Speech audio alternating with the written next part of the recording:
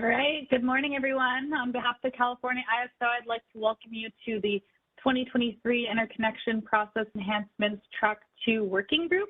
Today we'll be discussing the scoring criteria.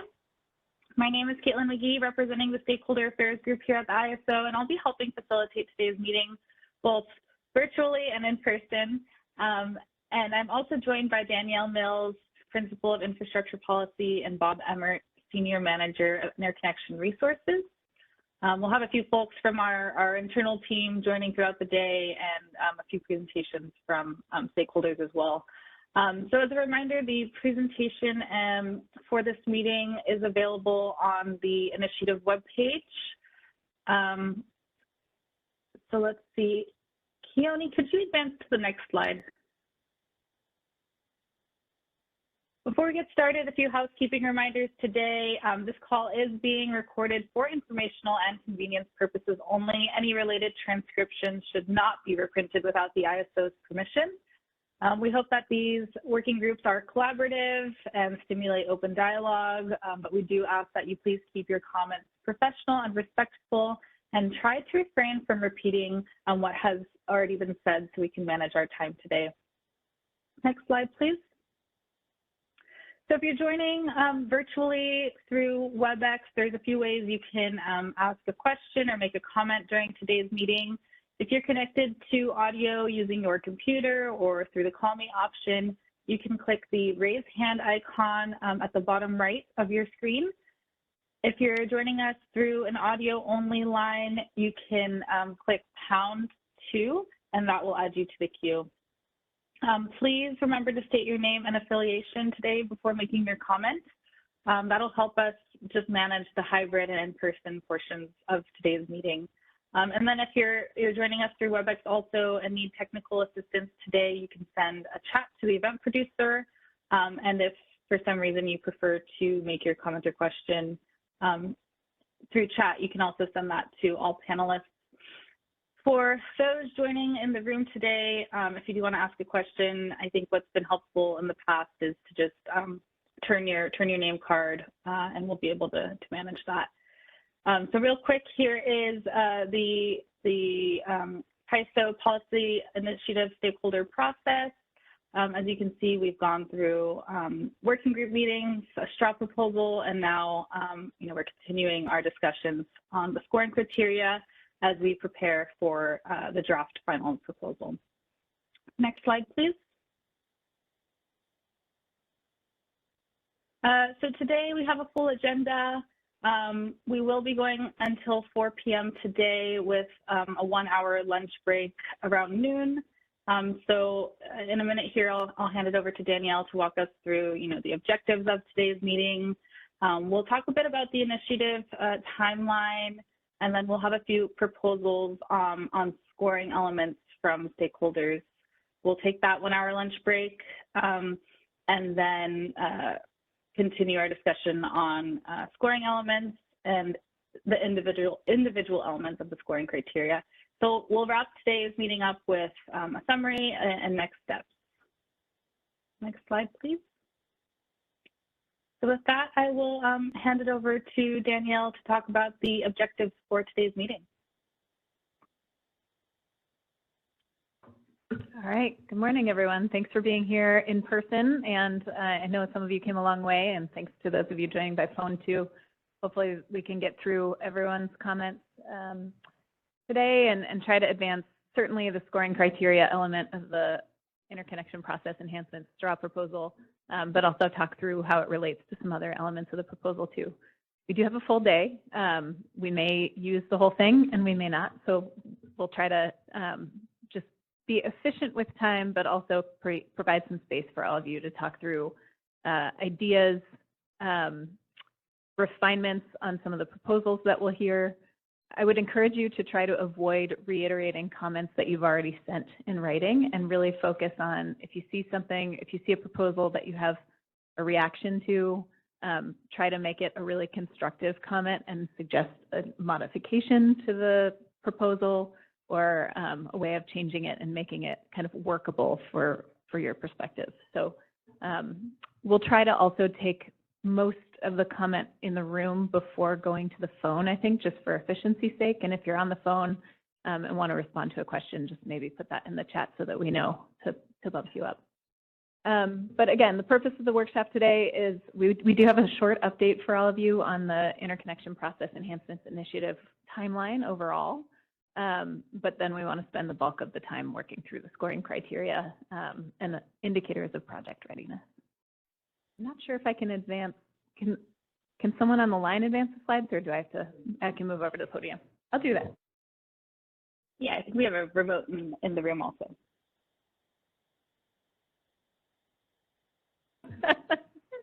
All right, high tech. Okay, so the ISO has received just the update on the initiative right now. We'll start there. The ISO has received a letter from a number of developers and trade associations representing developers, which we will post on our website. But the letter essentially requests a 90-day extension to the IPE timeline. And I assume that 90 days is an extension from the previously articulated February Board of Governors meeting, which we've been targeting. So we've looked at that. We've had many conversations internally, and we will extend the timeline to allow sufficient time both to gather the feedback from today, but also to allow more time for stakeholder discussions as we move through the process. Right now, we're looking at a couple months of an extension. It's not final yet, but we will post it as soon as possible. So I think we are targeting the May Board of Governors meeting, but just stay tuned for the official posting on that.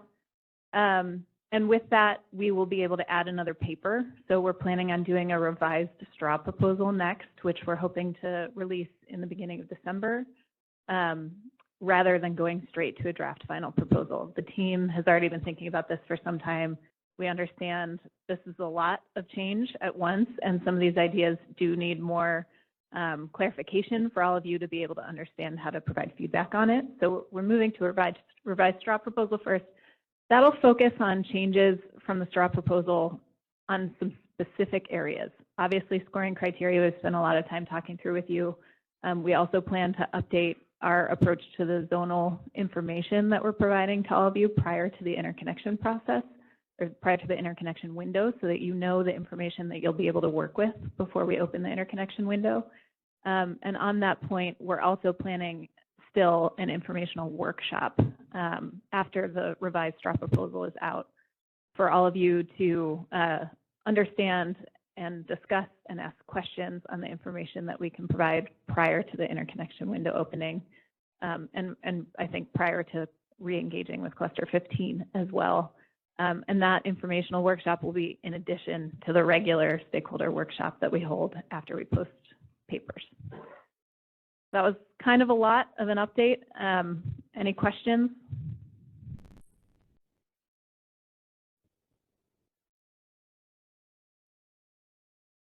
Kathy? For the informational workshop, are you just providing like the methodology of how you guys are going to define the zones, or what? Yeah, so there will be more information in the straw proposal, or in the revised straw proposal, than there was in the initial straw proposal about the information we can provide and how it all ties together. We'll get a little more granular on how you all can kind of look at that data to inform your decisions about where you want to interconnect, to know whether you'll be option A or option B projects. So the informational workshop will be based on the information that comes out in that revised straw proposal. So it'll be really walking through all the details that come out in the revised straw proposal. And you'll have a chance to ask questions and things like that. Does that help? Yeah, thank you. And I'm just going to see, I know we have Jeff Billington on the line too. Jeff, I don't know if you want to add anything on that. Oh, maybe he's not as a panelist. Jeff had, he's still connecting, so we'll get him online. Okay. Oh, there he is. He's appeared.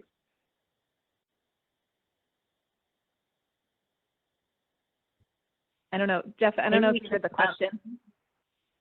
Yeah, no, I caught the end of the question, and what you were talking about there, and I believe that pretty much covers it. We'll be going through in more detail and trying to expand upon the zones, the the information that we provide, and also walk through really how you can use that information is the intent when we do the workshop after we post the revised straw proposal with some more details.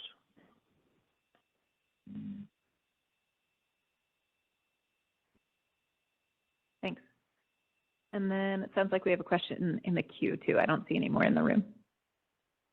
Great. We do have 2 questions on the line. So we'll go to Susan Schneider, then Fernando Cornejo. So Susan, go ahead.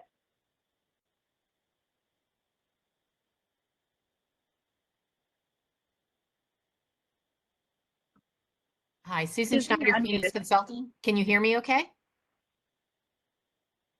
Hi, yes. Can you hear me? Yes. Okay, sorry. Okay, yeah, just a couple questions, and mainly about cluster 15 with respect to this information. So did I understand that you are going to let people know, or are you going to let people know for their cluster 15 applications in conjunction with all the zonal information, whether they are in a zone with available capacity or not, or will they have any indication of that still? I'm going to see if Jeff wants to answer that first. Yeah, no, I'm trying to think in terms of it. We'll be providing the information kind of on the zones where the capability is in that, whether we're providing at this time the specifics on every cluster 15 project, or whether we're providing the information so that the cluster 15 projects can assess for themselves. Okay, so they will have information then on the boundaries of the zone so that they themselves could see if their projects might be in or out. Is that what you're saying? Well, we'll be providing the information so you can assess what capacity is available in the different areas and where your project is. Make that assessment. Okay, so they'll be able to tell. I don't mean to beat it to death, but they'll be able to tell where there is available capacity with boundaries or some enough detail so that they could make that assessment given their project locations. Is that right? That is the intention, yes. Okay. And given the extension of time, is it reasonable to assume that it's unlikely that you will be resuming the cluster 15 validation process in April or May of next year? This is Bob. Yeah, the schedule as it stands in the tariff right now is May. Yes. Since we're expecting to go to the board in May, I would assume that will be impacted. So it's something that we have to determine what the schedule is moving forward, both from a perspective of the FERC order 2023 as well as IPE. So we'll be working through that process within IPE. And so at this point, we don't know the actual date, but I would say we will have to move it back somewhat. Just don't know how far. Yeah, I mean, I think that's not a big surprise, because if you're not going to be filing at FERC for order 2023 until April, and then you're going to be following that with IPE, and now you're going to be going to the board in May, and then you have to file, and then you want to get approval of that. I mean, I think that's not a big surprise, but it would be helpful if in the revised straw proposal, if maybe you could mention cluster 15 and what you think some update on what you think the schedule might be, just for people who are trying to get their projects ready for that validation process and any new requirements from order 2023. So if there's any way to include that in the next version, that would be very helpful. And just to be clear, there are things within the IPE initiative that could impact that. So we may not be able to really ascertain what is the optimal date that we would expect to re-engage with cluster 15 until some of the proposed items within IPE become more definitive. Yeah, and I think everyone understands that, but just any indication you can give based on sort of a best. Now, no one's going to obviously hold you to it, but any indication you can give of what your thoughts are at the time, I think would just be helpful. Okay. Thanks. All right, thank you. Fernando Cornejo, go ahead.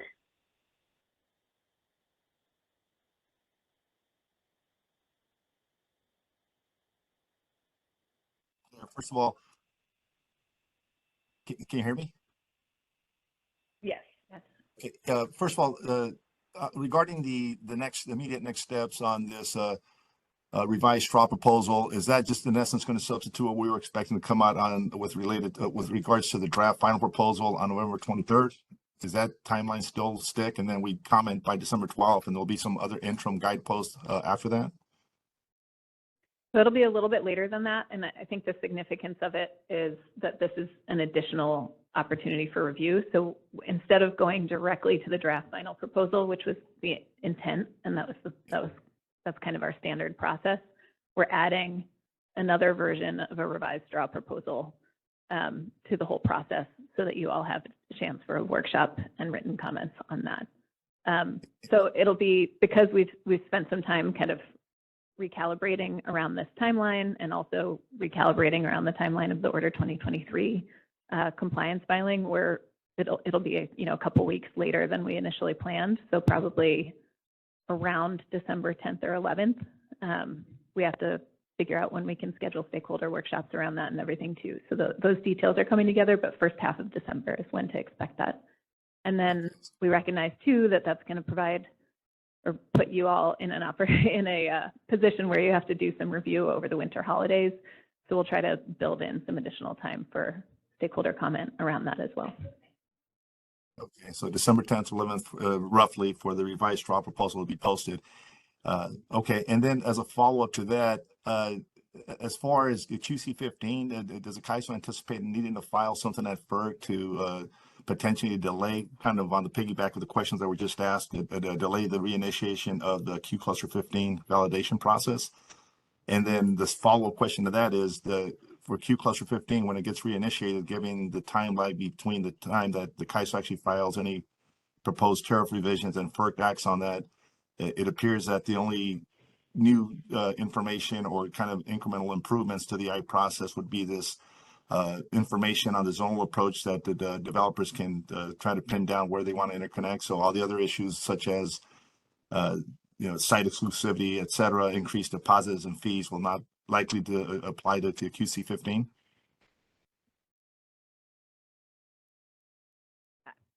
So I think we will have to file at FERC for a change in our schedule for re-engaging with Cluster 15. We will also have to file with FERC for approval of postponing Cluster 16, which we've talked about. So those are expected in the first quarter of 2024. On your question about changes in the next straw proposal, it'll be both the zonal approach. We'll hopefully have some refined scoring criteria as well. There were some other significant items in the straw proposal that we received feedback on, like the one-time withdrawal opportunity, potential refinements to caps and things, developer caps and things like that. So we'll look comprehensively at the whole process in this next revised straw proposal.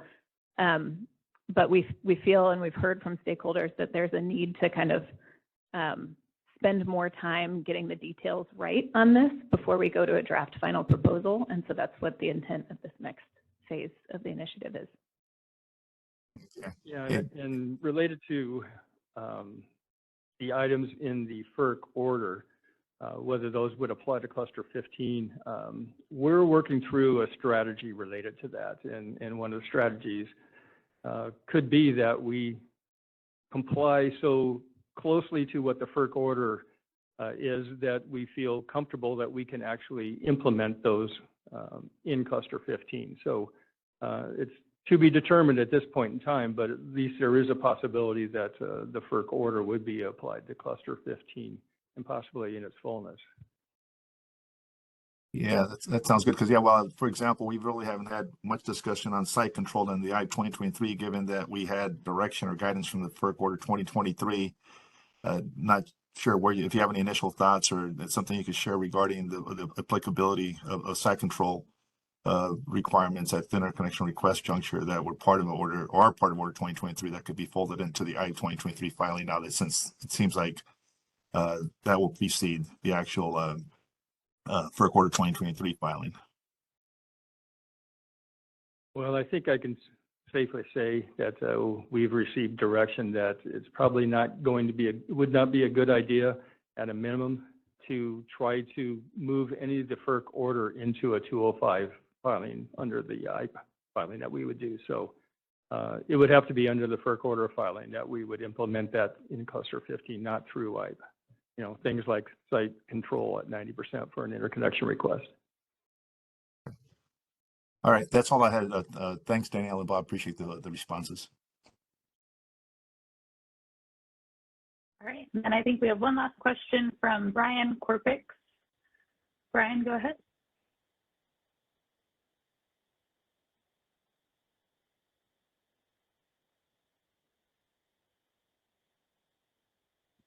Brian, you're unmuted. Brian.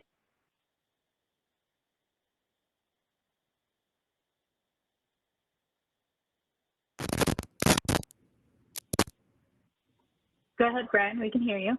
Great, thanks. Is the intent that the changes to the TPD allocation process will also be included in either or the revised straw proposal and final draft straw proposal? Good question. So we've been working through a number of different possibilities for this timeline. I think the TPD allocation, we thought that was going to be a challenge to get resolved by the February Board of Governors meeting. Now that we have a little bit more time, we're going to try to include it in this track 2 of IPE.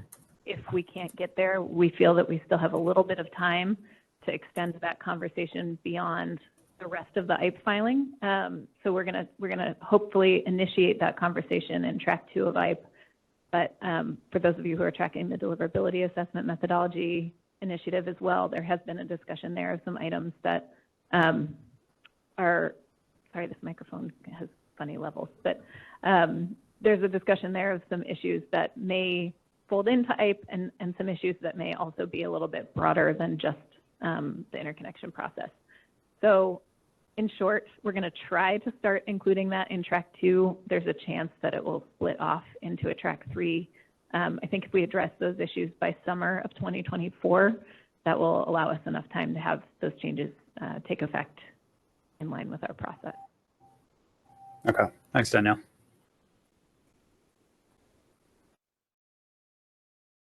And we do have another question from Sarah Fitzsimons. Go ahead. Hi, Sarah Fitzsimons from Independent Energy Producers. Just wondering about the scoring criteria workshop. I know that we talked about, or not we, sorry, at the last hearing, it was noted that there could be a subgroup or work group on it. Is there a timeline for that, and how do we sign up for that? You are signed up because you're here today. So that's today. We're going to focus on scoring criteria, hopefully for the rest of the workshop. And then there have been several, I want to acknowledge several offline discussions among parties too, to try to get closer to some proposals that we could talk through here that have a little more agreement behind them. So yeah, that's what we'll focus on today. This may not be the last conversation, but I think we've had a few already, and so we're hoping to get close to something pretty workable today. And there's one more question in the room too, Jasmine. Hi, this is Jasmine from AES. So under the IPE track 1, there was a one-time modification period that was approved between like May and September for cluster 15 projects, given the uncertainty for the zonal approach. With the timeline extended now, is that modification period also going to be extended? Yes, I would assume so. If we decide to push back from the May kind of re-engagement date, if you will, we would have to push back the validation timeframe as well to provide enough of a window for updating of interconnection requests and you know, likely doing scoring criteria and all the things that need to take place, as well as those that move through to the study process to be validated. So all of that would need to be put into place, and so that time frame is going to have to be modified in my mind to some extent to be able to allow for the time to include all those new items that are coming through IPE. Okay. Do you expect kind of like a 90-day like extension as well for that modification period? I'm not ready to comment on that yet until we actually figure out exactly what those processes look like. Okay, thank you.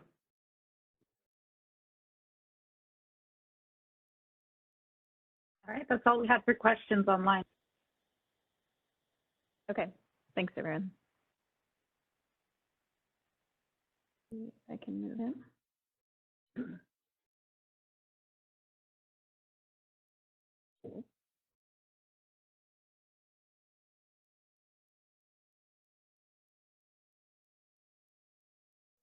Caitlin, are you able to advance the slide? Not moving forward for me.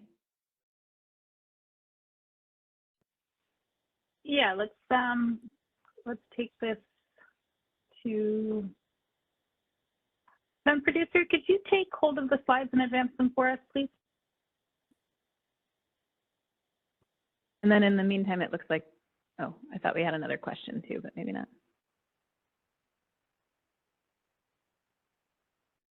All right, so now our event producer, we do have a question, so do you want to move to that? Yeah, go ahead. All right, Sam Johnson, go ahead. Johnson, PG&E. I just had the question regarding the implementation plan or implementation of FERC 2023. Is that still on track for first quarter of next year, or just? Yeah, I think that's the next slide, but we're still planning on a timely and complete compliance with Order 2023. So no changes there. We will try to provide a little more information to all of you about what that's going to look like as part of the revised draft proposal in the next workshop too.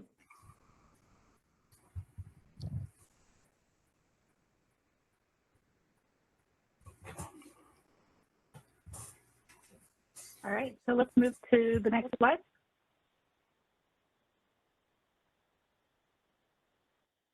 All right, great, thanks. So as we've said in multiple stakeholder workshops and just now, we do plan to comply with Order 2023 as completely and as quickly as we possibly can. We see this as important to kind of establish the new base tariff for our interconnection process, and then we imagine that the IPE changes will be filed on top of that once they're approved by our board. So likely late May or early June, our IPE changes will go to FERC. As part of all of these moving pieces, we are not planning to open an interconnection request window in 2024, so we'd have to delay cluster 16. And that's because we still anticipate having pretty significant volumes in the queue for cluster 15 and prior. And then, as we've mentioned and discussed before, and I know you all are looking for a little more information on this, we are planning to apply the Order 2023 requirements to cluster 15, including the site control requirements. And those will kind of have to be aligned with the rest of the process that we're proposing under IPE. So by the time we get to April or May, you all should have a pretty clear sense of how this is all going to work together. But in the meantime, we're all going to be kind of designing this as we go. With the underlying assumption that we're complying with everything in Order 2023. Next slide, please. Okay, are there any questions on timeline, Order 2023 compliance, next steps before we move into some of the stakeholder proposals? We do have a question online.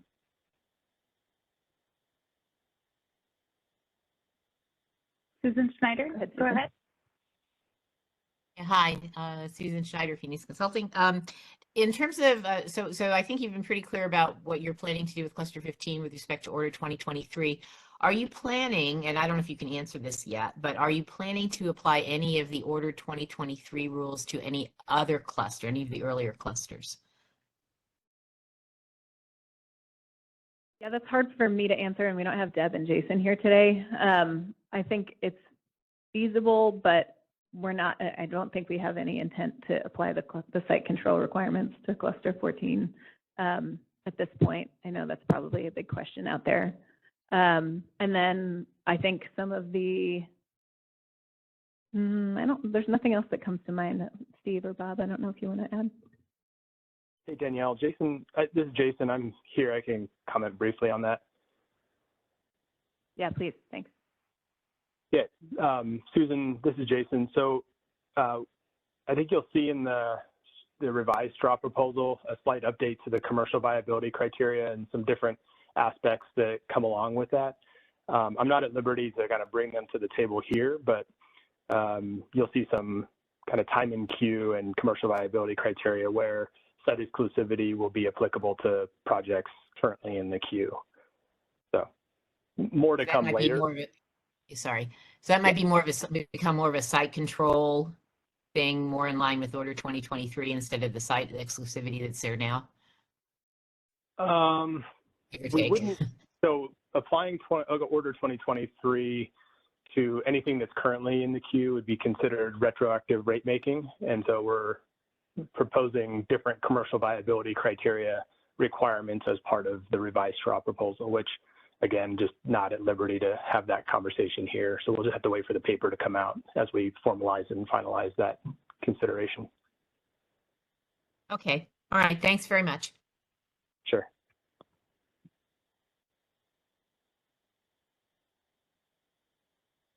Okay. So we've had a few requests for stakeholders to present proposals today that reflect various levels of discussion and agreement among groups of stakeholders, which we're thrilled about. So we're going to spend the morning talking through these ideas. And then in the afternoon, the ISOs kind of put together our own thinking on some of this, but all of this is fluid and in flux. So we'll just try to take our time discussing it all. So if you go to the next slide, I think we had a proposed order here for some of the proposals that have been presented. And I think a group of independent power producers led by Clearway and Sushant, we're going to start. Let me know in real time if this timeline works for everyone. I think it makes sense for Sushant to go first, and then to have the LSEs present on their off-taker interest scoring category proposal, then to have Jason present on actionable defined scoring criteria, and then Brian Corpix, I understand from New Leaf, has a few additional ideas around prioritizing projects with low DPAX values. So let us know if the timing doesn't work or anything like that in the chat, and we can kind of restructure things. But for now, I think we're good to start with Sushant.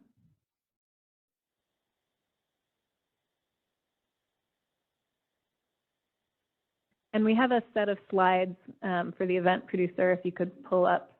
I don't know if they're incorporated into this. Oh, okay, never mind. Then just go to the next slide, please.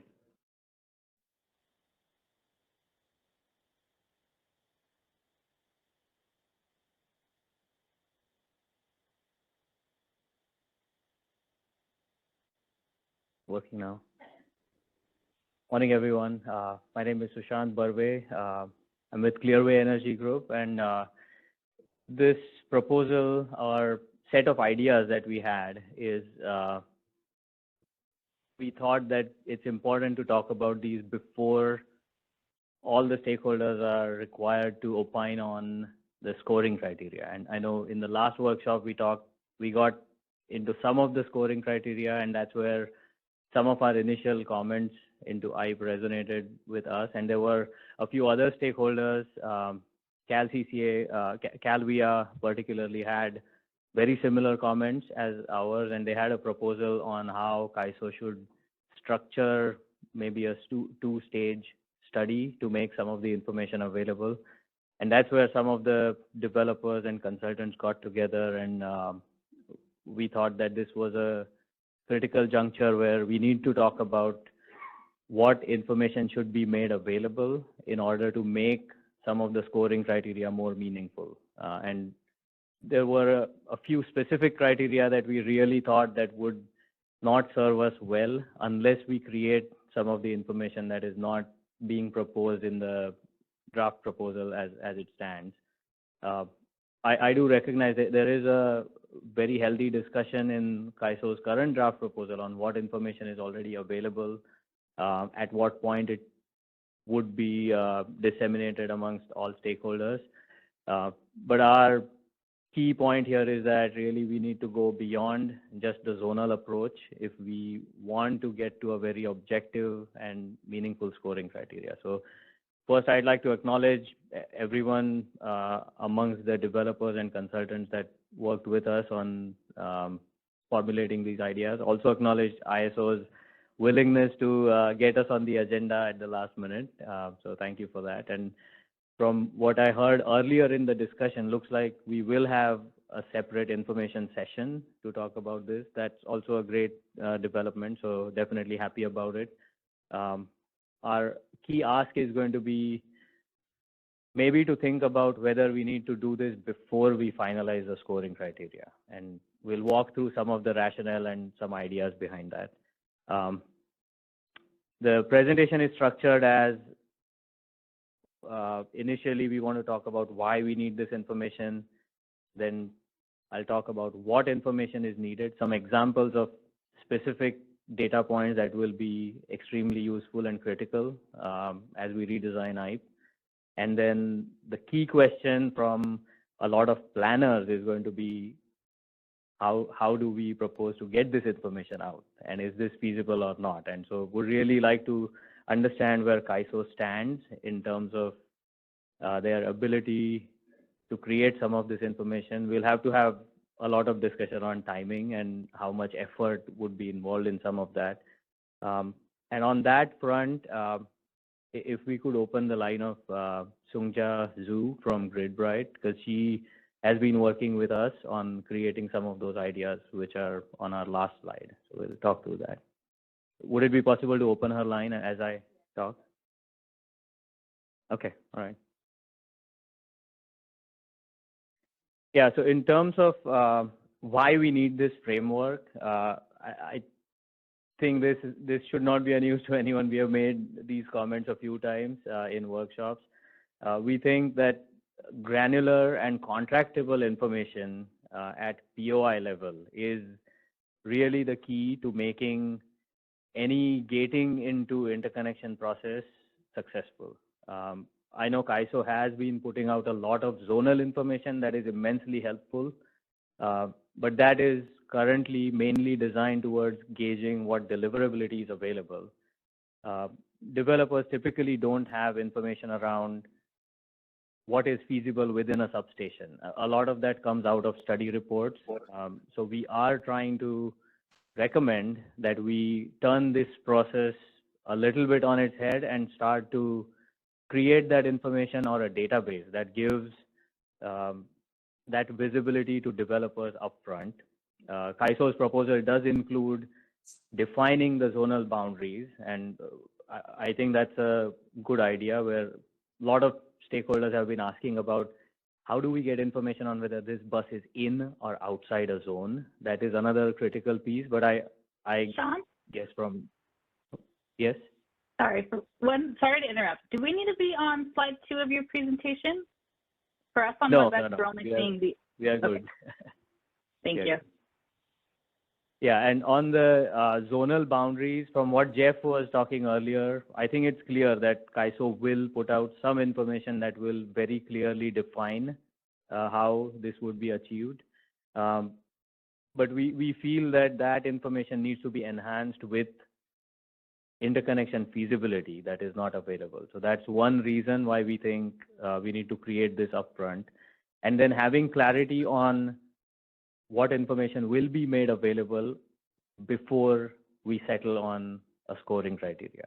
Because if that scoring criteria is supposed to be very objective, we were getting into like 30 points, 40 points, 50 points down to that level.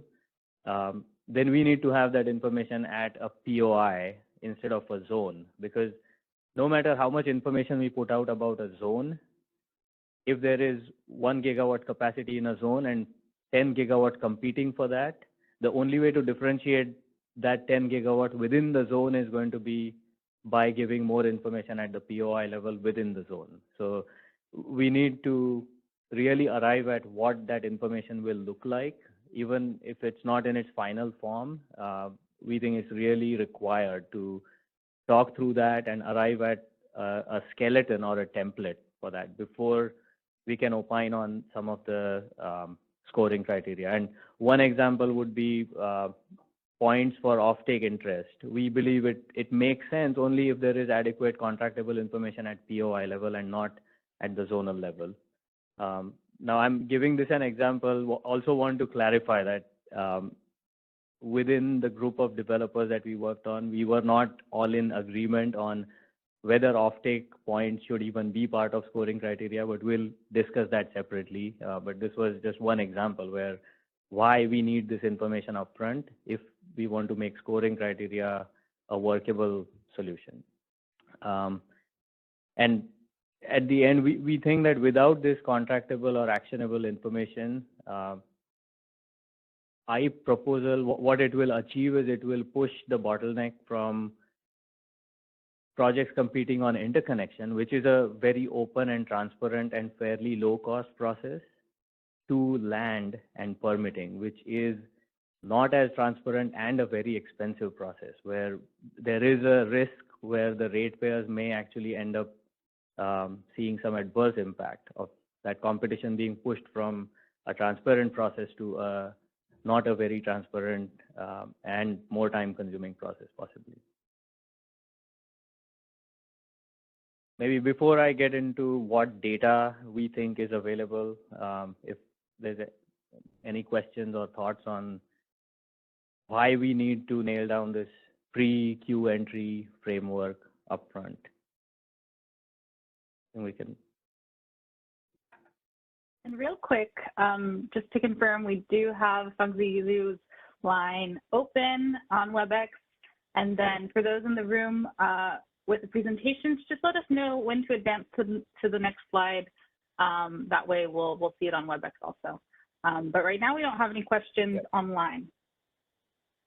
Okay, thanks. So yeah, this slide talks about what data we think will go into this framework and will make scoring criteria implementable. This is fairly intuitive, and we went back to how we use our study reports to gauge success of a project or get offtake interest. First thing that came to mind was interconnection feasibility. This is a piece where the current transmission capability estimate framework does not really address interconnection feasibility, which is available bays, if substations need to be expanded, is it possible or not, how much would it cost. There are some unit cost guides available, but typically developers going into interconnection queue don't always have this information. We find out about this through either scoping meetings or through phase 1 reports. And I think this, including this, moving this piece upfront would be a critical requirement if we are trying to implement it. There will be questions raised about there are hundreds of POIs, how do we do it? And we'll talk about that on the how slide, which is the next piece. But I think CAISO today, having gone through 13 clusters and hundreds of POIs being studied already, we believe that information is available and we can rely on that. The next piece would be deliverability. We think CAISO has a very good handle on this already. We have seen that through the transmission capability estimates that CAISO publishes. A few enhancements to this would be, in addition to FCDS or fully deliverable capacity estimates, if CAISO can also provide a view on in certain zones or behind certain constraints, what is the picture around interim deliverability? That would be very helpful for developers.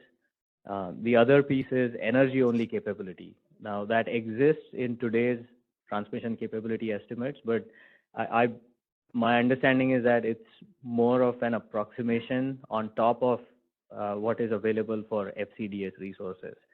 It has not gone through a real interconnection feasibility study where how many resources can just connect based on energy only has not been tested through a study or a portfolio-wide view on each zone. So that would be helpful. The other piece that we would have to add is network upgrade cost and schedule. I think that is probably the most important piece for gauging viability of a project, which we have been talking in terms of scoring criteria. If a project, we know a POI within a zone is behind an upgrade that's going to take 12 years to build, that is a big red flag in terms of viability of that project. And if there is a POI within the same zone that does not require that upgrade, that level of distinction needs to be made if we are to use any of this in a meaningful way. Cost guidance for reliability network upgrades. Some of this, I think, exists in terms of per unit cost guides, but we don't have that data at POI level. And again, this would be a big data gathering exercise on part of ISO and PTOs. And that's where we were also suggesting that we would probably have to have more time for ISO and PTOs to do this before a queue opens up. And then schedule guidance. This is another critical piece where within a zone, we would want to see a distinction between different points of interconnections. And this could just be because of a substation situation. Within a zone, there could be a large variation where some substations have available open bays and minimal amount of work to interconnect someone. And some substations require expansion where maybe the utility doesn't have land around it and there's going to be very hairy permitting issues. And that distinction doesn't exist today, even if deliverability picture is the same for both POIs. The feasibility part and schedule around reliability network upgrades would be a critical piece of information as well. Now, the key question around how to create this data, I'm going to ask Sungja to lead this one. Next slide, please. Oh, sorry, next slide. Yeah, this is the piece where GridBright and Calvia worked with us to propose some ideas and think through how CalISO or PTOs can create a pathway to developing this information. So, Sungja. Okay, can you hear me? Can you hear me? Yeah, we can. Okay, yeah. Okay, well, we have given a lot of thoughts to how we can create those meaningful and useful information while not taking up too much resources from ISO and the PTO. After looking at each item separately, deliverability perspective, reliability perspective, and interconnection perspective, we think there is a path, a sustainable path. It will require some initial setup, and also will probably require to develop a new tool, automation tool. But we do see that we can rely on the tool and we rely on the parse information, and there is a way to systematically produce those information. So let's look at maybe the deliverability perspective first. The timing of creating the information is important. For this to be up to date, it needs to be produced or updated right after the TPD allocation and after the TPP approval of new transmission upgrades. Then we can, with this, the latest information from both the queue and the TPP, then ISO could create this, refresh this interconnection information database maybe on an annual basis. When doing this, we need to answer the first question. What do you consider as available? It is available on top of what? So this is very critical. If you just take into account of every project in the queue, like QC14, you can easily see there's no capacity, probably 90% of the ISO grade. So we ask ISO to think about it. What's your baseline? Our recommendation is the baseline should not be every project currently in the queue. It should be all the queue projects that have received and retained deliverability. So that is deliverability is already allocated to somebody. And after we keep the prior commitment, this is a prior commitment to all the projects, then what's remaining as available. And that available capacity can be used by the next cluster.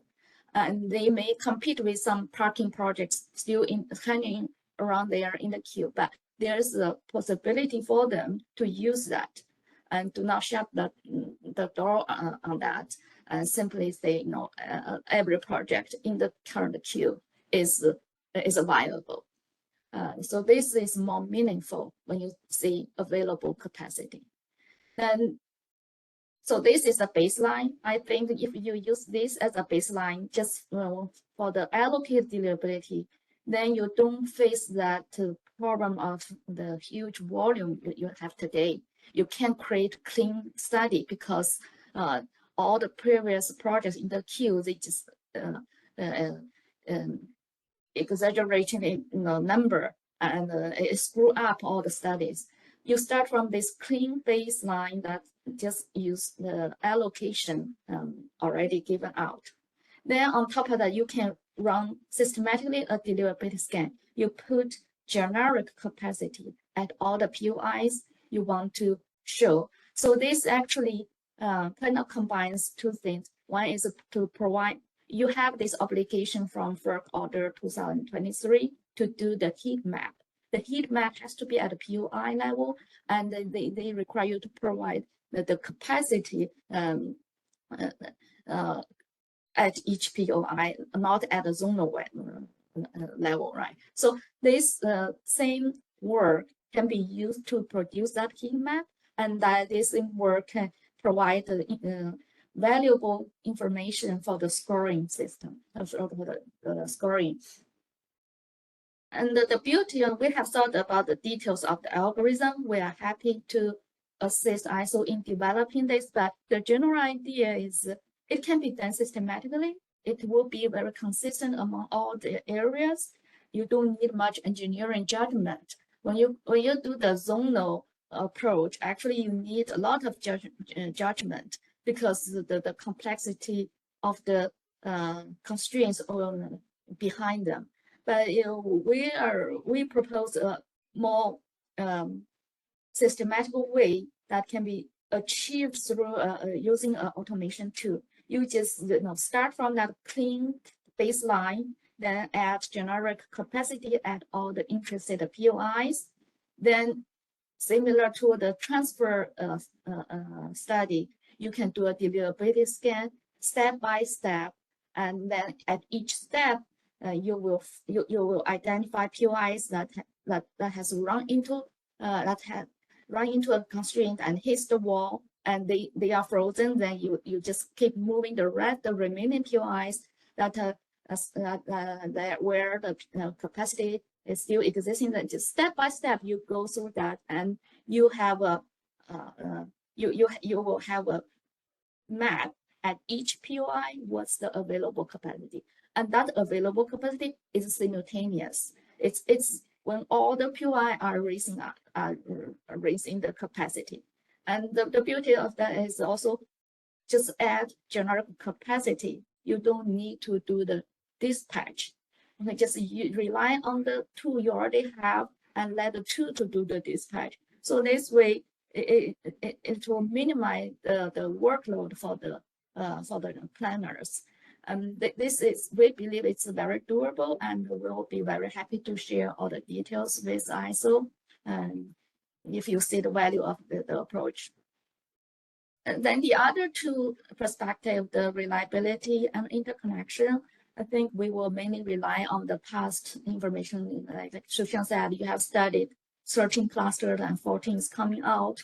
So you already have a lot of information at almost everywhere. So it probably takes some initial effort to collect that information and put together at each interested POI. You can use the past studies to provide the information, of how many bays are still available, and what's the access to that substation, and magnitude of the IRU cost at that POI.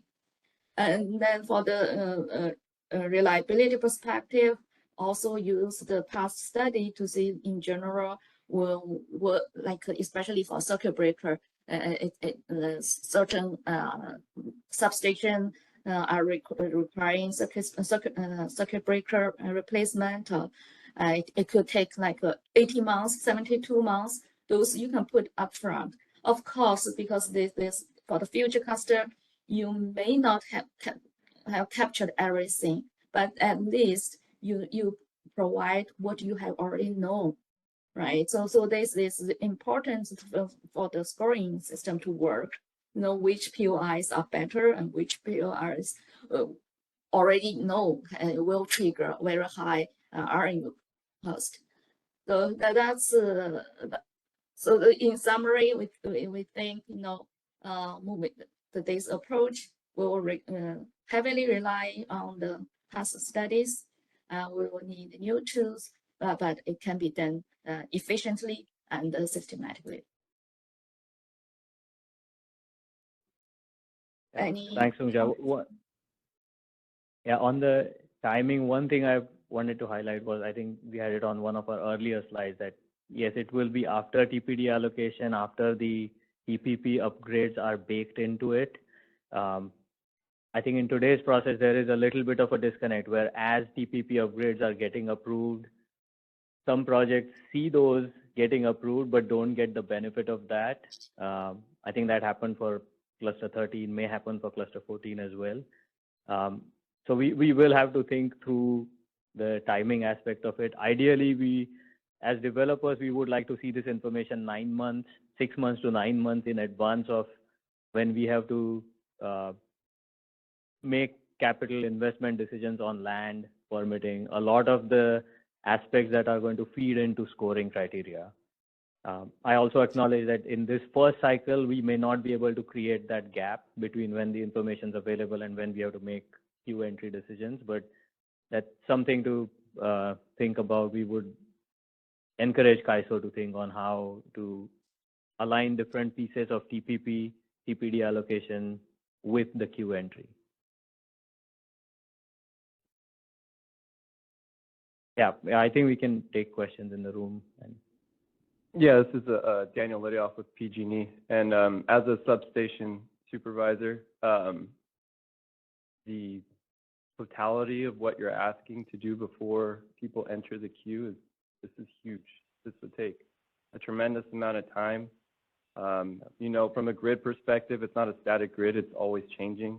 You know, our substations aren't just connecting generation projects. You know, PG&E has their own projects. We have load interconnection projects. So, I mean, and even to get to the permitting level, I mean, this is a big ask. And who would be paying for all the engineers that would be required to do this analysis before a queue is even open? Great question. And I don't have answer on the who pays for it, how it gets covered. I do think on the substation information that developers would look for,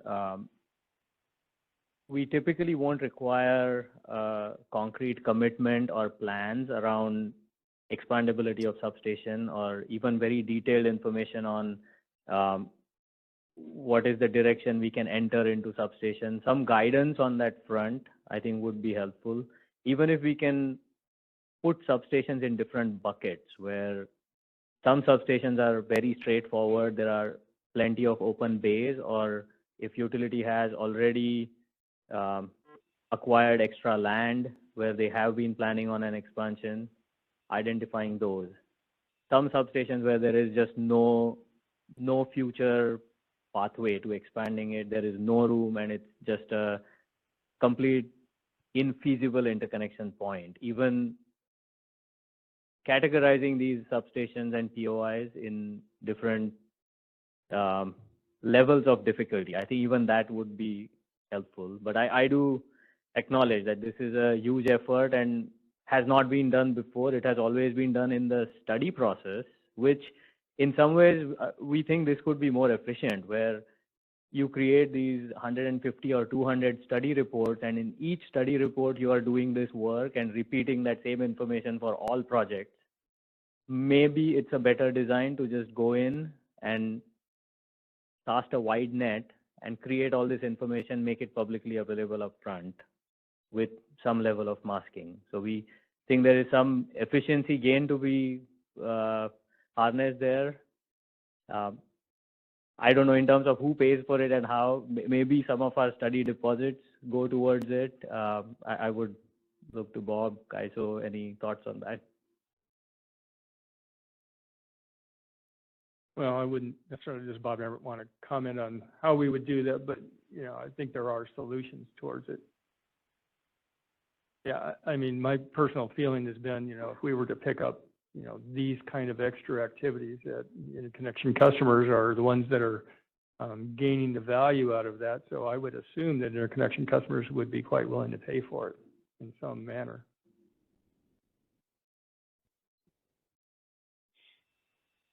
And it's Jeff here, Billington with California. So I have similar, just with the volume, when you consider how many substations each of the PTO areas has and the details. PG&E and their interconnection handbook have identified certain substations that don't have capabilities for, but the level of detail for if one connecting, multiple connecting, the capacity connecting before you have issues is a daunting task with the volume of substations that are in the system available for generator interconnection. So I would actually like to also hear from SC and San Diego as to their thoughts along with PG&E's.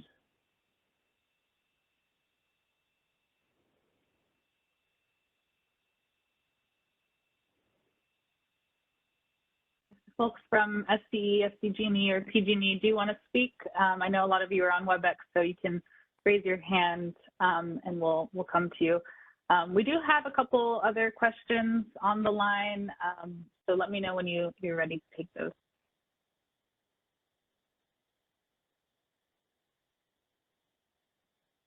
Yeah, no, I think we can can start. start. Anybody from the PTOs coming up, why don't you go ahead and go to the questions?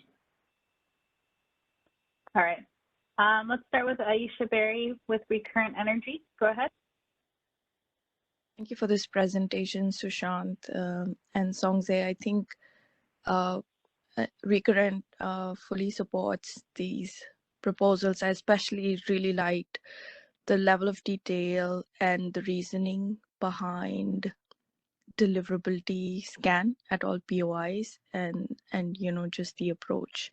It is very important to clarify what that deliverability entails, like who is it available for, and like segregate what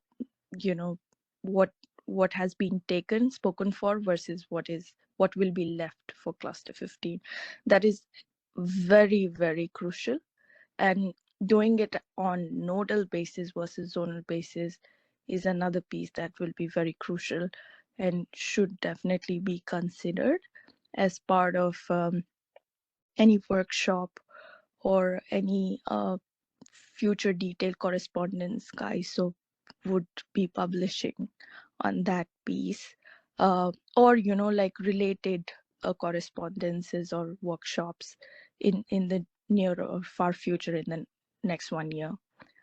I think on the piece where this interconnection feasibility IR renew bit, this discussion happens as part of your pre-phase 1 study call, and I do recall that this proposal was supported by PG&E in one of their, they made a presentation in our first or second workshop where they did say that we will be willing to share some information of this sort. I think Ashwini made that presentation in lines of this, if I recall correctly, but feel free to correct me here. I agree with Sushant, like it doesn't have to be super granular, but any estimate of whether a substation currently can accommodate an interconnection or whether it absolutely has no way position, it'll need a complete construction of a new, like a full on like brick and mortar concrete construction bit, and it'll be like 40 million or something cost. Something like information in those lines will be very helpful. That's all I had. Thank you so much. All right, let's move to Eddie Zadashki. Hey, real quick, Caitlin. Yeah, maybe Sushant was gonna before that, respond to yeah, there real was quick. one piece when Aisha was talking about it, I did not mention that this information we think is not just helpful for developers. We heard from some of the off-takers and CCAs in the last workshop where they currently have no way of gauging within a zone whether this project at this POI is better than the other. I think this information will also be immensely useful for them, especially if we arrive at a scoring criteria that includes offtake interest. I think that would be very valuable for other stakeholders other than developers as well. Yeah, I think we can go to the next question. All right, Eddie, go ahead.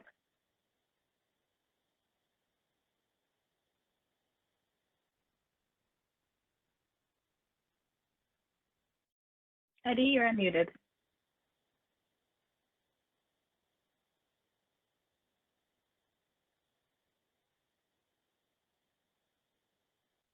All right, maybe we'll come back to Eddie. Let's move to Ryan Tracy with Sonoma Clean Energy.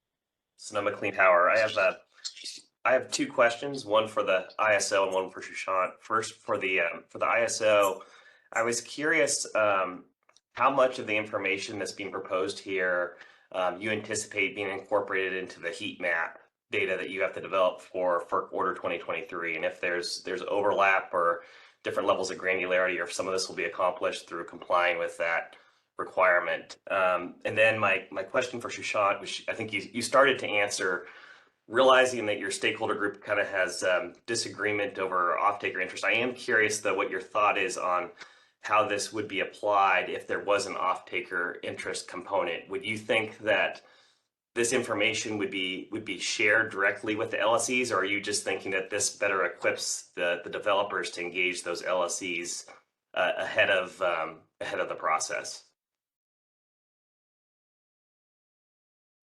Should I take the, okay. Yeah, I'll take the second question first, Ryan. Yeah, so I cannot speak for the entire group that's supporting this proposal. From Clearway's standpoint, we would be open to the idea where this information becomes available to the off-takers as well in that pre-queue entry phase where developers and off-takers can work together and arrive at whatever that criteria looks like, whether it's some sort of offtake interest or a short list or some form of an arrangement where a particular project at the POI gets certain points for that commitment or interest. So I think this should be made available to the LACs and off-takers as well. And then it looks like Vinay has his hand up potentially to respond to the question, but potentially for another discussion point too. So Vinay or Jeff? Oh, this is Vinay. Can you hear me? Yes. Yeah, I just want to provide some comment on what Songjae covered in terms of the baseline assumption and deliverability, the heat map related data, whenever it's good time. I don't want to interrupt the conversation going on, but I just want to provide some comment on that. Okay, and do you or Jeff want to respond to how this information reflects what we were already thinking of in the heat map? Well, I think if Vinay goes through that, it may answer the question that Ryan had. Oh, okay, sorry, I didn't quite catch what Ryan has, but let me provide my few comments, and we'll see if there's any further. You know, first on the baseline assumptions, that's exactly what we're thinking. What Sanjay went over. You know, what is the capacity? When we talk about capacity available, what is the baseline? What is it on top of? Our thinking is the same. We're not thinking the entire queue will be the baseline. It will be, you know, what the TPD has been allocated and retained, just like what Sanjay said. And that's what we plan to cover in the next workshop when we go do the walkthrough of the data available and how we plan to use it. And in terms of the deliverability scan, so related to the one thing before I forget, I completely agree with what Sanjay said that this data should be at the POI level, and trying to come up with the data, the number for the zonal level includes more assumptions and simplification, which is not realistic. So we'll talk about that when we do the workshop to go through the detail. So just giving a little bit of insight, the approach that we will be walking through kind of walks you through how to identify for a particular POI whether that's behind a constraint that has the capacity or not, because as if you have looked at the transmission capability estimates that we provided, those are all based on the constraint and how much capacity is available or not available behind each constraint. And each constraint has the POI associated with it. So that's the approach that we'll walk through, and ultimately then, you'll be able to, using the information that are available out there, you'll be able to assess whether the POI that you're considering is behind a constraint that has available capacity or not. So I want to, agree that, the way to use the information is to assess at the POI level and not at the zonal level.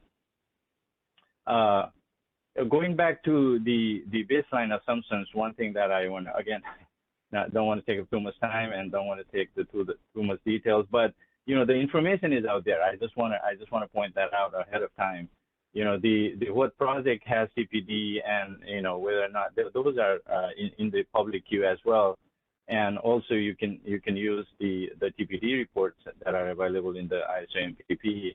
Provides that information. You can figure out which project in the queue has TPD and which don't. So we'll point to those information. Using those, you'll be able to assess whether the POI you're considering is behind the constraint that has the capacity or not. Just one last thing on the heat map. That's the other set of data that we will need to provide at some point based on the FERC order, and we are working on that. What out there right now, kind of like if you look at the MISO example, that's kind of doing a single injection type transfer assessment, which is, which can be done using the tools that we have today, and it's not a big deal. But what we're trying to come up with, because that doesn't tell you much, right? Single injection transfer, we all know that, when we do the cluster study, it doesn't work like that. It's not, the answer that you get for single injection is basically is not any meaningful. So we're working internally to develop tools that's more meaningful from deliverability perspective, that is more meaningful from the cluster study perspective.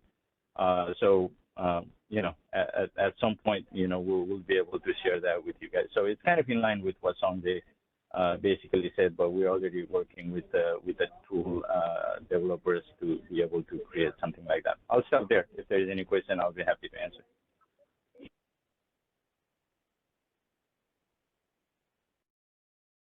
I think we do have a couple questions in the room.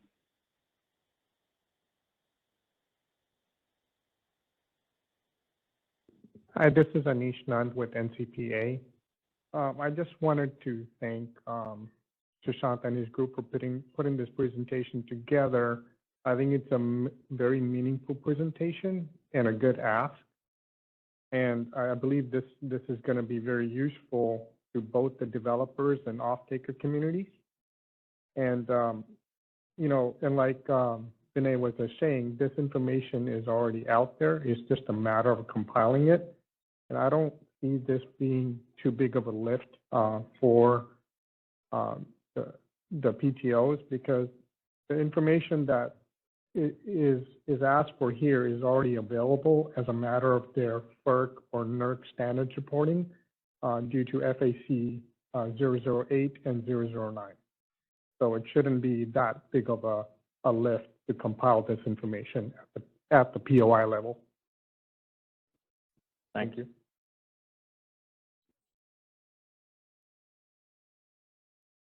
All right, and then I think we have Shane O'Brien in the room also.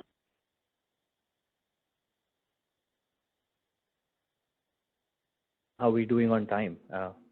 Let me know. Yeah, I think, yeah, we can take a couple more. I see Kevin and Nitya. Oh, one in the room first.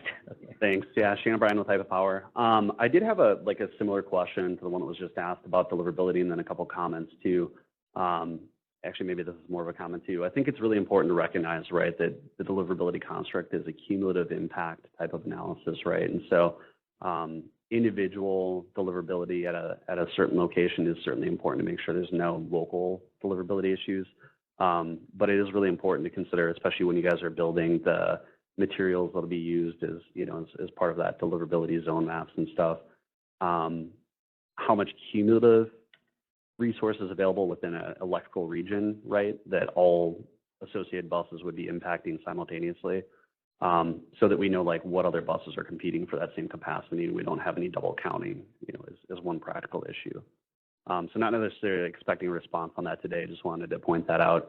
But overall, you know, I really like what's being asked for here, and I think it's maybe important to take a small step backwards to understand, you know, we basically borrowed a lot of the framework from the existing TPD scoring process, right? And we're trying to bring it forward to queue entry and how we can rank and filter and sort projects at that stage.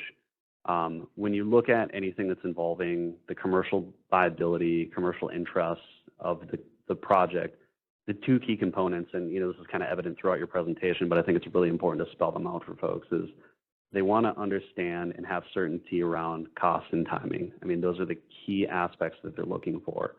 And so any sort of inputs that we're considering here, regardless of what they are, they should really keep those in mind if we want this to be valuable.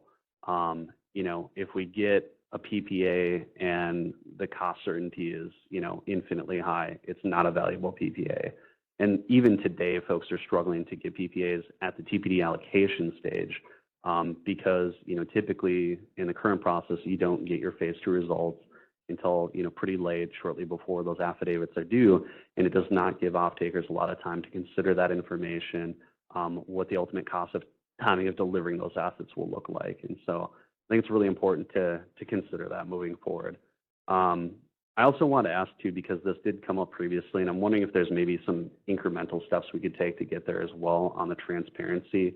That's a topic that came up during the track 1 stuff a couple of years ago, but there was some discussion, some effort about releasing more of the reports to, you know, publishing those to the CAISO portal.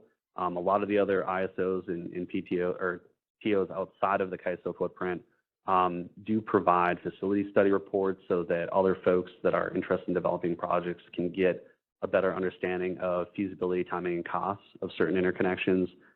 You know, again, just trying to leverage information that's already available that can be highly valuable for other developers. You know, when we see a project ultimately withdrawal, you know, without access to that information, it can be very hard to try to understand like what exactly killed the project. And if the whole point of this is to really identify which projects are most viable, being able to see things that, you know, are very, you know, like not incremental project adders, but really like huge step change adders for projects, right? Where you have to rebuild an entire substation, replace every breaker at a substation, build a new 500 kV line that's 100 miles long. I mean, those things absolutely just kill a project's viability and competitiveness in the market. And so if there's any way we can leverage existing information to try to reduce the burden, you know, that's already there and trying to deal with all the existing requests and study processes, that would be appreciated.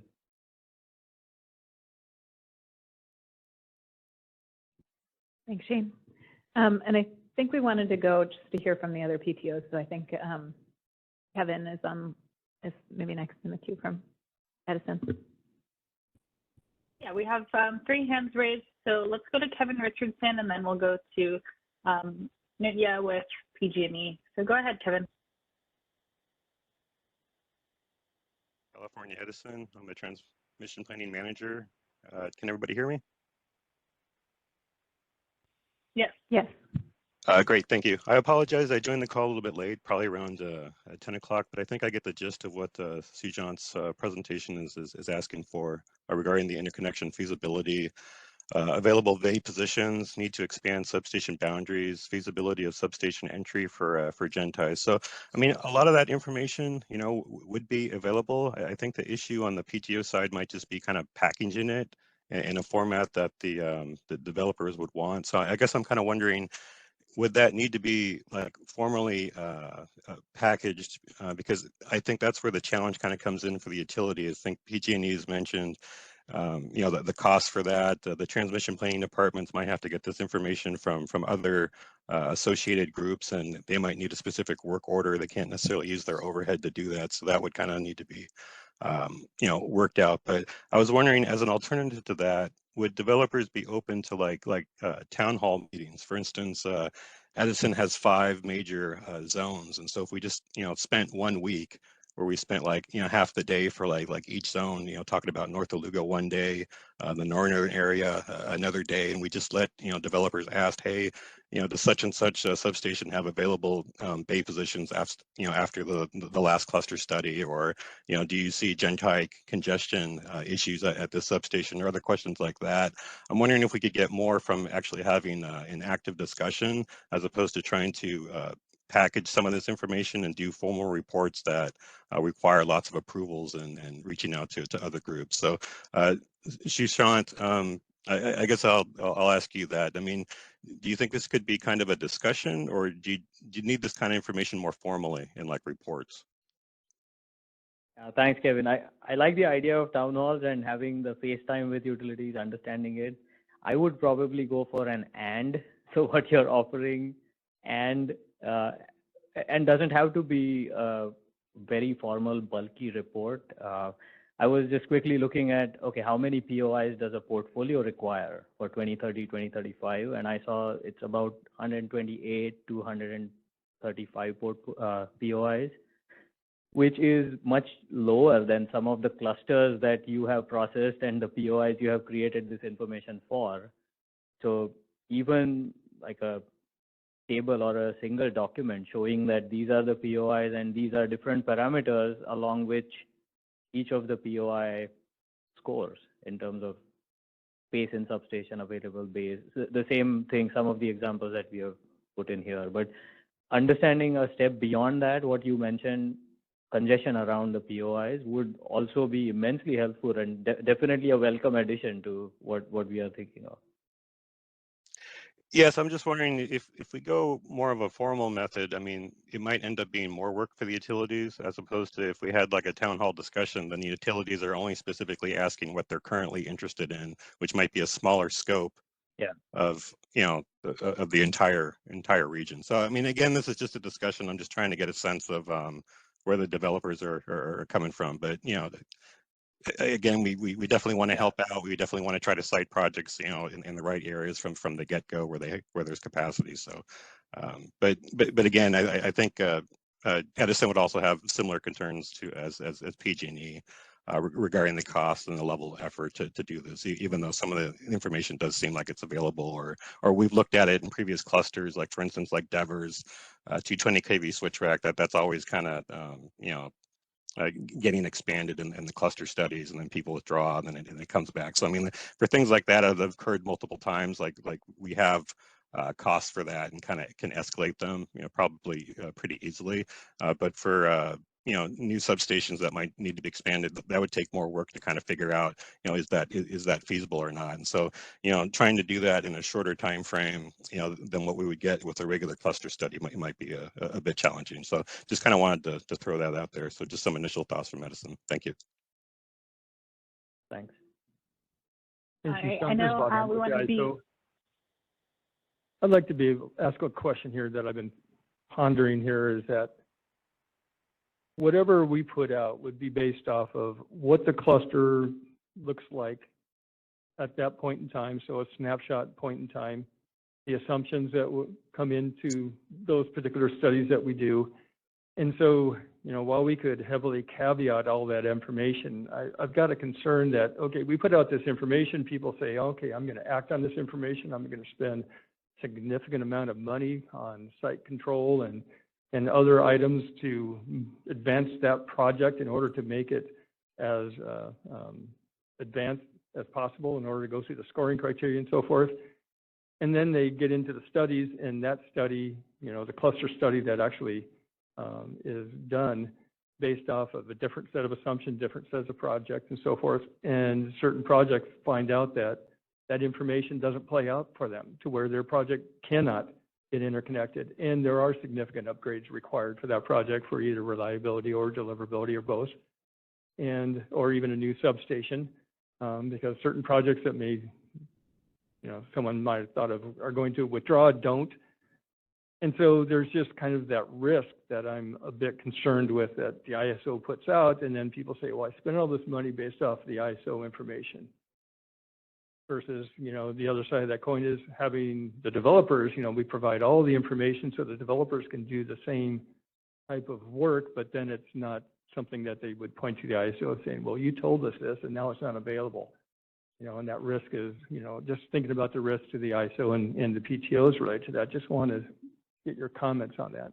Yeah, totally acknowledge that there is going to be risk involved and uncertainties because the outcomes will depend on decisions that 100 developers are going to make. So there will be variations between what ISO puts out up front and what comes out at the end of the process.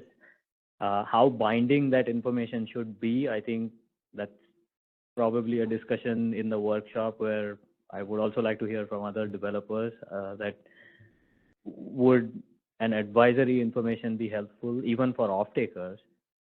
I personally think it will be helpful because it gives some directional insights into if a substation has to be expanded, what would be the cost.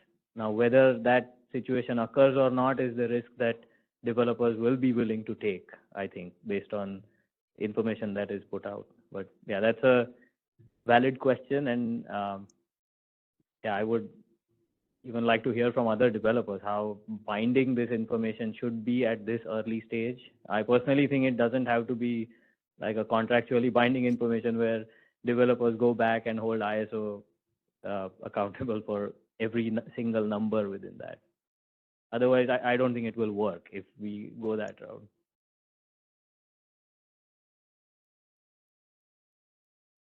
All right, so I know we want to be sensitive of time, so let's just go over to PG&E real quick online, and then Shashank will have you wrap up your presentation. So yeah, Guru with PG&E, go ahead.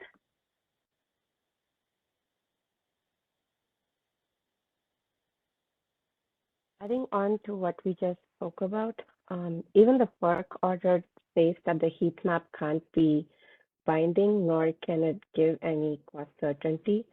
It's not supposed to provide any real-time transmission system information, just that it's more of an informational map over here.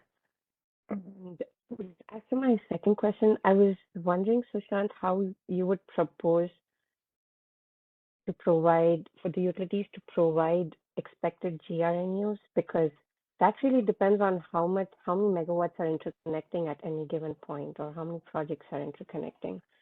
So yeah, I'm not sure if you have a proposal for that, but I don't see how we would be able to figure that out before we see the queue.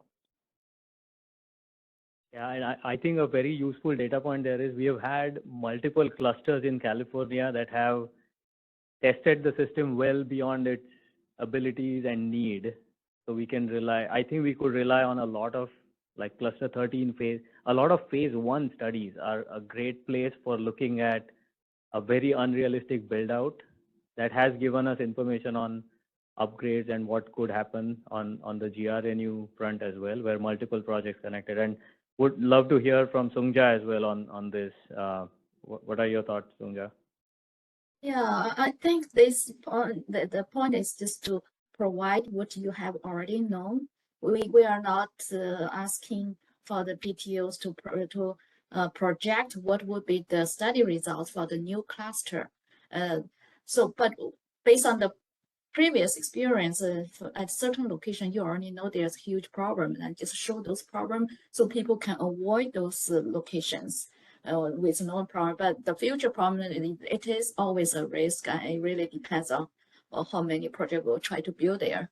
And we know PTO cannot answer that question ahead of the time. Yeah, I understand that, but the Transmission Development Forum already gives, where all these projects are, the approved projects, and the timeline for this. Apart from that, for new upgrades, it's not possible to figure out what upgrades would be required at an area without knowing how many projects or how much megawatt is going to interconnect there and what kind of problems would be caused by that. So by past projects, yes, but I think that information is already out there through TDS, which we update every quarter. So yeah, I'm not sure what exactly we can provide here for the new upgrades. Thank you. That was my concern. Yeah, please go ahead. Yeah, I think we are not kind of aligned with what you are. We don't think it's a lot of work. It's really just maybe show where the information is if it's already available, or put it together and just package it and post it in a central place. Okay. Yeah. Wrap up, should we? Or yeah, you can finish. I don't know how many more slides you have, but you can. No more. Take, this was the last slide. So yeah, okay. Then we can take the rest of the questions. We have okay. All right. Okay. I think we have Daniel has a question in the room. Yeah, Daniel Lidioff again from PG&E. So it seems like we keep going back to, and kind of even what Shane said though, is maybe there's a way that we can make all previous cluster study documents and results available to everybody that applies to the queue, and then you guys can use that information to the best of your ability based on what previous clusters produce, instead of coming up with new guesses on what could happen, and you guys just take what's already been studied. I don't know if that's a possibility, but it seems that we keep going back to previous studies and using that information. So if there's a way to make that public, then we wouldn't have to go through a new exercise. And maybe before we get into whether it's possible for ISO or not, I think the other aspect here is we are trying to create a scoring gate for all the projects, which was not there before. So in the past, this could have worked, where even all developers, I believe, did that. Whatever reports they had available and information that was put out by ISO, they formed a view around every POI and created projects or concepts around that. I think now the need for making this information available really stems from the fact that some of this is going to be used for scoring projects, which will result in a project's ability to even get studied or not. I think that is a very new piece, where having this information available to everyone and being used for scoring by off-takers as well as by developers would be critical. So I think that's one change. And Bob, you can talk about whether it's possible. This is Bob Arendt with the ISO, just related to that comment about making studies public that haven't been. That's really a question for developers. Are you willing to make your studies publicly available after they're done? One option is to make all studies publicly available. We actually asked the question earlier in this process. Don't remember if it was, I think it was through the online survey that we did. And if I remember correctly, we got kind of about a 50-50 split of people saying, yes, let's do it, and others saying, no, that's confidential, that I don't want to share, competitive information for my particular project, make that public. Another option within that is, as kind of was mentioned, was if it was a withdrawn project, should we make all withdrawn project study reports available? So that's something I think for developers to ponder. That could be a way to accomplish what is being asked for, at least to a certain extent, without a lot of work from the ISO and the PTOs. So just utilizing existing information that currently is confidential but making it public.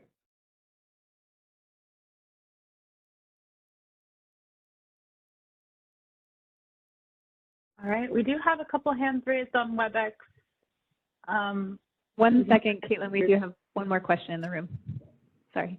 Yeah, this is Jonathan Chu with Samsung CNC. So one of the comments that I was going to make was that, as was mentioned earlier, a lot of this information is probably already available to like the planners who are responsible for their respective regions. Like, I'm sure at SCE, like, you know, if we're talking about releasing the public or the previous queue, is that one of these things is that a lot of this information changes and is continuously being updated. So, kind of to Sean's point, is that, you know, if you have some kind of scoring criteria and you ask, you know, planners for their respective regions, either at the PTO or, you know, CAISO, is that they probably could tell you just by looking at a certain substation or a certain zone, like, hey, you know, this has capacity or this doesn't have capacity, or, you know, we expect this kind of constraint just from previous studies. So, although it would be, you know, it is additional work, but it's not like a brand new study from what it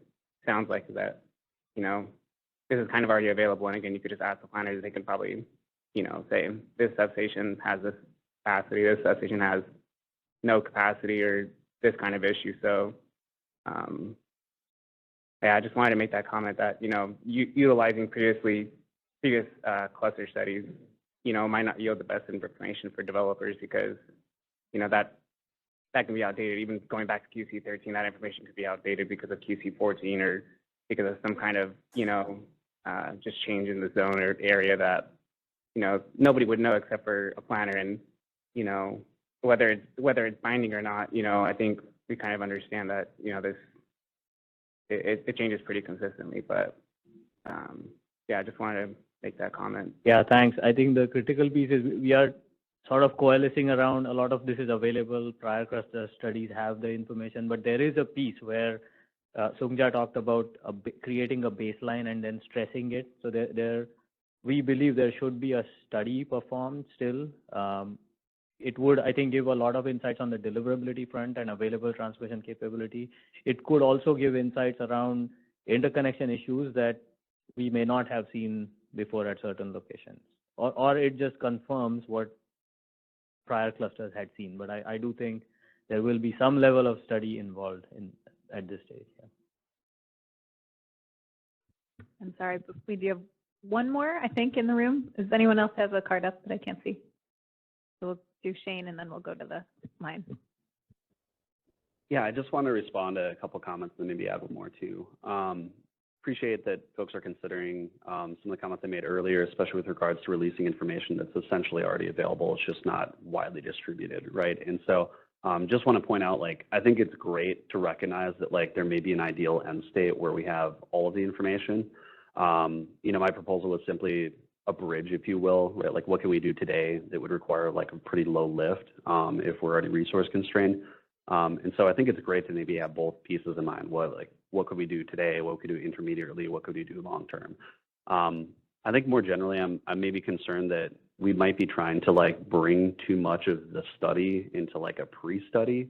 And so I think it's important for us to maybe try to distinguish, like, what could we reasonably expect to use before the study begins when things are not solidified, you don't have financial security at risk, you don't have, you know, your cards on the table, if you will. And so I think we really need to like maybe spend a little bit more time thinking about which category do we want that to be in. But also too, I really appreciate the comments that Bob had made earlier, and I don't want to derail this part of the conversation, but I just want to point out, like, we as a developer have the very same concerns over some of the other criteria that's been introduced, especially with this idea of preforming which areas are going to have deliverability versus not. That's going to be done with models that are developed today. But my project, you know, arguably even on like the best timing case scenario, would not be evaluated on a model that's not built for 2 years from now under a completely different set of, you know, assumptions, with 2 years of TPD allocations from prior clusters, 2 years of TPP projects, you know, policy project identification and furthering transmission development plans. And so I think that's a great point. Like, you know, we want to be careful about perhaps not being too heavy-handed early on in the process when even the ISO and the PTOs are not certain as to what the future will look like. when those projects are actually subjected to the very processes that will ultimately determine what service they're granted.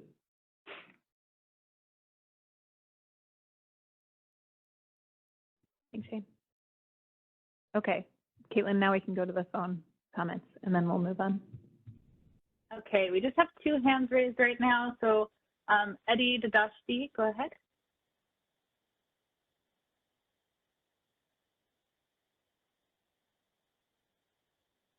Eddie, you're unmuted, and maybe check your phone or your computer. You may be double muted on your side.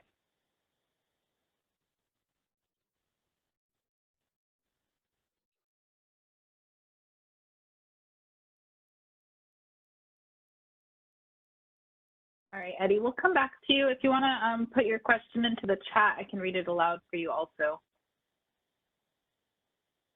Andrew Webster, go ahead. From Hanwha Q-Cells. Thank you for holding this discussion today and as well for the opportunity to speak right now. Just a couple points on like recent comments made in regards to releasing of the cluster studies. I think some trouble will be kind of had when seeking permission from all developers to release the specifics of those studies. That said, we really like the idea in this proposal of the kind of upfront release of heat maps, substation viability data, and other information from the CAISO prior to cluster entry. Just from our side, we understand the risks and the difference in interpretation from that information, but just in comparison and in contrast to the comment made about release of cluster studies, I think the outcome will lead to more consistent results and less queue logjam from everyone kind of going by an upfront baseline of information rather than everybody trying to interpret the studies from the results from past studies. So kind of alluding back to the original comment I was going to make when I initially raised my hand was that Q-Cells, we kind of support having this type of project viability information up front. We think it's very helpful for developers entering the queue. Just also wanted to state that, you know, by the FERC 2023 ruling, it has mandated that some type of information be provided to interconnection customers prior to queue cluster submission. And while that is open to interpretation, this particular approach we do find very valuable. That's pretty much my comment. Thank you very much for the opportunity to speak. All right, let's go back to Eddie.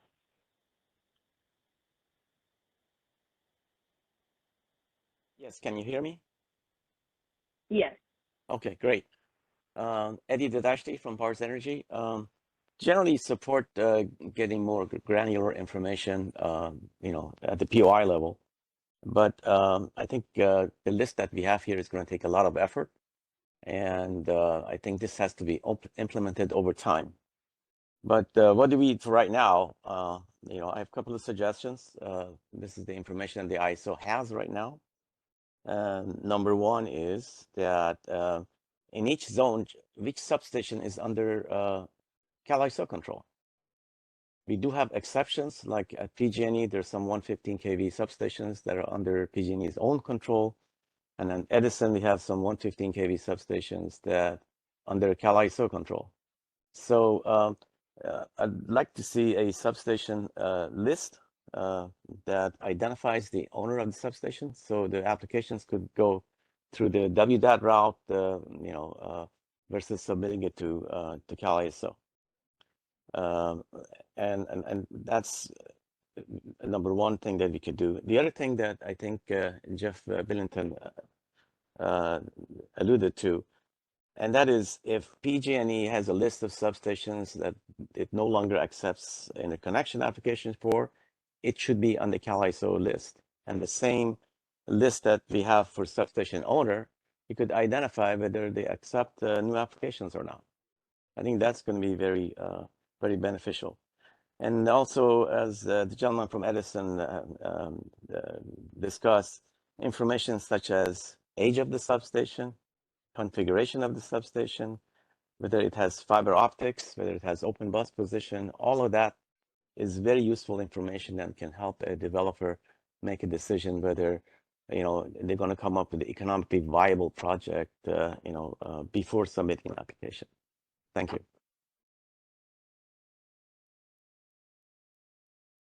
All right, that's all we have for hands raised online. All right. Thanks. Yeah, I wanted to wrap up with one key question. Key ask from this was, it was great to see the workshop planned for this pre-queue entry information. What is the flexibility CAISO has where we move this piece ahead of finalizing the scoring criteria? Because I thought that workshop was planned for after the next draft proposal, I believe. Do we think we have the ability to have this discussion before we finalize and vote on some of the scoring criteria? So I think what you should expect to see is both issues updated in the revised draft proposal, and then we can have more opportunity for stakeholder discussion around both of them as part of that workshop coming out of the revised draft proposal. So this is something that that the internal team has been giving a lot of thought to. This is really helpful information, helpful to see the discussion too and listen.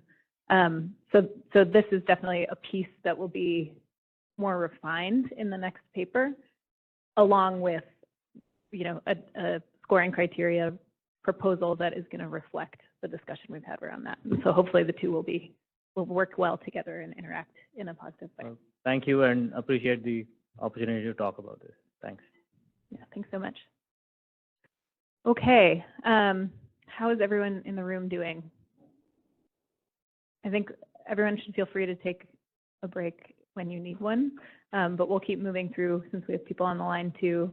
We're going to slightly change the order. So Jason is going to present on behalf of GridStore first, GridStore and a number of other developers, and then we'll go to SCE after this. So go ahead. And if we can queue up Jason's slides, I think we might have to go past the Edison proposal first. And then producer, could you jump to slide 25, please? Great, thank you. Hello, everyone. Oh, I can see you. I can see you looking down. Hi. And thanks to those of you on the phone paying attention. Jason Berwin from GridStore, and I wanted to bring this today because I think a lot of the discussion that we've been having on these criteria have been more abstract, and something that you probably heard me say on the last call was that I think we are at the place now where if we cannot define criteria clearly and describe to ourselves how they will be implemented, there is no discussion. We need to actually start doing that if we're going to drive this conversation forward. And I also think, separate from that, it's important to make sure that we are taking a sort of, as much as possible, a full model approach to the mechanisms for screening. If we look at things in silos, we miss the connections across pieces. And so I've been working with a number of the stakeholders in this room, primarily IPPs, to put thoughts together on how to actually define and operationalize a number of criteria. And I think that the key thing to understand here is, right, like there are some principles here, like we want to minimize interpretation, we want to minimize administrative burden, we want to use available information where possible. These things are important to make sure that this can actually be done. I do think that, and I don't want to do too much throat clearing here, but it's important to look at these as a portfolio because the relative emphases can change based on what's happening in one part of these mechanisms. So for example, if our gating criteria for just entering into this process is much stronger, that can reduce the amount of work we expect scoring criteria needing to do to actually create an effective screen for the sizes that the ISO is looking for. I think that keeping that in mind is really important. Next slide, please. Partly because I also think that there's a number of stakeholders. Sorry, next slide, please. I think there's a number of stakeholders, and I'm going to count myself now among them, who I think we started with a perspective of, yes, let's use scoring criteria, we're supportive of this, and I think that the difficulty of creating a workable set of scoring criteria that we expect will also accomplish the goal of sufficiently screening projects is leading many of us, myself being one of them, back towards, okay, perhaps there are gating criteria that we can emphasize that can help here. And this presentation here, there are indicators for project viability in Order 2023 with site control, with study deposits, the assumption of the withdrawal penalties that comes from entering this process. So we already have those, and I think as has been discussed a number of times here, it's very possible that particularly the site control piece can do a lot of work here. I know that the ISO showed information that about 40% of projects in QC15 have now achieved or demonstrated their site control. It remains to be seen how much higher that will go, but I think that we're going to probably see some significant effect there. A discussion amongst this group of stakeholders, which I'm going to not characterize as agreement because I don't want to speak for other entities, but I do want to say that the broad inputs of a number of different folks included a discussion of increasing the deposits, and I believe one of the ideas here was to start moving off, taking the Order 2023 deposits as a starting point to add an additional financial viability deposit that when combined together would create a roughly similar dollars per megawatt deposit for all project sizes because of the nature of Order 2023 and the value as it changes for project sizes. These dollars per megawatt values that are listed here on this slide, when you do the math on those project sizes, again, it will be a little above or a little below depending on the project size, but fundamentally they're supposed to square out to about $2,000 per megawatt. I think that there's probably a good conversation to be had about to what extent higher deposits will accomplish that goal and at what level, but certainly that's another thing that we can put into a gating mechanism that could take some of the pressure off of needing to use scoring criteria to accomplish some of this work. Next slide, please. This is the slide that I think will cause some amount of controversy, but I also put it forward because I want folks to be looking at these next set of criteria, thinking about this concept of weighting. Again, if we don't put numbers to things, it doesn't quite make sense. You need to start thinking about how much you're going to weight the different aspects of these scoring criteria as we also work out how to define and operationalize them. And so in this proposal here that I'm going to be giving to you all, there's an achievable points total to be determined. So I put it in percentages just to make sure that it's easier to understand. And the idea would be that we have, I would say, 3 big categories of things that we have discussed in this workshop on reflecting system need, reflecting project viability, and reflecting LSE interest. And so with those as sort of the 3 big categories that we have discussed, I've put sort of different weighting on each of these. And the indicators of system need are sort of divided into 2 main sections on local capacity resource areas and matching procurement plans or approvals. I think that it's important to recognize that these are illustrative points. I think it could be a good conversation for this group to think about how we would want to assign weights in this process. I think, again, it's important to remember the gating criteria are project viability criteria. So if you're like, oh, project viability should be the main driver, well, guess what? By the time you're in the scoring criteria, you've already used a significant project viability screen. So it's something to bear in mind here. The last note I'll say, and I know that we're going to have a conversation on LSE interest that the folks from Southern California Edison are going to propose.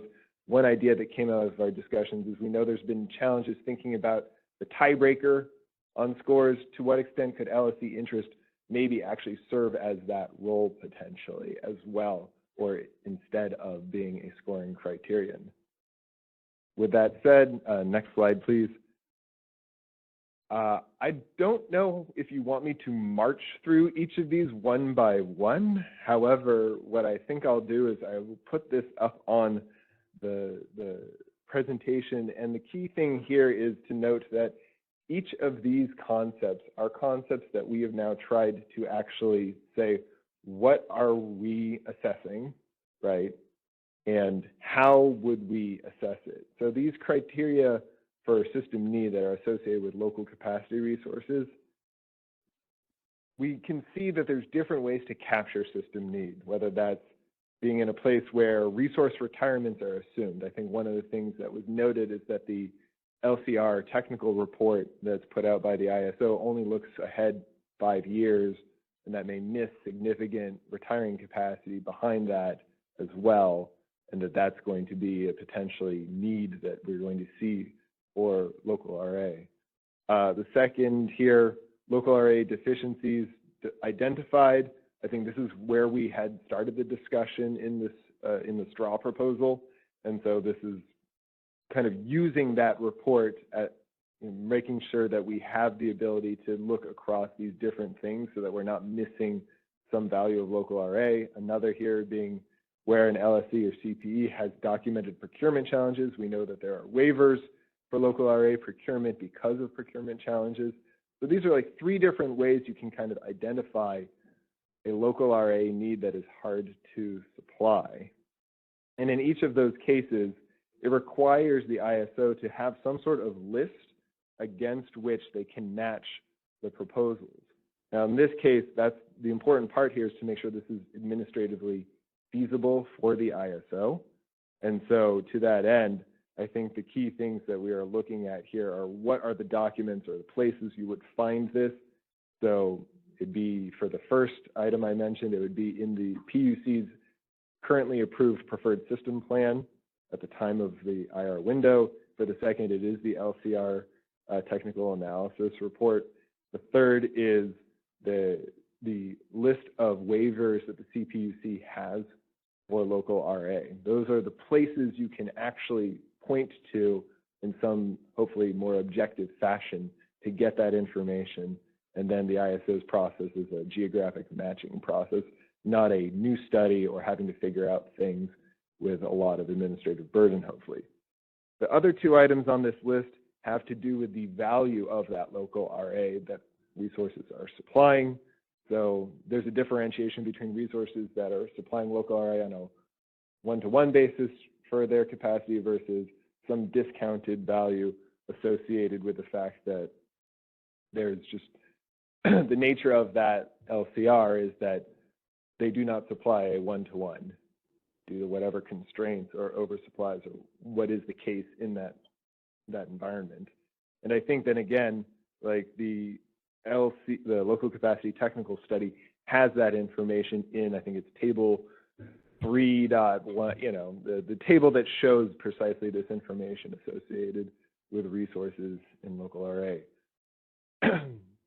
So that's sort of the first set, and these options are intended to not be mutually exclusive, but there is a cap, of course, for the amount of weight that you can achieve by satisfying these different criteria. Next slide, please. The second is to match procurements.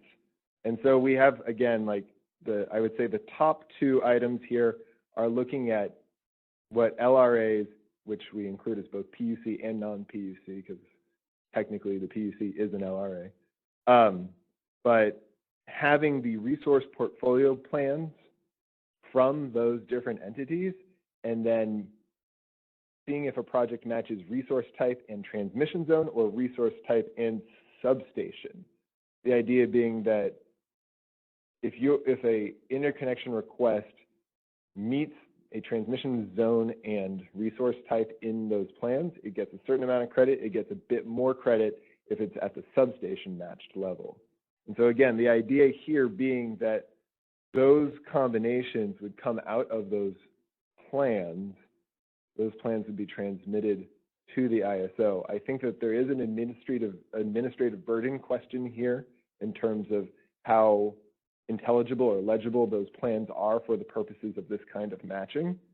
But fundamentally, one of the ways we could also solve that is for the IC to attest in that respect, so that the IC brings their statement that we believe we are a match for this, rather than putting the emphasis to initiate that match on the ISO. The other two items that are below those first two are about sort of specific procurement orders rather than just the plans. So we know that the California Public Utility Commission obviously puts out procurement orders that are additional to the aforementioned resource plans. And so this would be a way for that to be captured. Similarly, the non-PUC jurisdictional LRAs have occasionally specific procurements approved. We know that earlier in the conversation of the straw proposal, there was the idea that those projects that are approved by those non-jurisdictional LRAs might automatically be put into the study process. I think this is a way to kind of couch that into a scoring criterion where you're saying, okay, this matches a specific procurement need, and so we're going to score that highly. In both of those cases, that it seems that to make that administratively feasible would require the CPUC or the LRA in question to provide documentation of some sort, because again, I don't think it's administratively feasible for the ISO to make that determination. That would be an interpretive process, and I think that anything that requires the ISO to adjudicate is probably something we should try to avoid as much as possible in order to make these workable. And so that kind of documentation is provided by the interconnection customer in conversation with the LRA or the PUC to provide that kind of information to the ISO. Next slide, please. In terms of project viability criteria, I think these have been a bit challenging. I think part of the reason, as previous discussions in this workshop have shown, is that at the time of interconnection request, it is difficult to correlate in a strong way between specific showings and ultimate project viability. Recognizing that, we did try to operationalize some of these. So one is it's a demonstration of business partnerships for future supply of equipment using an MSA or other evidence of a business relationship for the major equipment associated with an interconnection request. Some of these I would say are like good practice type of screens, like having a 5% engineering design plan, having a description of critical issues for permitting and a plan to address or mitigate. So this is, you know, in both of those cases, you're trying to make sure that there's a floor of activity that folks are going to take to demonstrate viability. You know, the second one there, which is on permitting, I think for a variety of reasons, it is challenging to make permitting a workable scoring criterion, both from an administrative feasibility standpoint in terms of interpreting things, as well as the fact that, as has been discussed numerous times in this workshop, coming in at the interconnection request stage is probably a very challenging time to try and assess permitting for most projects. Usually permitting is a follow-on from the interconnection request. Underneath those items, there's another two items that I think are related. This is this expansion of a facility concept that was in the straw proposal. So this has been sort of fleshed out more to talking about expansion of an existing facility where the Gentai POI substation, you know, define X, what we're going to use, but has sufficient surplus to accommodate an additional resource. This seems like a very highly valuable way to prioritize interconnection if you know that there's spare capacity and there's some sense that an expansion has perhaps a slightly different permitting pathway than a non-expansion. But that's also why underneath that there's use of a previously disturbed site, because this similar logic applies to any previously disturbed site as an existing generating facility. And I think that, again, when you make these options cumulative, that's the whole point, is that you get a small amount of credit when you're using a previously disturbed site where the permitting may be a bit easier because, for example, it's already an industrial use and has some sense that that is going to be an area that has less permitting restrictions than, say, an undisturbed site. But that also applies to an expansion of a facility. The point being that that is something that captures both of those concepts. The final note here is location in an energy community as defined by the IRS for the purposes of the investment tax credit. I will say personally that I find this challenging. Nonetheless, it's included here partly because, of course, there was a broad set of inputs from different stakeholders, and I want to reflect that in this. And it's a way to, again, continue to load more into project viability. I think it's challenging, again, to have project viability criteria do a lot of work here if you only have a few different criteria. Next slide, please. And then finally, there's the LSE interest piece.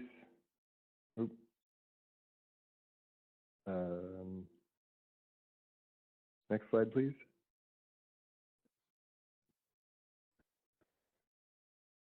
For the LSE interest, I'm not going to go into great detail here just because I know we are about to have a conversation spurred by Southern California Edison on this. Nonetheless, I think it's important to really walk through what are the points, how are they allocated, what level. To our mind, I think that what's important here in terms of principles is that there needs to be a limiting principle here for the purposes of reflecting open access. And probably the limiting principles are, one, this should be determinative for a small proportion of projects. To the extent that LSE interest becomes determinative for a large or majority share of projects, I would consider that we are no longer in an open access environment. But secondarily, I also think that it's important to recognize that this is a non-transparent process. This is inherently going to be a subjective process. And where possible, I think fairness requires us to rely on objective criteria. So I think that we should either reduce the reliance on LSE interest, whether that's a small proportion of projects or use it as a tiebreaker or what have you, or alternatively, there needs to be maybe some more transparency in how that process is going to run, which I hope will be a great lead in to our next speaker. I don't know if I have another slide. I think this is the last one, if I'm not mistaken. Next slide. Is there a next slide? I don't think there's a next slide. Yeah, so there we are. Thank you. Thanks, Jason. Any questions in the room first? Okay. Sorry, Caitlin, go ahead. No problem. Let's just move back one slide. And then we do have three or four hands raised online. So let's start with Susan Schneider. Yeah, hi, Susan Schneider, Phoenix Consulting. Just a couple of an admin question.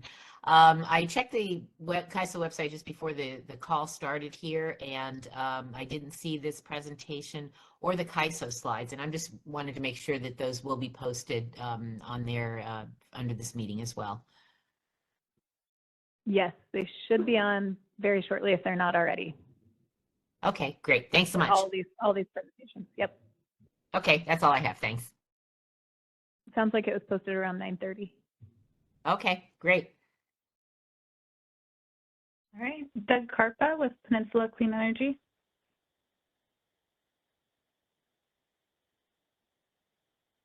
Yeah, Doug Karpa, Peninsula Clean Energy, of course. Yeah, some very interesting concepts, and I think you know, the notion of retooling things to account for some of the other elements that are going on sounds pretty reasonable. I did want to kind of bang on the drum, I think, that I mentioned previously, particularly around I think it was a couple slides back. I don't remember the specific details. I did want to, you know, did want to give you kudos for looking at the preferred system portfolio to the extent that that reflects the aggregated integrated resources plans from various LSEs, and again, caution against using those procurement orders from the CPUC as a basis really for anything. Like I don't actually think those should appear anywhere here because they're not going to reflect what LSEs are actually procuring, because many CPUC jurisdictional LSEs, namely CCAs, are kind of in a position, similar position to the non CPUC jurisdictional like the POUs, because we're responding to our own internal procurement approvals. And, you know, judging by the last 3-4 years of IRP process, the CCA procurement orders exceed, or the, you know, procurement approvals exceed what the CPUC is looking for by hundreds of megawatts. And so what we don't want to do is simply ignore that LSE demand there. And also procedurally, there's going to be a problem that if procurement orders are going away as a tool that the CPUC uses, then if we build that into this process and then all of a sudden there are no more procurement orders, it'll be like, now what do we do? So I did want to you know, suggest either using the preferred system portfolio or any other plan that aggregates the integrated resources plans that the CPC may produce is going to be a more sensible way. And I also foreshadowing that there may be another mechanism to account for all this that's kind of separate from the scoring process. And I also, yeah, I guess I'll hold off there. I think there's some other intriguing things like the idea of LSE points possibly being a tiebreaker. Of course, as an LSE, I like that idea that we have more influence, right? Although I do think the notion of transparency in that process is a point well taken that we're going to have to think about, making sure developers know what the heck we're doing and how we're allocating points and why and stuff like that. So yeah, there's a lot in there, but I really appreciate the thinking behind it.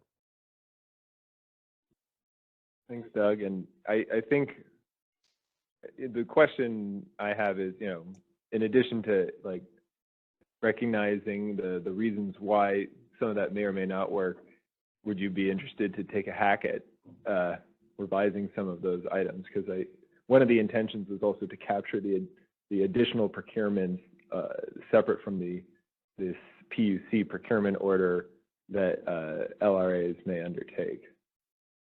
Yeah, actually, and I sort of alluded to that, and maybe this is a good time to say it. One of the concerns I think that is bubbling up in sort of LSE land is a concern that the mix of projects that gets studied, like once we've gone through the whole scoring criteria and we've got our set, like these are the projects we're going to study. There's a bit of a concern that that mix may not be adequate to meet the market demand out the back end. So once projects are up and running and getting PPAs and, you know, deals are being done. And I think one thing I'm going to try and do before the next workshop is develop a more robust mechanism that may get incorporated to take that into account.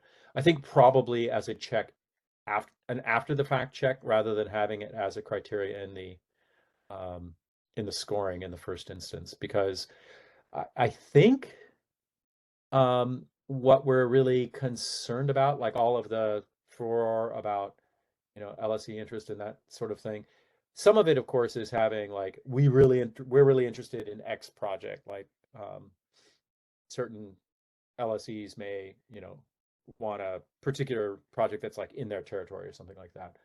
But I think their other element of concern is this notion of like, what if we get to the end of the day and the projects that have all been able to get site control and permits, they're all storage. And we have like 90% of the projects are storage and 10% are a mix of solar and wind. And it's like, that's clearly not what we need. And there's no check in this process to make sure that, or there's not a strong check. There are elements where that's kind of being pushed in that direction. But there's no like check to say it's like, hey, do we have the right mix out the back end? And so I do think that some of the things that we're trying to solve in the scoring criteria might be better handled in an alternate mechanism. And I'm going to wrap up with, if anybody's interested in working on thinking through what that should look like, reach out to me. Let's get maybe another ad hoc mini working group to talk through what that might look like, or to talk me out of the idea that it's a good plan. That could be a result too. Does that help? So that's a yes. I'm very much willing to take that on. Doug, that's a helpful flag, and I think it is, it's a reasonable risk and concern to raise. I think the challenge there for the ISO is that that's not really in the ISO's list of responsibilities. It's not our obligation to make sure that the resource planning is there, but we do need that alignment. So it might be worth including, a discussion with the PUC or with various LRAs around that as well. The check is important, but it also probably needs a broader discussion. Oh, okay. And it probably isn't on the ISO to have that in our hands, Right. Okay. Cool. Danielle, this is Steve Ruddy, if I can interject just for a minute. Yep. So, Jason, I really appreciate all the work you put into this, but it comes down to timelines. Looking at all the steps that the ISO would have to go through when we get an application, get to validate a project, and then ultimately study it. FERC 2023 doesn't give us time to do this. I'm looking at this, and it looks like it's going to take us a lot of experts and 4 to 6 months to validate whether someone meets a scoring criteria. So if you thought about, if you take Cluster 15, we have 500 projects, 300 now are posting their site exclusivity or site control, and now we have to apply this kind of scenario to 300 projects. That's going to take my staff forever to get through.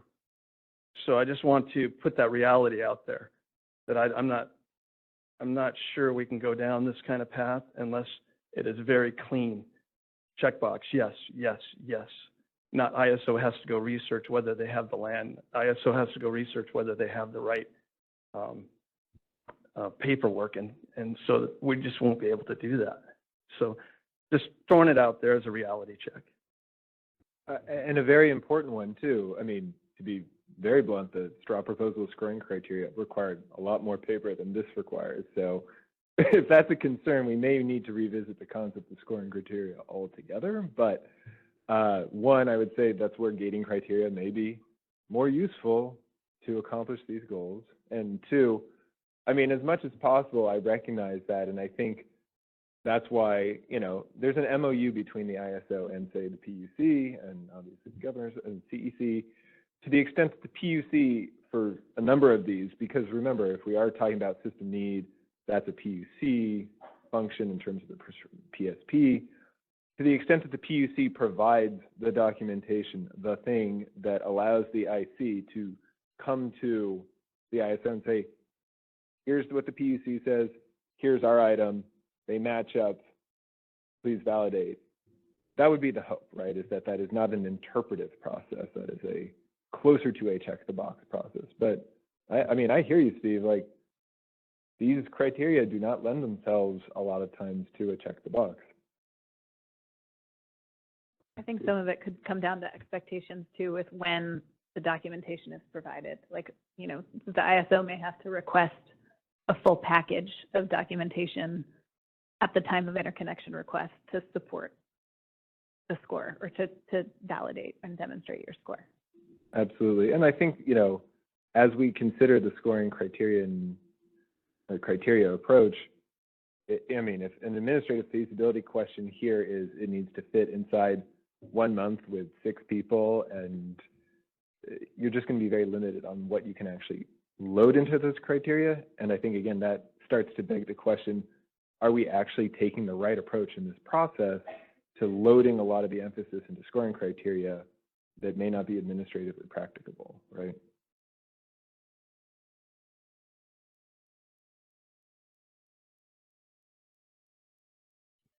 Okay, Caitlin, do we have more hands on the phone? We do. We have two more. So we'll go to Ryan Tracy with Sonoma Clean Power, then Lokayak with Southern California Edison. So Ryan, go ahead. Hi, thank you, Jason, for putting this proposal together. As an LSE, I actually think kind of the buckets you put together for scoring are exactly the types of attributes I'd want us to be looking at for which project should be studied. I think they reflect what really should make it through. I think one thing that I struggle with a little bit is, in previous calls, a lot of the development community has shared that the resources we're talking about in this process probably aren't going to come online to the 2030s. And as a load serving entity, that's also kind of the window where we're starting to look at, where we might be procuring resources. And I understand the desire to operationalize this, use existing data out there, but a lot of it's based on existing, conditions and deficiencies that hopefully will get addressed with resources that are already in flight. So just kind of a couple things to think about.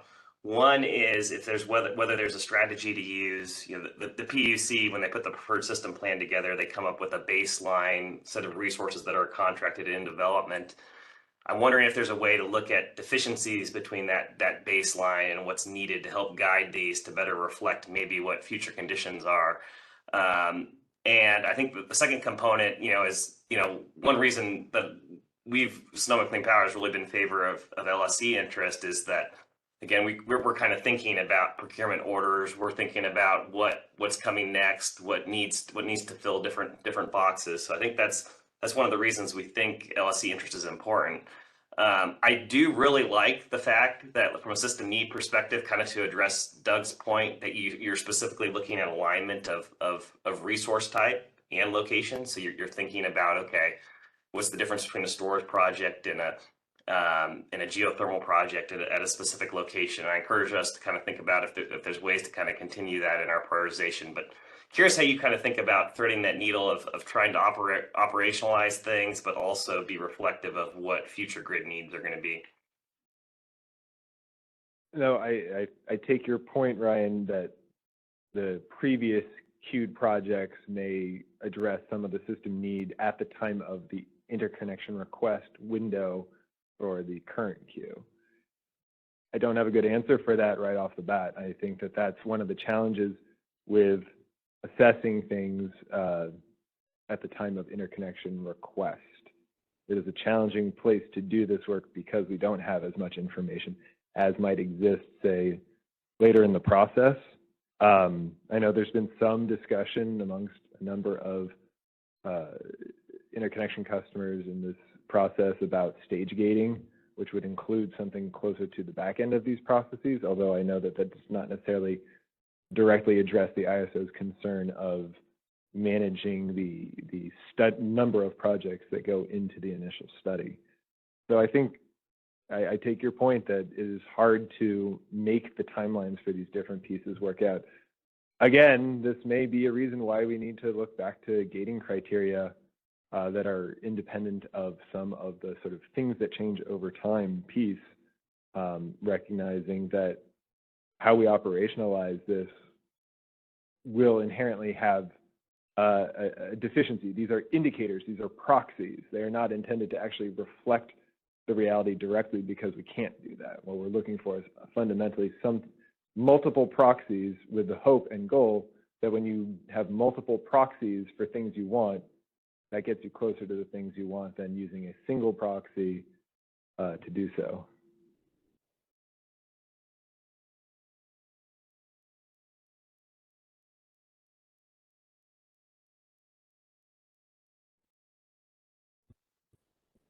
Okay, well, Jason, this is Steve again. On the gating criteria, it seemed like what I saw on the screen was mostly just additional financial postings. Is that pretty much? I think that's as far as the conversation amongst a number of the stakeholders has really gotten. I haven't heard anyone talk about, folks have talked about, but I don't think there's been a wide discussion, although that's something that certainly this room could easily engage in today if we wanted to. So instead of, I mean, I like the idea of a gating criteria, but instead of putting out a number that most people will just match, what are your thoughts on what the ISOs previously proposed, an auction to gate? Basically let the market set the price for every cluster. And then based on the, go ahead. Well, just a clarification. I think, Jason, you're talking about gating to get into the interconnection, to submit an interconnection request. Right. Right. And that's what I'm talking about, an auction that would be used as additional financial security.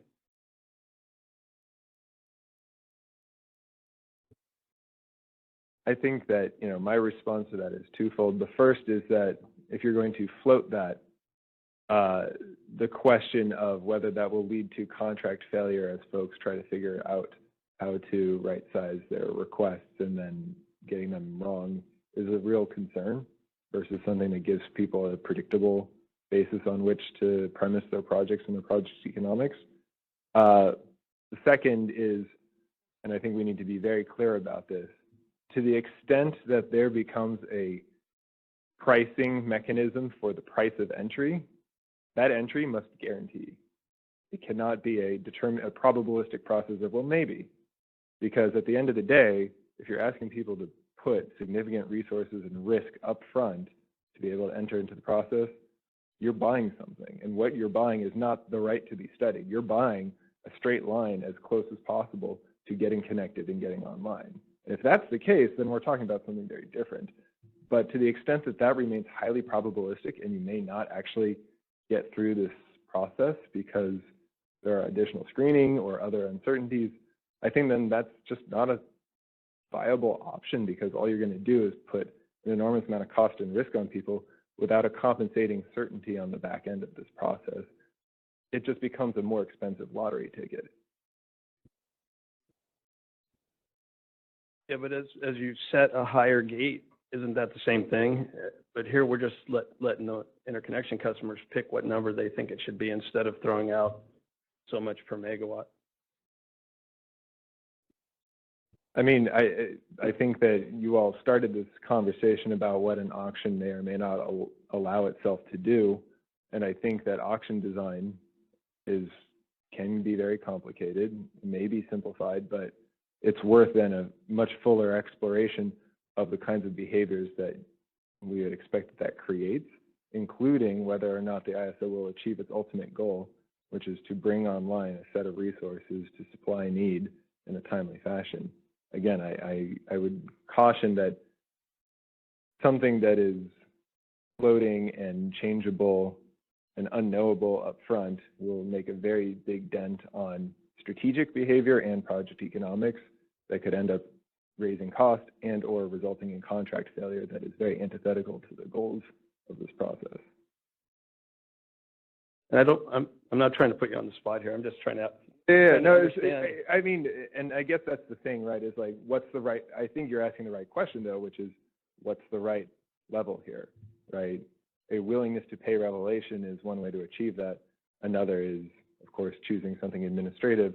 Another is, you know, you can come up with a couple of different mechanisms here. Fundamentally, that choice is something that has consequences for how the process runs. And all I am suggesting is that creating something that will create strategic behaviors will have consequences that should be thought through fully for the rest of the process. I appreciate that. Thanks. All right, our last hand online is, go ahead, Kate. Go ahead, Neil. All right, our last question, Blake Gayak with Southern California Edison, go ahead. So a quick note, I mean, I know that SE is going to discuss a bit more those LSE interest sections. I mean, I just want to restate something that I mentioned in previous discussion, is that as much as a gating criteria can minimize the application being studied, it still does not by itself achieve the goal of the ISO, is that it will not bring you to the target you want to be. It may limit them, but to the extent that you exceed the current 150% target, then what do? You back to square one, and you run an auction on every single application. So I appreciate the idea of trying to narrow the field, but only a scoring criteria allow you to rank and subsequently pick set of project to a specific target. That was one comment. The other, and then we're going to talk about that, but I just add to chime in here. Following Jason's discussion is obviously we support the LSE interest section and as a part of the criteria rather than a tiebreaker. And it's hard to conceive that we could look at that process without considering LSE interest. I mean, ultimately, those projects only move forward if they get picked up by an off-taker of sorts. Without that, entering the queue and getting studied doesn't provide any value, and you still will unlikely have an assets being built.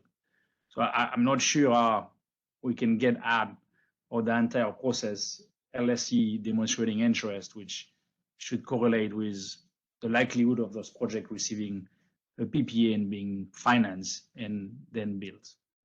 And I'll stop there since we will have the floor for the next presentation. Okay, I want to thank Jason and all the developers who worked together on that proposal. Loic, if you can hold on for just a moment, I think we're going to, oh, Shane. Okay, Shane, we'll get to your question in a moment. We are going to go next to Brian Korpix with New Leaf, just because his presentation is sort of, I think it dovetails with what GridStore and others have presented. So as we pull up Brian's next slide, I'll take one more question. Are you sure? Okay, I won't take one more question in the room from Shane, but hopefully he'll bring it up later.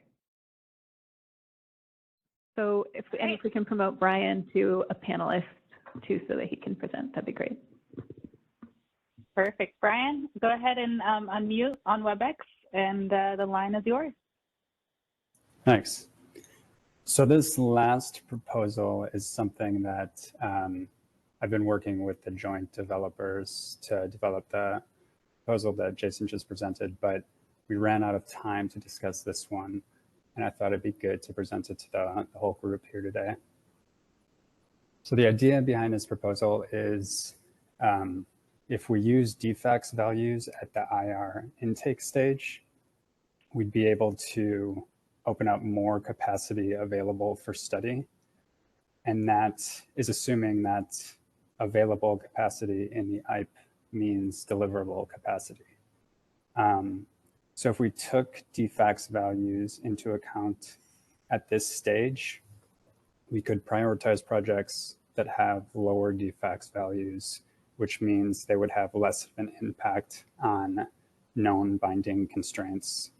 And those known binding constraints would be, known in each of the interconnection zones, and the development of the Order 2023 heat maps would provide these values. So CAISO shouldn't have to do any additional work to develop the defects values for the POIs within the transmission zones.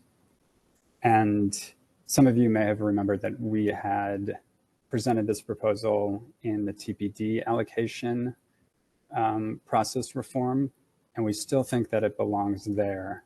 But as we did more thinking on the scoring criteria, we thought that it would be beneficial to incorporate defects values into the scoring criteria as well. And, as I said before, it's the same benefits as the TPD allocation. You open up more capacity to study, which means, if it's the 150% threshold that's adopted, there would actually be more projects that would be studied in meeting that threshold. We could also use flow impact here, and flow impact is just the defects value multiplied by the nameplate capacity of a project. And that would probably be more accurate because then you get a better sense of a project's impact on a constraint. And so the proposal would be, I mean, these points are subject to change and would need to fit into the overall framework, but you would have a decreasing number of points applied to projects with the least impact on the constraint. So either using the defects values or using flow impact. And basically the CAISO could rank projects within a zone by the defects values or the project's flow impact, and then within that ranking, award points in tiers to the projects that have the least impact on the constraints. So again, this is a new criterion, and we just ran out of time with all the calls we've been having with the developer community, but wanted to put that out here today for the group's consideration. So happy to get any feedback or answer any questions that you all might have. Well, this is Bob Merritt with the ISO, and we've had internally some discussions around using defects as a tiebreaker rather than actually part of the scoring criteria with points. So it's something we had considered, and I'd had some discussions with Robert Sparks around this about how much of a workload this would impose on the ISO to make sure that we have correct defects amounts for each project. And I don't know, Robert, if you have any thoughts around this that you want to chime in on.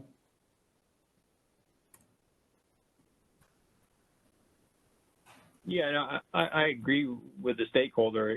I don't think it's that much workload to, we should have most of the distribution factors. And like you said, with the heat maps going forward, we should have them. But even up front, they're pretty easy to calculate, even if we don't already have them.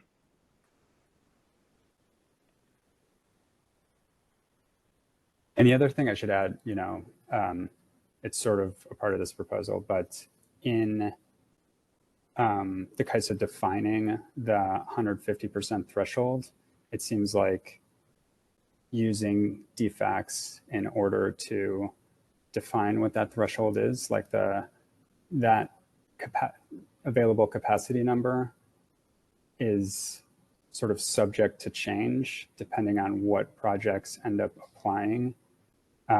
Because the CAISO would publish one number of the available capacity that it thought was there in an interconnection zone, but it's not until a sort of portfolio of projects is chosen for study that you would actually know how much capacity is available, because each of those projects has, an impact on the constraints depending on their defects values.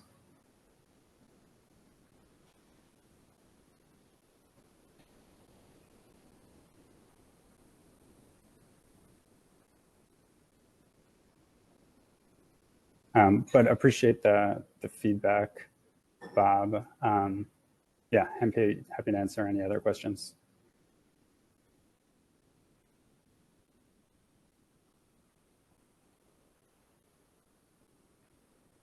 And Loic, is your hand still up from previously? Sorry, Caitlin.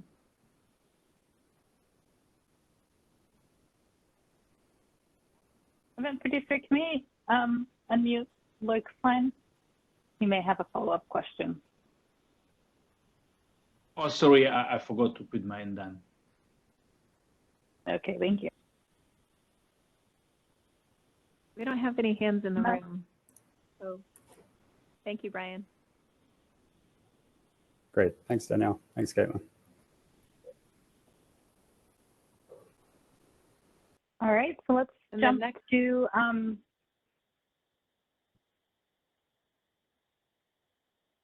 we'll jump to slide 15, thank you. And then the presenters for Southern California Edison, we'll move you to panelist right now.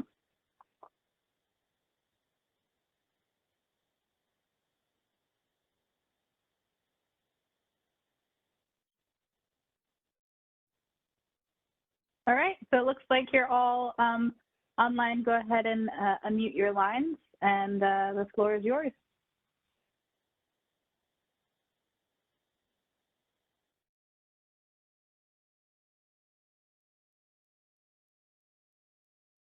Good morning. Can everyone hear me? Yes. Okay, great. Event producer, can you also unmute Loic and Jean as well? You know, the three of us are actually presenting today. All right, so I'll try to make go through the deck fairly quickly so we can all have an opportunity to go for lunch. So let's get started. We're the same team as the last team that presented several weeks ago. I'm Virginia Gross. I am joined also by Jean Lee and Loic Gaillac from the Energy Management and Procurement. So over the past couple of weeks, we had the opportunity to meet with a broad group of LSCs that had expressed interest in joining sub-work group on the scoring criteria.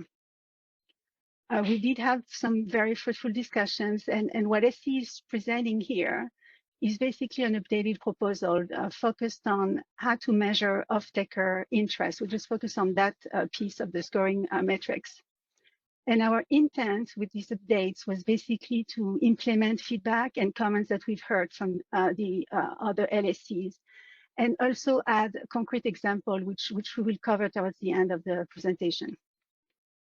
So getting into the agenda. First I will provide a high-level overview of what the LSC point system is and what our update is today. Then we will go over how the process would work and how we could gather the information, which is really key to making the point system work. How would we be able to get information to choose which project to allocate the points to? And then Loic will go into the allocation methodology, as well as specific examples, which many stakeholders have called to have specific examples, and Jason alluded to that earlier today. And the examples will cover examples for LSCs of various sizes. Can we go to the next slide, please?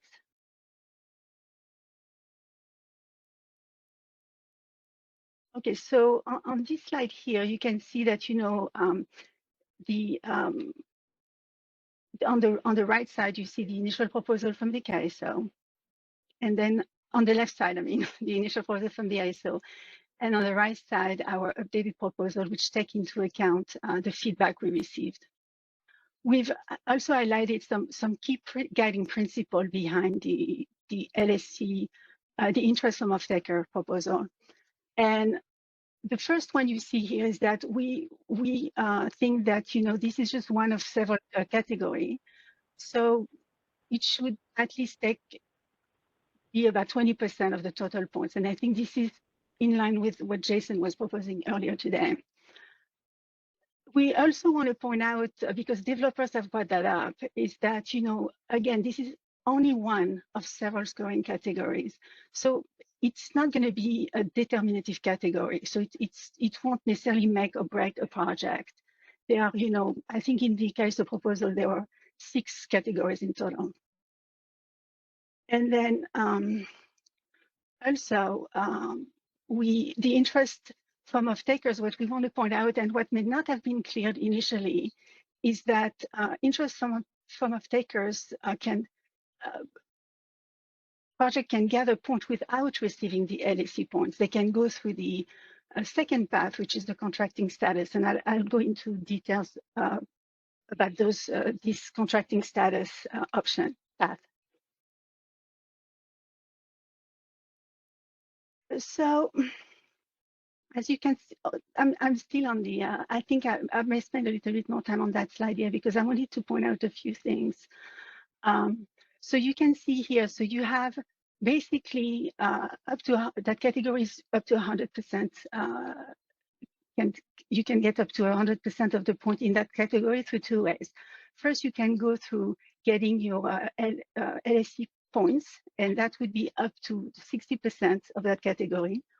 Or you can choose to go through the contracting status path. And basically for that, and it's mutually exclusive. And under the contracting status path, you can show that you've been shortlisted. That would be 40%. We've kept the category that the KSO had about a preferred resource in an LRA approved LSE's resource plan, which would be 60%. We've added that subsection C based on feedback we received from the broad group of LSE, and that criteria is for load serving entity project that either serve their own load or meet some regulatory requirements. So this is a new section we've added based on the feedback we've received over the last 2 weeks. And the last one, which we left in there, but we still strongly advocate for removing the requirement of having an executed PPA, because as I think most stakeholders pointed out, it's just too early in the process to have an executed PPA. So we left it in there, though, in case the KSO wanted to keep that criteria, but we did want to add some minimum requirements, which would be a minimum development security posting that would have to be posted to the off-takers for the entire process duration of the interconnection process. So now we can go to the next slide. Okay, so here I'm going to go through the process fairly quickly. As we were thinking through the problem, we've identified 3 key questions that we needed to be able to answer to design the LSE point system mechanism. So first is, and we've all talked about this today, how do LSEs gather the project information? The second question that we needed to answer is how are the numbers of points an LSE is eligible for calculated? And then lastly, how do LSE assign the points to the projects? So, the way we see the process working at this stage is that, before the interconnection request application window opens, the KSO would calculate a limited number of points or tokens, we've also called them tokens, that will be allocated to each LSE based on their load share across the KSO footprint. Now, additional data requests are included in the KSO interconnection application process could support the LSE assessment. And I think this morning, Sushman was talking about, having some pre-queue data. So there may be ways to get additional data from the KSO. For LSEs, and it doesn't have to be all LSEs, but for some LSEs that desire additional project information, they could launch an RFI or some similar information gathering mechanism that could be conducted ahead of the interconnection application process, a month or 2 before, let's say. Then the next step would be for the interconnection customer to submit to the ISO their interconnection application. And the LSE would then process the information from the ISO and from the RFI if they decided to launch one, and prepare their points allocation. After that, the LSE would turn in their point allocation to the KSO, and it's up to the ISO to include those points into their scoring metrics. If we could go to the next slide, please. So on this next slide, we just wanted to have an example of how an LSE could gather the information about the projects. As I mentioned before, they could use an RFI to get specific information that are pertinent to them, and each LSE may have different data they want to put in their RFI. And the underlying principle and intent of that RFI would be to identify applications that have the highest likelihood of resulting in an executed PPA with the LSE, because again, this is what we're going after, right? Is have a project that's completed and that can result in an agreement with an LSE. Now, when doing an RFI or evaluating an application, there are several areas that an LSE would consider. And again, those could change depending on which LSE is doing their evaluation. Developer attributes is could be one consideration. And of course, project attributes and the technology type has been mentioned this morning about the importance of making sure we have the right mix, that we don't all end up with, all storage project being studied in a zone. And one thing that as we were thinking through this, one thing that we thought would be important if an LSE chose to launch an RFI is that, RFIs, are non-binding, that, we would probably need a developer to have some type of attestation that whatever information they provide will be included in the interconnection request application. So now I'll turn it over to Loic, who will go over the LSE point allocation methodology and also go through examples of how the LSE point allocation system would work on the various scenarios and also for various size of LSEs. Loic? Sure. Thank you, Virginia. I think one of the question that was posed before is really how this points allocation work. Certainly kind of coming out with some practical example to gauge the impact of such an allocation. So if you can move to the next slide here, please. So it's a bit difficult in a sense, mainly because we're talking about points, and we're talking about capacity. So one application can have, application will have different capacity, and certainly the number of points that is allocated should, line up with those capacity components. So it should not, it should be easier to support an application that is requesting less capacity than one that is a really large application. So to facilitate that transition, we came out with the concept of token, and token really being allocated by the ISO based on load share, and a percentage of project that ultimately LSE could offer points to. So in the example we have here, we set that percentage at 35%, meaning that out of the total available capacity, 35% of that capacity could receive specific LSE support. And ultimately, with that mechanism, we now have the ability to award, transfer or procure or purchase those points via token. And the mechanic here is really simple. Is one token allowed you to acquire 1 point for 1 megawatt. So as such, a larger application will require more token than a smaller one. So that's kind of the basic mechanic in place here. In order to ensure that LSE, broadly speaking, are not leveraging all their points or token in one single zone, then we'll put forward to limit the number of token that can be leveraged to 25% in one single zone. Doing that to some extent provided challenges to small LSE, which may, because of the amount of token / points received, may not be able to leverage those across multiple zones and may want to concentrate them on a single application in one zone. So we put forward here that if the load share of an LSE, so a small LSE, is lower than in that example 0.25%, again, those numbers could be adjusted as it fits. Then that's a small LSE will not be bound by the 25% limitation as it relates to using points in a single zone.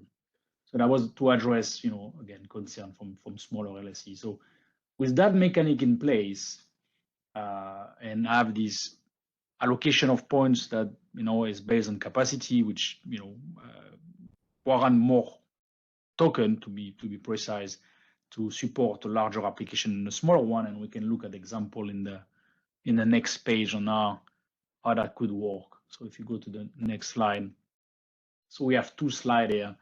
One is focused on large and medium LSE, and one is focused on smaller LSE. So if you can advance to the next slide, please.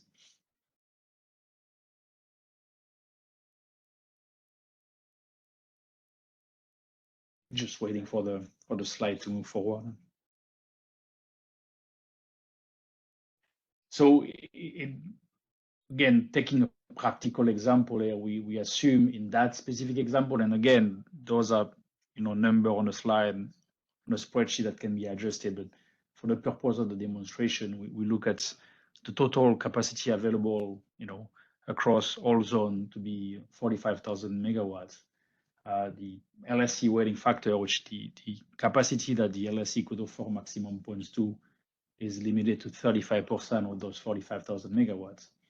The token multiplier is just really purely a mechanic based on what the maximum points ultimately happen to be in the scoring criteria. So it's not really pertinent here. In that example, we went with the idea that you could allocate up to 50 points, but again, this point system will have to be weighted across the entire rubric once the rubric is complete. So that gives us a total token allocation of in excess of 700,000 across all LSE. Again, one token is required to buy 1 megawatt to procure or support 1 megawatt with 1 point. Again, same criteria that I described a bit earlier. So we took the case to satisfy the need of various LSE of 4 scenario here with a large LSE, PG&E/SE with a 30% or so load share, and various other LSE size, including a very small one with like a 0.1%. And we just look at 2 zones specifically here with a relatively large zone with an 8,000 megawatt capacity and a smaller one with a 1,500 megawatt capacity. So if you can go to the next slide, and it's kind of I'm not going to look at all scenario, but I'll give you a gauge of what that translates in practice based on the size of the LSE.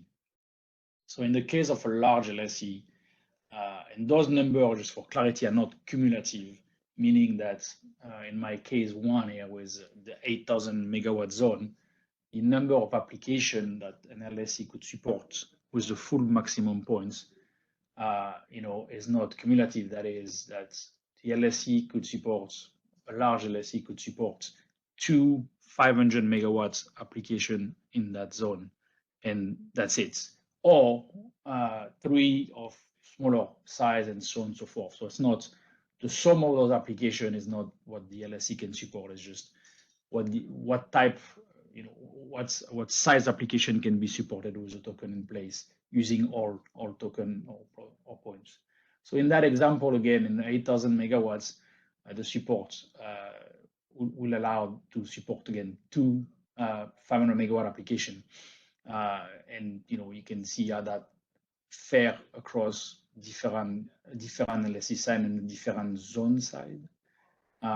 Ultimately, I think if we look at all LSE combined for the all zones, so if you recall, we had a 45,000 megawatts total capacity. So in essence, if all LSE were only to support 500 megawatt application, assuming there is so, they'll be able to support 9. Bottom of that chart. So this gives a breakdown of what support and maximum points will be able to be allocated to that process. Again, and for clarity, the way we frame that process is that a developer can acquire the same number of points, actually even more if we keep PPA in place, without receiving any LSE points. So the idea of receiving LSE points is not, it's not a requirement to gain maximum points in the specific criteria, as another path exists. And if you go to the next slide, it's just kind of for smaller LSE, we'll focus on a small and a really small LSE, and see that even at that scale, they still could have an impact on obviously on a smaller application, but nonetheless, they could still fully support a smaller application that will be aligned with the load and procurement targets. So I'll stop there from the perspective of this example, but certainly, as we discuss, we acknowledge that this should not be a determinant factor, and that's why there's an area of cap in place to limit how those points may be allocated. And there's an alternate path that allow to acquire the same number or if even more points if a PPA remain in place. I'll give the floor back to Virginia. I don't know if it's the last slide or not.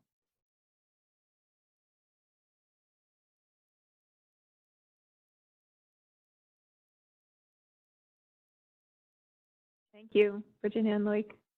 Very Just on time helpful. for lunch. Looks Thank you all and have a good lunch.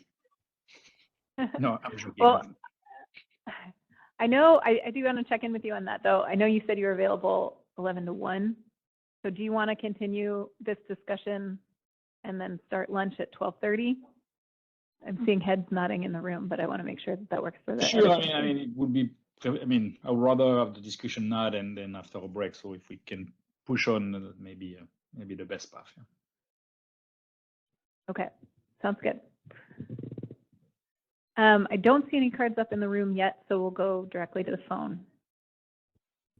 All right, we have 2 questions on the phone. We'll start with Susan Schneider.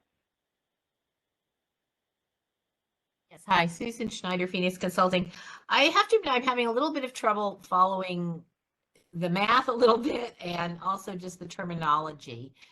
So I wonder if you could perhaps go to your slide, back to your slide 7.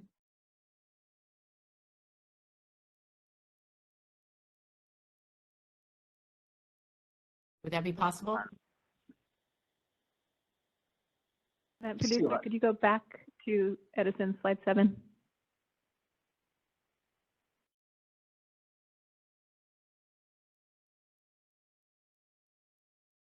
Producer, I believe that's slide 21 in our deck.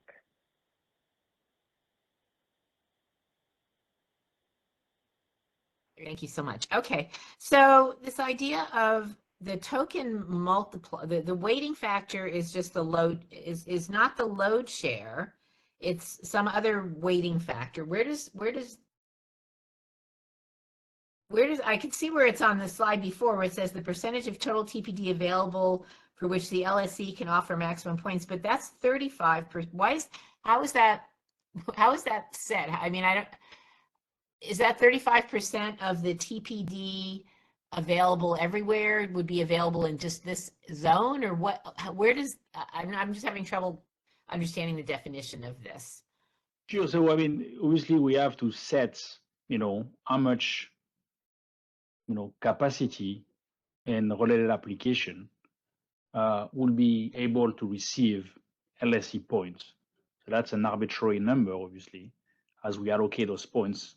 So in that instance, out of the 45,000 megawatts that are available across all zones, the LSEs globally will have the ability to award maximum points to 35% of that capacity.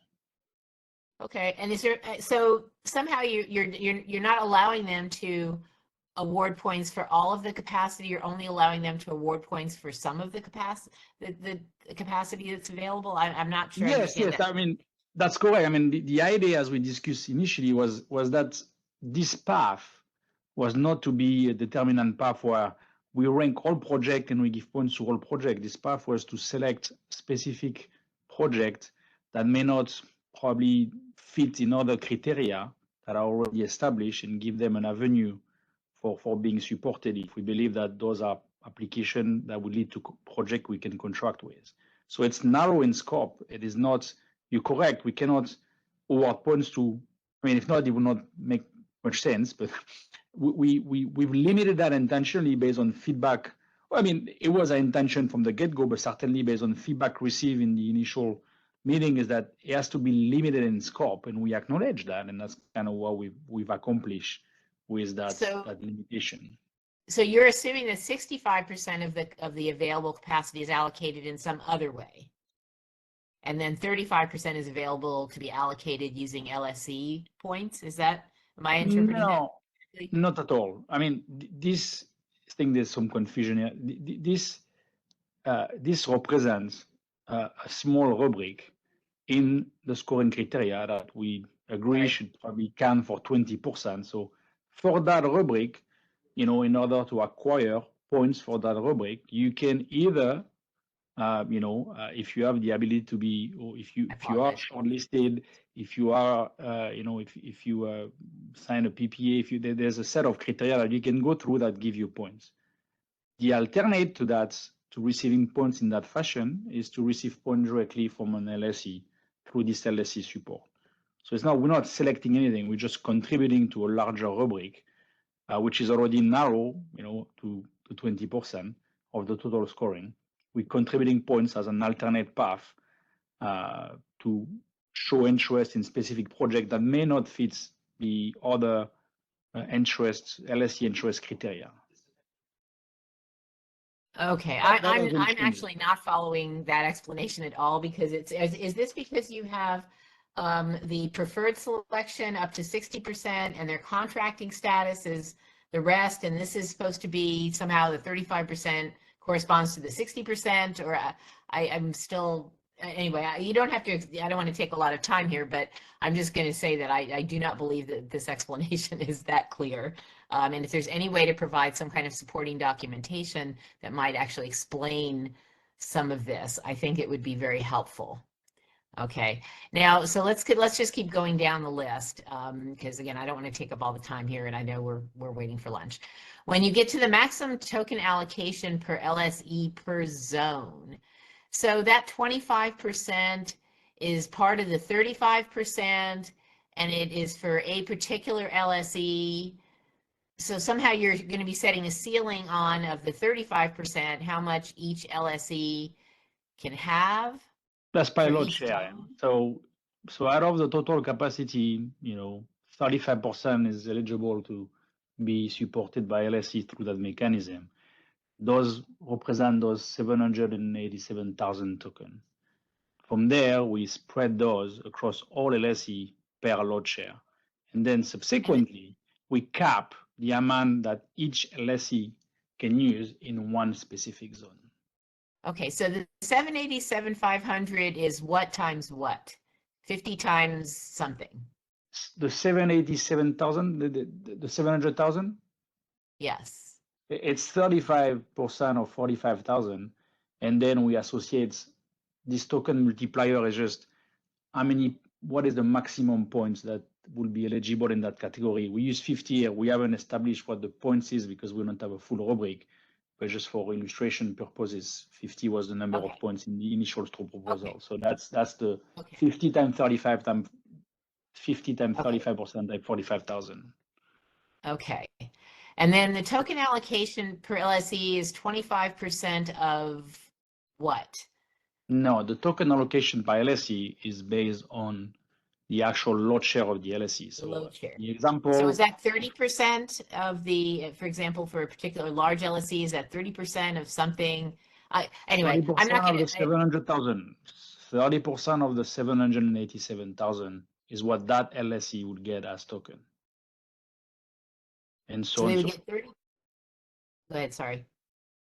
Yeah, and so on and so forth for all LSEs, Okay, so it's 30%, but is it 30% of the 25%?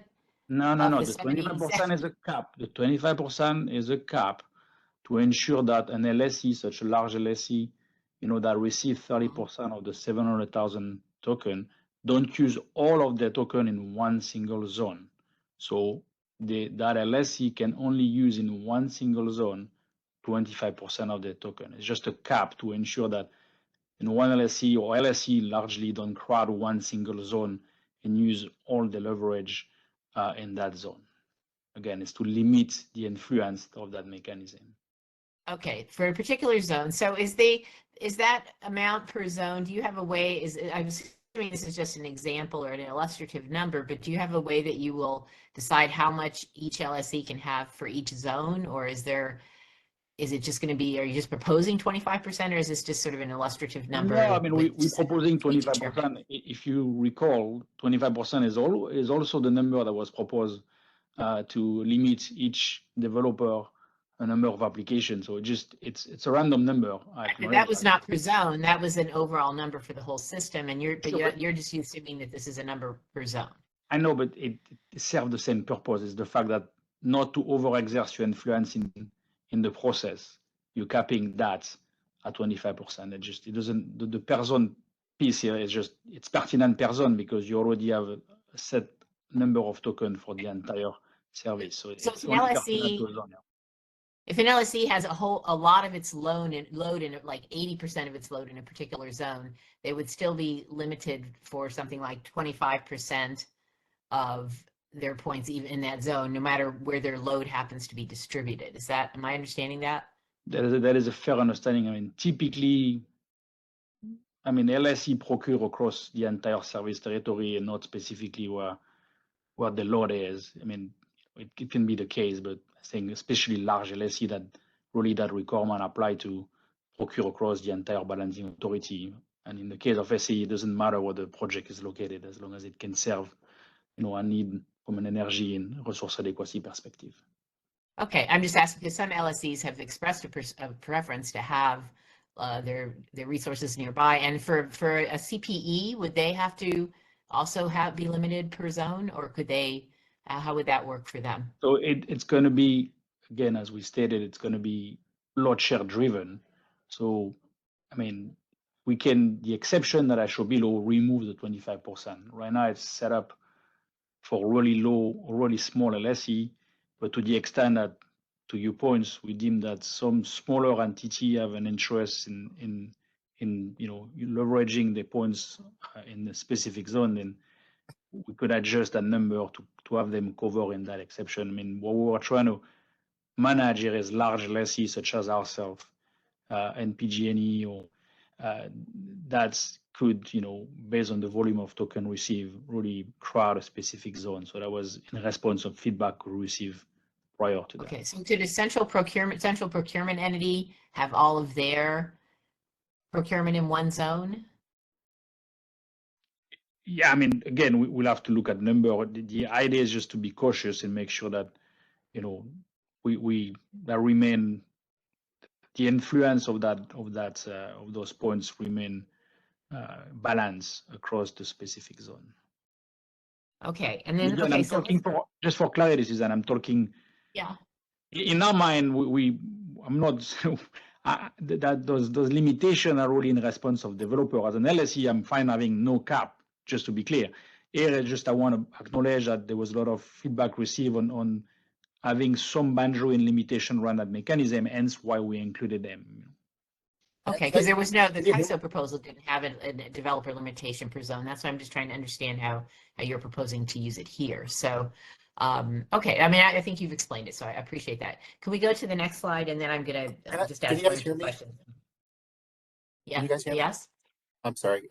This is Gene with SE. I just wanted to step in and say a couple things, if I might just take a minute. So I understand that this is complicated, but I think that when you get down to the details of any, suggestion, it will get complicated. I just want to make a couple points. So as Luik has said, the weighting factor of 35%. So first of all, I think all these numbers are up for discussion to some extent.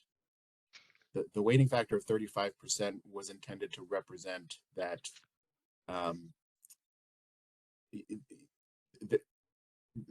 the intention wasn't that all every project would get, the maximum number of points awarded to it, because then that kind of defeats the purpose to some extent.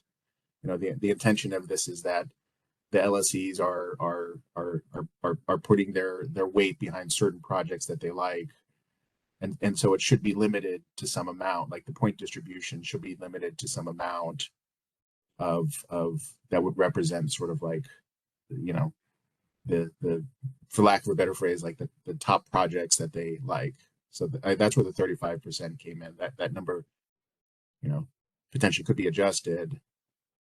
I think Luik has, talked about the 25%, which was an attempt by us to make sure that no single LSE, kind of crowds out a certain area or has undue influence over a certain area. I understand your point about how, well, there could be, LSEs that, actually have an extreme vested interest in local procurement in certain areas. So, I mean, that's something that we could take back and consider.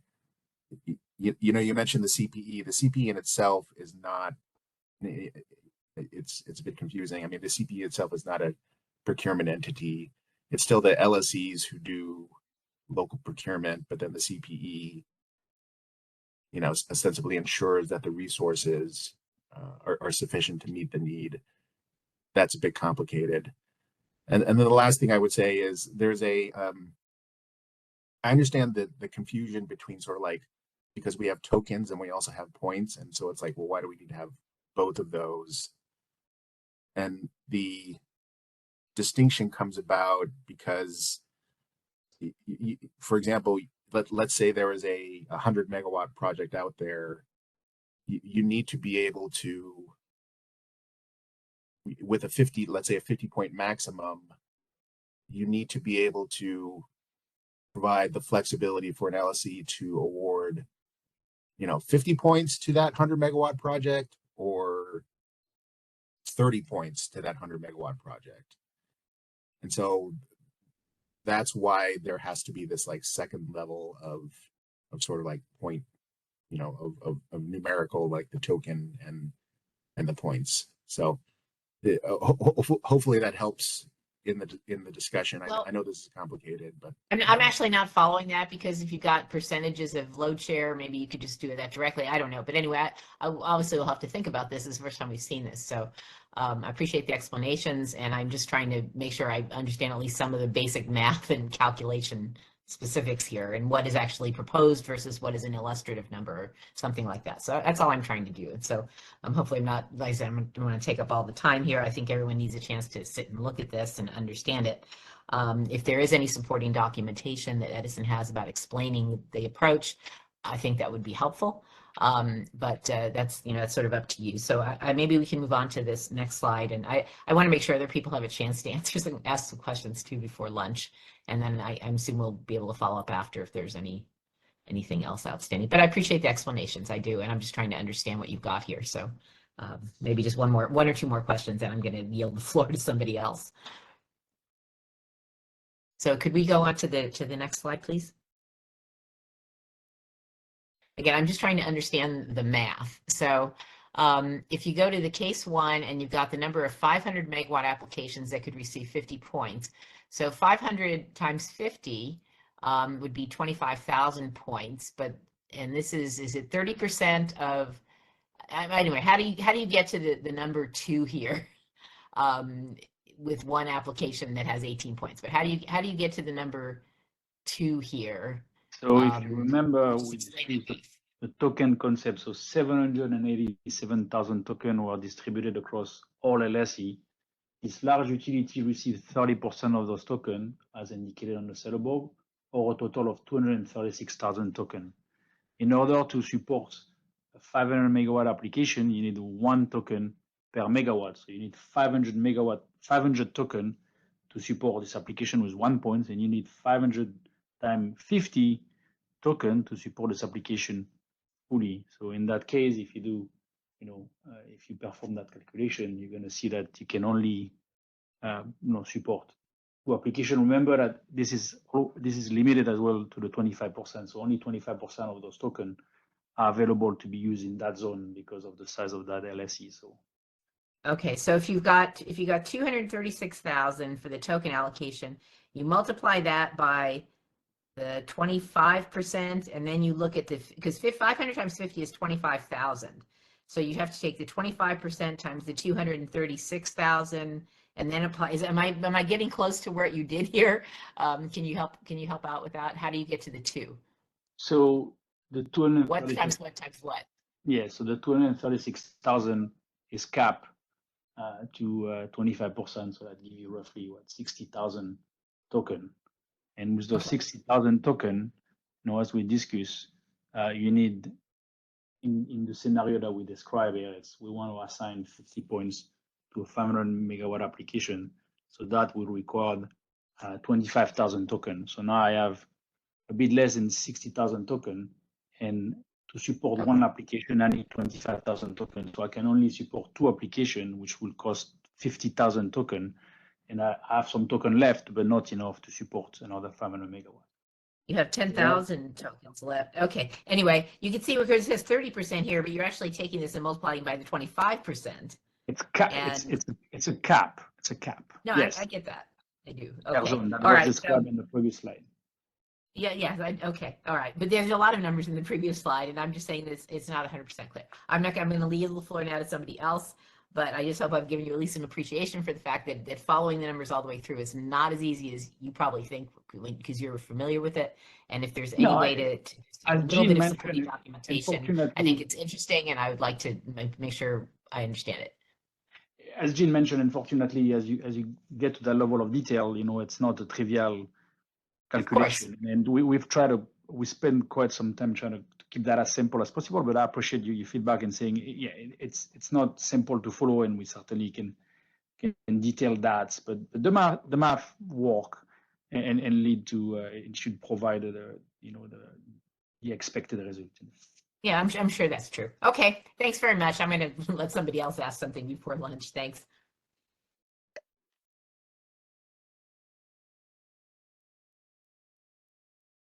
Okay, we have one question in the room too. All right, let's go to the room and then we'll come back to WebEx. Thank you, Loic. Can you go back to the first slide? I just want to confirm something. So, is the idea that back another couple? Sorry. Is the idea that the points that one more? There we go. There we are. So is the forward one? Sorry. Is the idea that the points that are supplied to a project provide, it says up to 60% of an interest from an off-taker, and so the interest from an off-taker relative to everything else, did you have a sense? I note from the top you say should account for no less than 20% of total points. I'm just trying to. Sorry, I mean, we should have clarified that. It's tricky, and you and I talk about that because we don't have a total point. So every time you put points, it's hard to see how that fits in a broader rubric. So here, right. My apology. The percentage on that slide refer to the total points that category would receive. So in the example, right. interest from an off-taker would be, yeah. Yeah. So let's say just to kind of simplify, let's say in the example I provided, the off-taker interest, let's say if it's 50 points, for example, then now you can take those percentage apply to those points that just the 50 points. So it's just tricky because we don't have a set. Talking points is hard if you don't know are they pan out versus the entire rubric and what weight they may have. So that's why we use percentage. But acknowledge that it is in that section, sorry, it's percentage of the points for that section. Sure. So let me just finish the thought here. So let's just say, for the sake of clarity right now, let's say this one criterion in the entire matrix is, I'm not saying you agree to it, but it's just, let's say it's 20%. Now you're saying the points that are awarded by the LSE are up to 60% of that total 20% of that is correct. Weight. Is that is correct? Okay.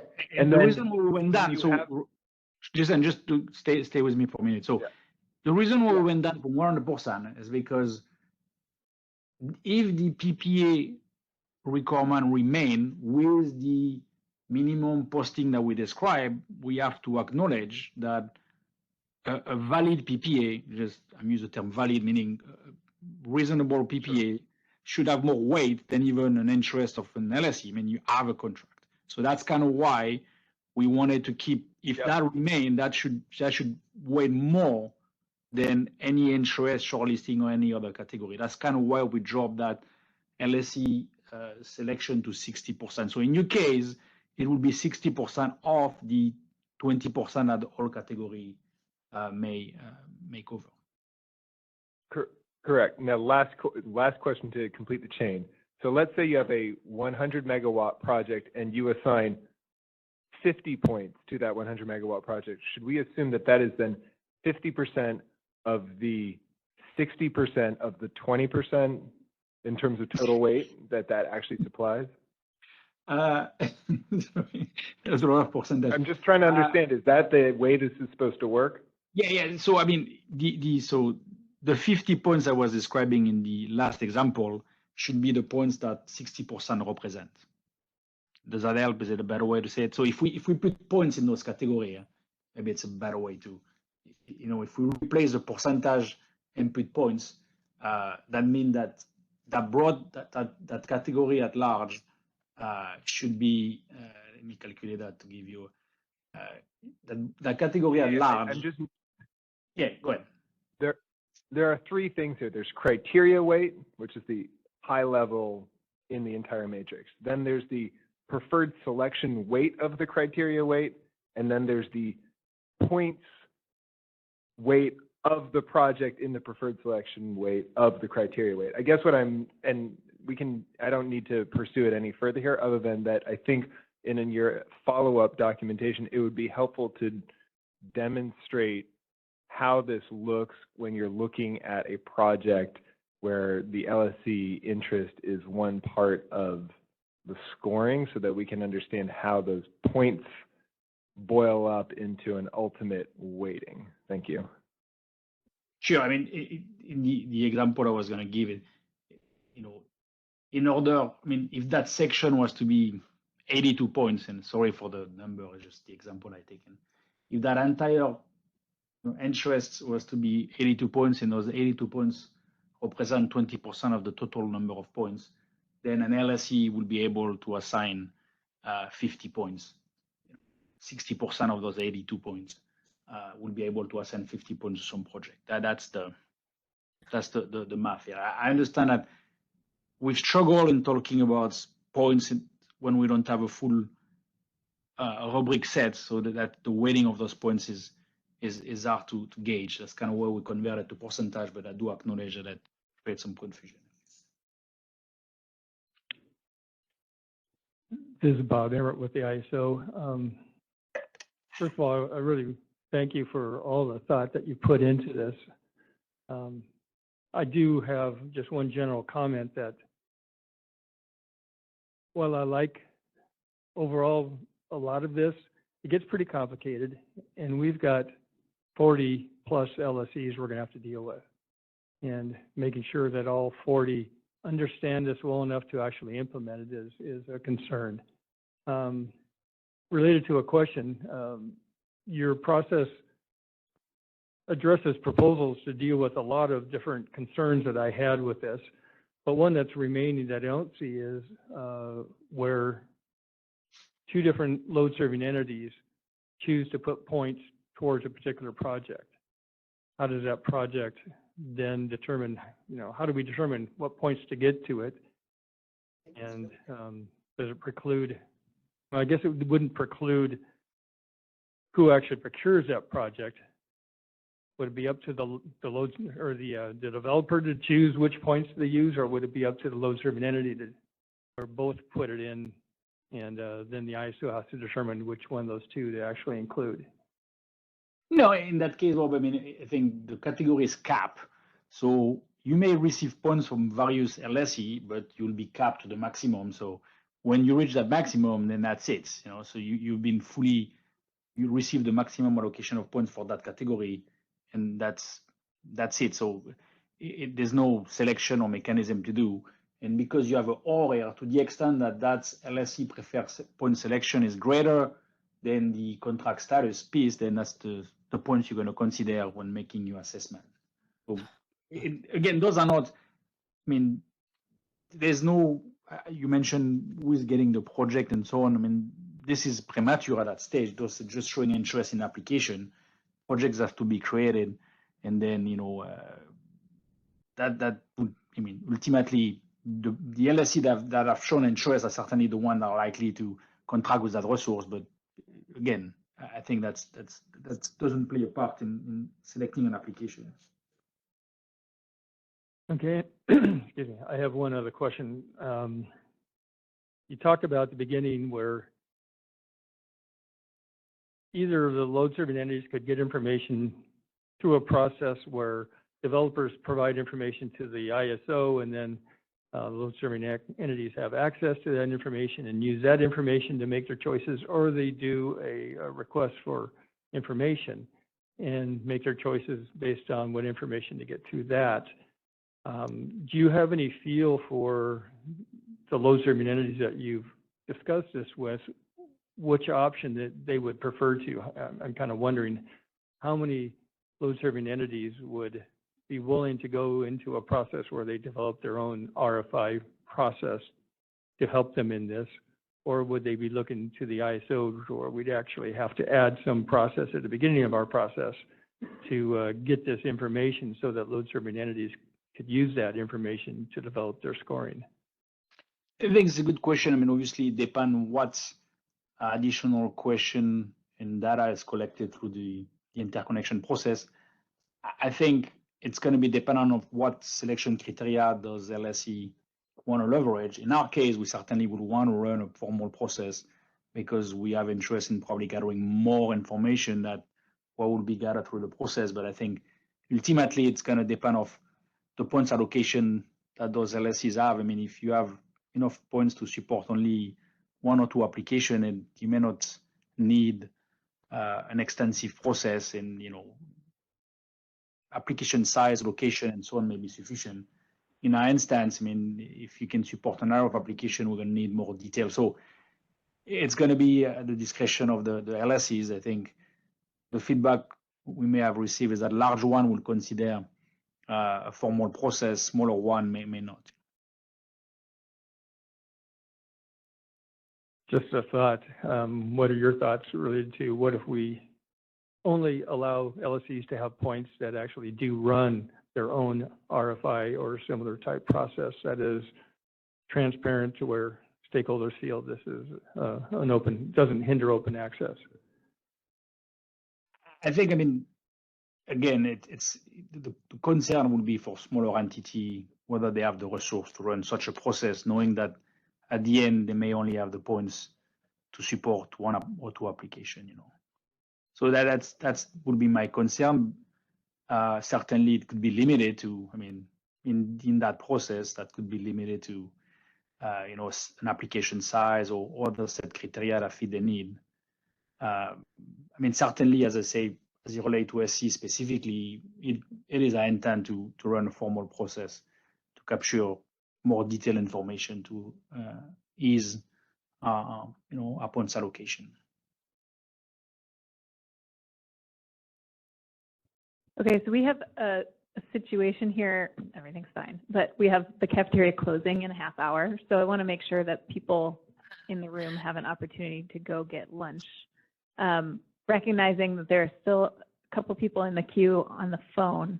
Are you all able to come back at 1 or 1:15 and ask your questions, or is there a need to finish with the questions on the phone right now?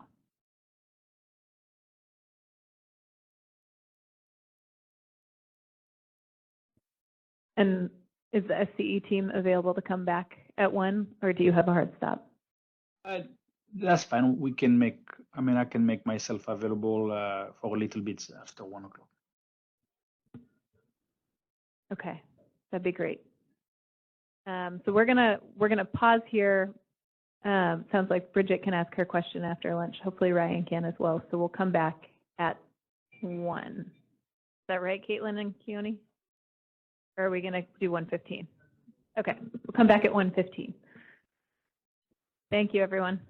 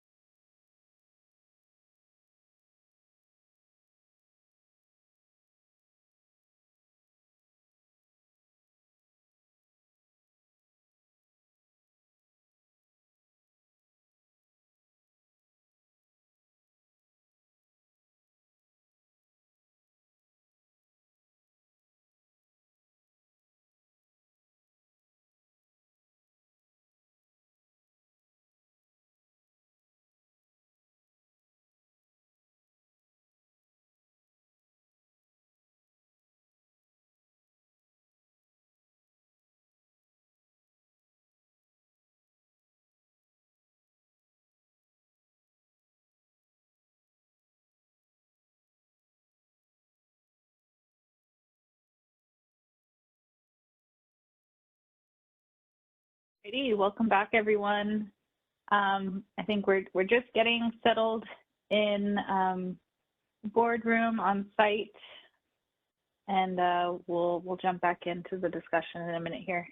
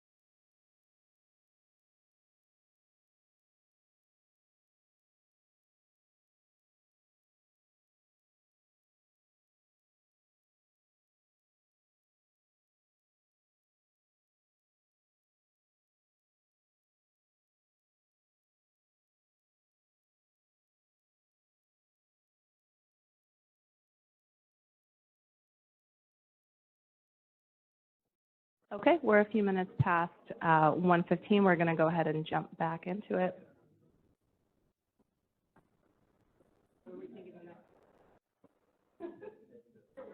And then, Caitlin, do we have Ryan and Bridget and Loic and or Virginia back?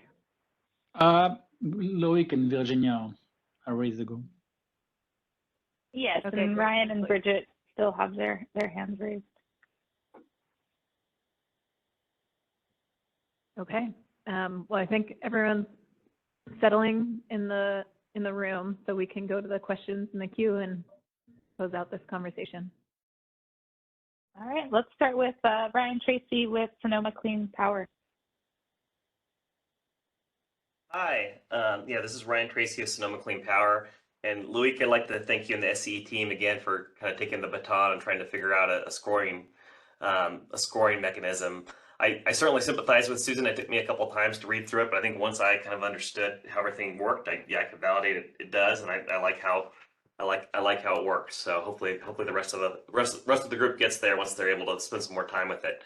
I did want to chat about a couple things. One was we were just talking about this situation where multiple LSEs assign points to a project, and I understand there's this trade-off. I think that there was originally concern about small LSEs being able to have agency and getting the types of small projects they specifically need forward. And I think the idea of capping the points at the project's capacity does that because they're able to kind of fully subscribe it. But I think there is a trade-off in that there might be a couple resources that are super important to a lot of different LSEs, and those same LSEs want to for sure get them through. And there's no extra waiting for that. So if 2 or 3 LSEs really like an offshore wind project, let's say, that's really strategically important. I do kind of recognize that capping it, and I don't have necessarily a good solution because I think I like the idea of capping it from a small LSE point. Anyway, I just kind of want to acknowledge that trade-off and see if you guys have thought through that at all. The other thing I just wanted to touch on real quickly was in response to Bob's conversation about the RFI. I think I was actually the person in our smaller group that you facilitated that kind of challenged, I think, the idea of making RFIs mandatory for the load serving entities. I think my main concern there was I didn't want to place another burden on developers to have to respond to 40 different RFIs right before the interconnection queue process. I'm also a little bit, one thing I haven't really quite thought through is what additional information we think we're going to get through the RFI that we wouldn't be able to facilitate through the CAISO. I'm thinking about the types of information I would want to be able to select which resources I think are strategically important to me. And in the 2030s, I'm going to be chiefly looking at location, technology. Those are things that are that are going to be readily or publicly available in the interconnection report. I think the other components are potentially the developer experience, which you flagged, and I'm wondering if there is a mechanism for on an interconnection request the developers to include an optional attachment describing their experience that if they'd like, that could be shared with the LSEs to kind of help bridge that gap without delving too much into confidentiality issues, or and the other one is cost, which I'm not sure we're going to have a whole lot of information or reliable information with at that point anyway. I know that's a cheap criticism of the LSE approach, but I challenge that, with, we're going to have the heat map data. We might potentially have some of the components, Clearways proposing some other data to help inform where interconnections are more viable. We know that from the zonal approach and limiting capacity to different zones, that will increase the viability, technical merit of projects. I think we're well equipped, and I think having some LSE interest incorporated to help provide this direction of where we need to purchase things, having that is way more important than completely scrapping it because of some concerns about the mechanics of the RFI or some of these other points. So I hope we work out a solution that simplifies things and makes things work for the broader group. Yeah, and thanks for the feedback. I think, as we indicated, we're highly supportive of having a set of question and requirement incorporated in the actual application, to your points. So to the extent that the LSE can agree on, key element that may not be present in the application that will enhance or assist in the selection, that's certainly great, and that may avoid duplication of requesting that information. Again, I think the RFI idea was to say that if you have a unique set of requirements that you wanna gather, then you may have to run that process. I agree with you that we should not force that process to all. Just from a resource perspective, it may be difficult for some. So I think having a base set of requirements in the application and leveraging an RFI for the LSE that desire to have additional granularity or information seems to be a good compromise. In relation to your first comment and question, I think I just want to clarify one element potentially. When you say multiple LSE may be interested by the same project, so the idea is there's two components. One is obviously, in a rubric criteria, every category have to have a maximum number of points that can be allocated. If not, it's skewed the whole weighting. So the cap is that that category is set for a set number of points.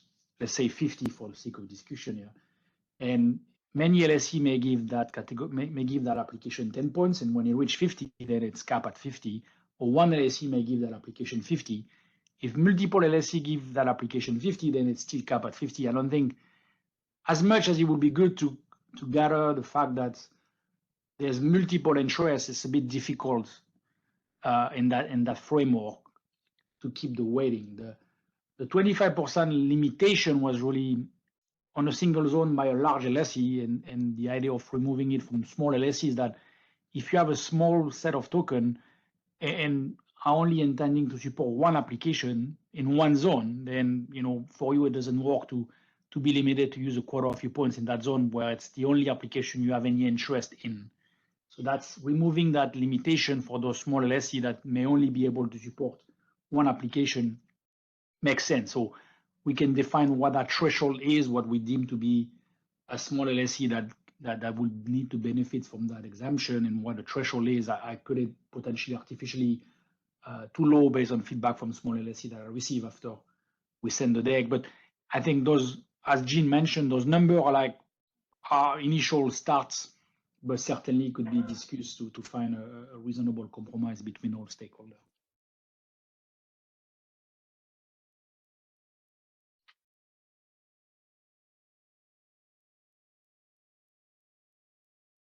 All right. Let's move to Bridget Sparks.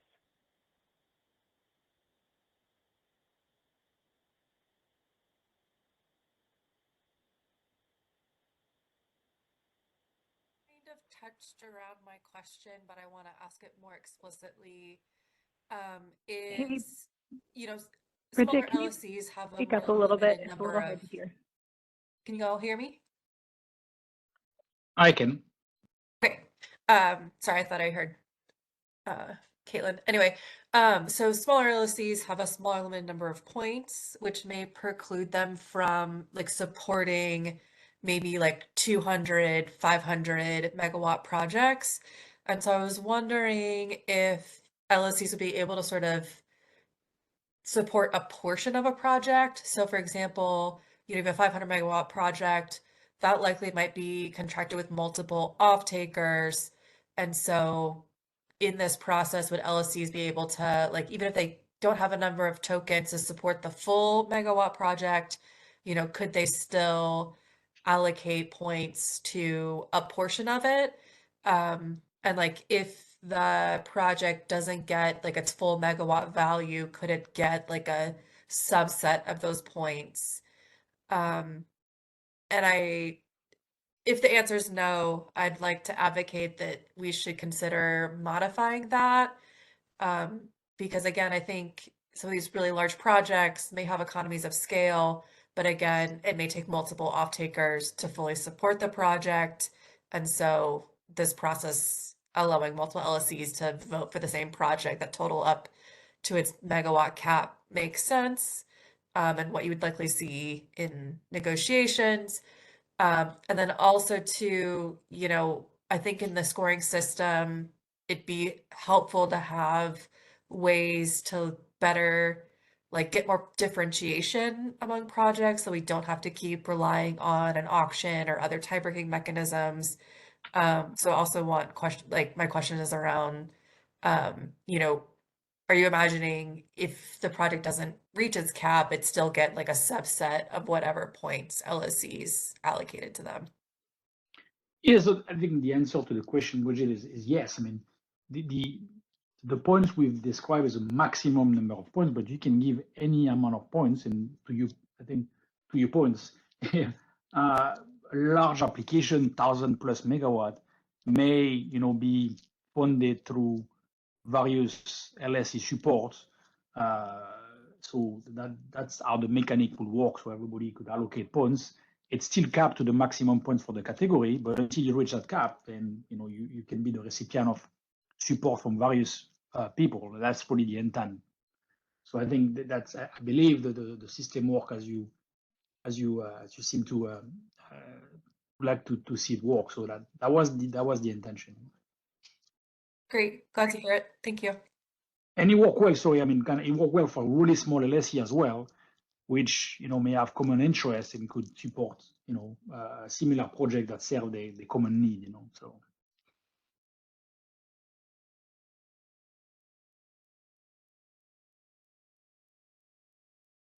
There are no questions online. So this is Bob Member with the ISO. Just curious if we're considering to add some time to the beginning of the process to ask developers to provide some basic information on their projects without necessarily providing their full IR package, so that the load serving entities can use that information to determine which ones they want to provide some points towards. How much time do you think as a load serving entity you would need to have that information to be able to determine, how much time ahead of the whole process are you going to need for developers to provide that information early? I mean, we haven't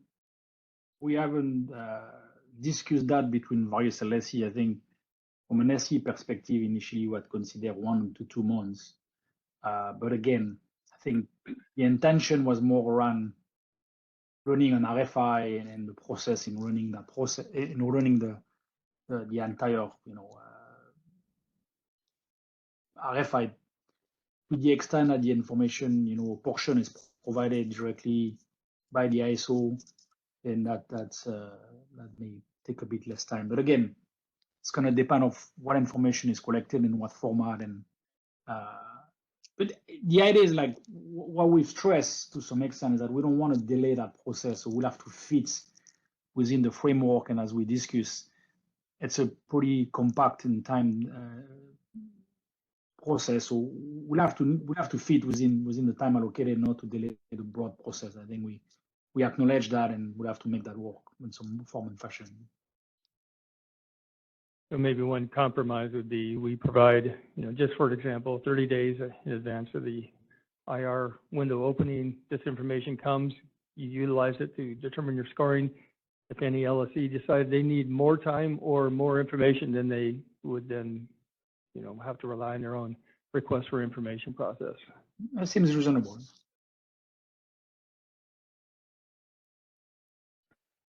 And just to be sure I understand kind of how this all fits together, when we think about some of the information that Sushant presented today and the information that the ISO will be putting out to sort of provide developers with an indication of where there may be available transmission capacity, I imagine that comes out first so that you all can craft interconnection requests based on that information. Then there needs to be time for the LSEs to review that or issue their RFIs and receive the information, and then we open the interconnection request. Is that consistent with how everyone else is thinking about this sequence? Sure. I mean, obviously, just for clarity, the LSE interest can be provided to the CalISO on the tail end of the cluster process, meaning of the application process. So it can be, when the process closes, where obviously, the data you're referring to assist the developer need to be provided ahead of time so that developer have time to, craft the application. So maybe that's the small nuance here. I don't know that the LSE interest need to be indicated as people are applying. It could certainly be done post, application, which is kind of what we had in mind, because in order to provide interest, we need to know who actually apply. I mean, we may have a sense of who want to apply, but until the application window has closed, it will be difficult to know who applies. So I think what we had initially envisioned is that once the cluster application closes, you will provide the list of applicants, and then we will return the LSE selected, project in allocated points. And that could be timely when we've done the work ahead of that, but certainly, we only know who apply once they have applied.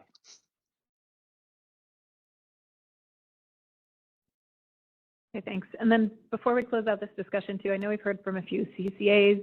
I'm just curious about how any of the non-jurisdictional LSEs might feel about this. We've also heard from some developers to get clarity. So not to put anyone on the spot, but would appreciate any feedback. No, thank you for the opportunity. This is Tony Zimmer with Northern California Power Agency.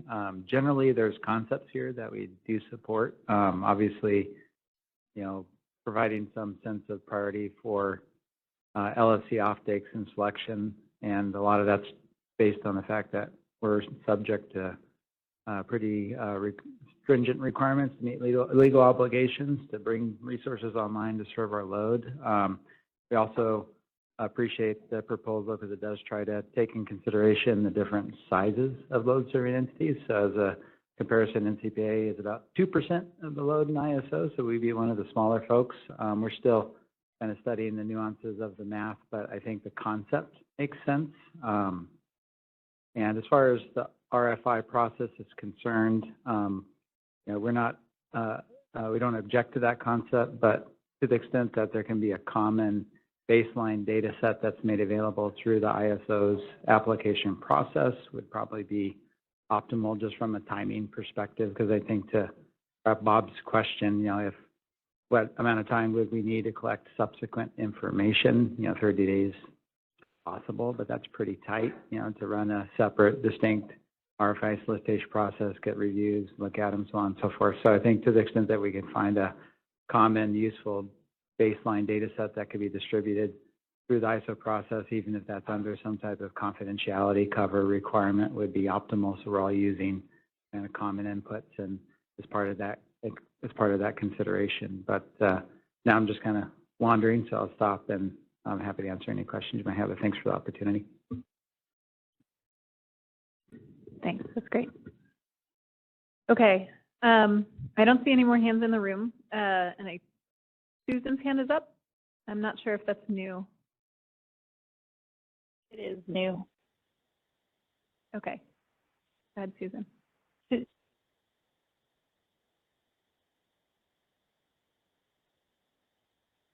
Can we unmute Susan's line? Thank you. Thank you. I was just unmuted. Sorry.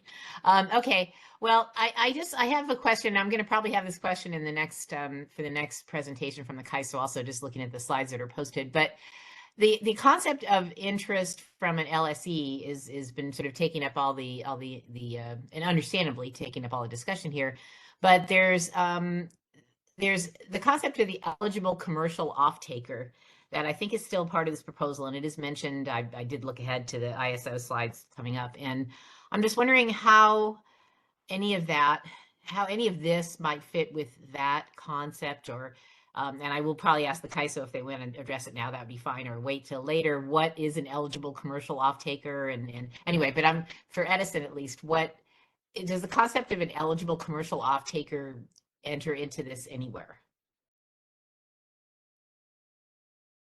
A really good question, Susan. I think we want to acknowledge that we've heard the request that those non-jurisdictional and jurisdictional, well, let's see, non-jurisdictional and jurisdictional, no, how do I say this? The eligible commercial off-takers who are not otherwise covered as being an LSE, we wanted to make sure that they still have a path to procurement, and wanted to recognize that projects that may be in commercial discussions with those types of off-takers may still be viable projects. However, we are open to feedback about how best to make sure that their commercial interests are incorporated into the process. So, okay, well, sort of there's really two questions. There's one of them. Oh, go ahead. Sorry.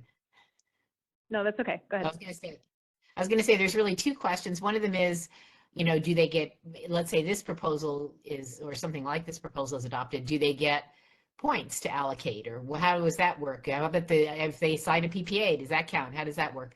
And then the other question is what is an eligible commercial off-taker? Is that just any commercial off-taker, or they have to do something to become eligible? And then to participate here or in whatever other way they could participate. So I think the definition of what that entity needs to do to be eligible, and then how they participate, those are sort of the two big questions here.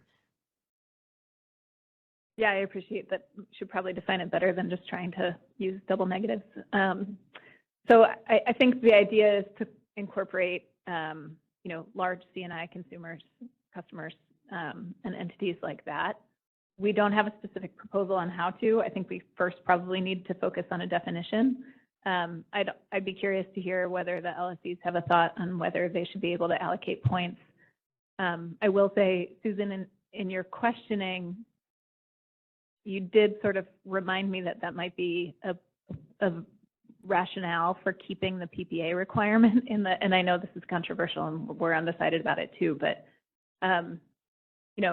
if there is a project that has a PPA with a non-LSE eligible commercial off-taker, that is probably some indicator that the project is viable. But that's just me sharing my perspective, so I'm totally open to feedback on that.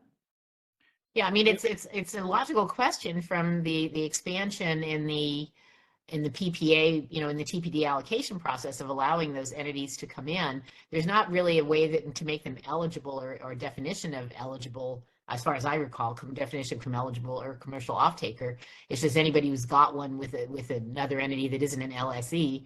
But is that, if it's just not being an LSE, does that make them eligible? And could you get no points for being shortlisted by them or anything like that? Or how does that, if they've conducted a solicitation, does that help? I mean, anyway, I think just the idea of how does that concept fit into anything we're talking about. I don't know how much of the market it really will be, but the opening is there now. And so I just think it would bear some thought about where they fit into all of this and who they might be and how how are they eligible? Is it just anybody, or anyway, just the point here in this discussion.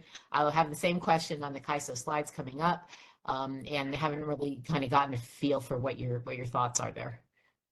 Yeah, all good questions, Susan. I think we struggle with the same question, and not being familiar enough with the process. I think we kind of let that pending. I mean, if anybody had good idea, I mean, the concern obviously is a similar concern we have in that category, is to make sure that it's not a path for anybody to get a letter of intents, a process that is quite informal, and get points. So certainly, it's open. They're open to that process. Just we have to figure out how we integrate them in a manner that meaningful.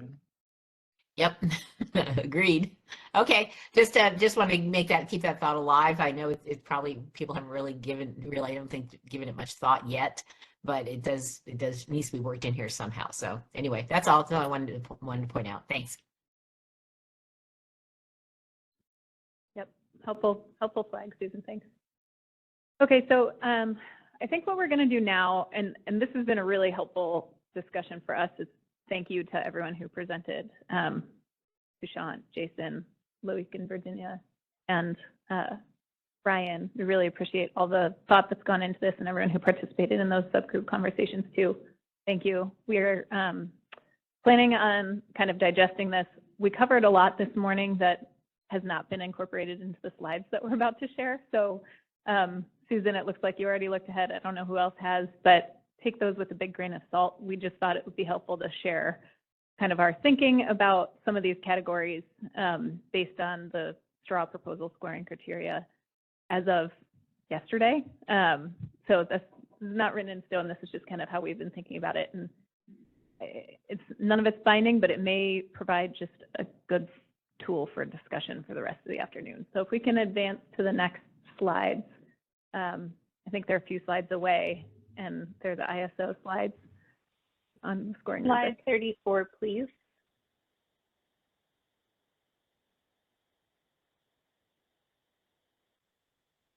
And the next one, please.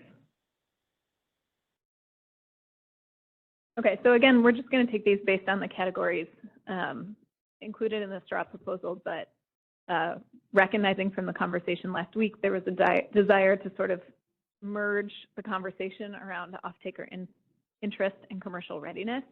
I think you all heard we are very intrigued and I think see a lot of benefits to the LSE, the points-based or token-based approach that Edison just went through. It is complex and I think we need to process and digest it a little bit better too, along with everyone else, but see some promise there. As you may recall, getting LSE interest was kind of a top priority for us in comment from the straw proposal. We wanted to find a better way to sort of implement the MOU and make sure that we were bringing those commercial decisions into the interconnection process earlier than they are currently without creating unreasonable expectations or undermining PPAs and things like that. And so I think that the Edison proposal does a nice job of doing that. So that is something that we're thinking about and wanting to explore, I think, as we move into the revised straw proposal. We have heard you that there are some other commercial readiness indicators that may be helpful in determining a project's readiness. So we still think it might make sense to award points for shortlisted projects or projects that are included in a preferred resource or included as a preferred resource in an LRA approved resource plan. Recognize that that issue has received a little bit of concern as well, so we'll continue to talk about that. We feel that the executed term sheet is probably it gets a little squishy and a little hard to pin down and validate, so we've struck that one. And obviously, we're still having the discussion about PPA. I think we've heard from a number of stakeholders, probably the majority of stakeholders, that that's a risky thing to include in the scoring criteria. But I think you've also heard us that we're trying to move to a process where one day these projects are more advanced and you do have more information on interconnection costs and timelines so that you are able to be more advanced in the commercial process as you come into the interconnection process. So again, not binding that we haven't struck it out. We just think it needs more discussion or consideration. I'm going to stop there and see if there's anything else someone wants to say on this slide before we move into the next category. Did I miss anything? Susan, I see your hand.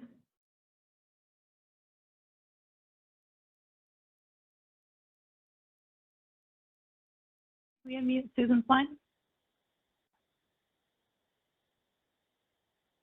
Hi. Yeah, just a couple of clarifying questions. The shortlisted issue, excuse me, the TPD allocation, where they use this criterion, it's shortlisted or in active negotiations. Is that still Is that an element here that could be included as well, just to be for consistency? I think this is Bob Everett. I think at this point, we are open to those kind of suggestions. We haven't, when we put this out in the straw proposal, we put it out there for discussion and didn't try to kind of really nail it down, pin it down, if you will, to what exactly we would land on. We wanted stakeholder discussion to help us with that process. So I think at this point, any of these items are open for modifications. Okay, it seems like a useful concept because often what people do is they have say an off-taker for part of a project or a project, and then they simply open discussions with that off-taker, and there you can show that there's a give and take back and forth, not just, you know, you've offered them something and it's just sitting there, but there's a give and take back and forth where you're maybe looking to expand the contractual relationship or add, you know, potentially add storage or do whatever, or contract more of a project with, you know, where it's not a formal RFO where you have a short list. But it is definitely a two-way discussion, and I think that sometimes that concept is very helpful without a formal RFO. So I would urge you to consider including that in that particular item. And then Susan, that I was just gonna, can I just respond to that real quick? Sure, Danielle. The one point I would just make is we would want to find a way to validate that those commercial discussions are happening. Sure. Active commercial negotiations is kind of another term it could mean a lot of different things. So we'd want to reduce any different. Well, you must be able to do that now because it is actually part of the TPD allocation criteria for Group B. So active negotiations have been there for years, and so somehow whatever the ISO does now for that kind of thing, presumably you could use the same process here, I would assume. Group B, it used to be Group 2 and Group 5 or whatever it was. But anyway, yeah, I mean, it's been out there for a long time. So whatever you normally do, I think it seems you possibly could do it here. Okay. All right, so that was one question. And then, yeah, my other question was, the PPA minimum term of 5 years, this kind of gets to are you looking at deliverability or just interconnection? I think the PPA, I mean, I know there are jurisdictions where people sign PPAs before they even have any studies or, you know, even put in an interconnection request. But and Edison's, you know, minimum deposit is sort of an interesting idea. But minimum security. But the idea is in 5 years, and does it have to require RA, or let's just say, can you have an energy-only PPA for 5 years, and does that at least get you an interconnection study, even if you're not seeking deliverability? I just think that it doesn't say right now to get, you know, a TPD allocation. It says minimum term 5 years and requires RA. This doesn't say that, so I guess I don't have a suggestion here, but I would ask you to allow, or at least think about the idea that particularly for solar or projects that don't get much RA credit anymore and probably will get even less going forward, they might still want interconnection. So how that would work here. Yeah, this is Bob. We can consider that. You know, just one thought that came across my mind is if the PPA was for energy only, then the project is only requesting energy only to be studied. Right. And so, but that should be to the extent that they are trying to get studied. I mean, do the scoring criteria apply to them? And if they do, then if they don't have an energy only project, you know, PPA, then they're seeking energy only connection. That should be okay. Yeah, we can take that into consideration. Yeah, I would just ask you to give some thought to that, because I think we don't really know where that's going, but I have seen some PPAs for energy only projects, especially solar, and that may be, you know, the trend where things are headed when the solar gets even less valuable than it is now, but still wants to connect. So anyway, just a thought. Thanks. Thanks, Susan. And Sushant has his hand up in the room. Hi, Sushant from Clearway Energy. Bob, on the comment about if a project comes in with an energy-only PPA, it would only be studied for energy only. The question is if the points or the scoring aligns such that this project makes the cut for being studied for deliverability, I feel that should be allowed, because we have seen some outlier cases where projects have been able to acquire energy-only PPAs and have proceeded to get deliverability or materialize into fully deliverable projects. Would that be an option for those projects? Yeah, that's something we'll have to think about.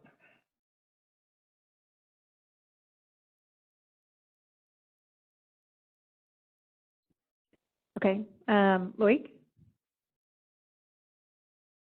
Yeah, I mean, our take with the PPA, just to be clear, is the PPA should be for a product that is aligned with the application. So if the application is an energy-only application, and I agree with Susan, we're going to see more and more of that for PV, certainly, then a PPA with energy-only will be applicable. If the application was for energy and seeking deliverability, then the PPA should be the product in the PPA should include the resource adequacy. So that was the intent here. So I don't think this was intended to be limited to RA only, but rather to, align with the application that is being submitted.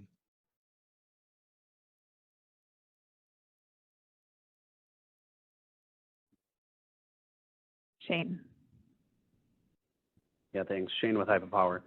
On the PPA, especially like at project application, I think we just want to be careful about not putting too much weight on that part, because again, if the timing and costs aren't known at the interconnection, I know you said, you're trying to contemplate ways of bringing that forward, but, to the point I made this morning about like doing the study before the study, right? I mean, off-takers, not just in CAISO, but really across the country, have typically relied on at least a study report to provide some indication, some sort of certainty as to the cost and timing of an interconnection, especially for processes that have more than one phase. And in light of, CAISO's other parts of the proposal to reduce that to one, to require that up front, I question how much value that PPA would really have.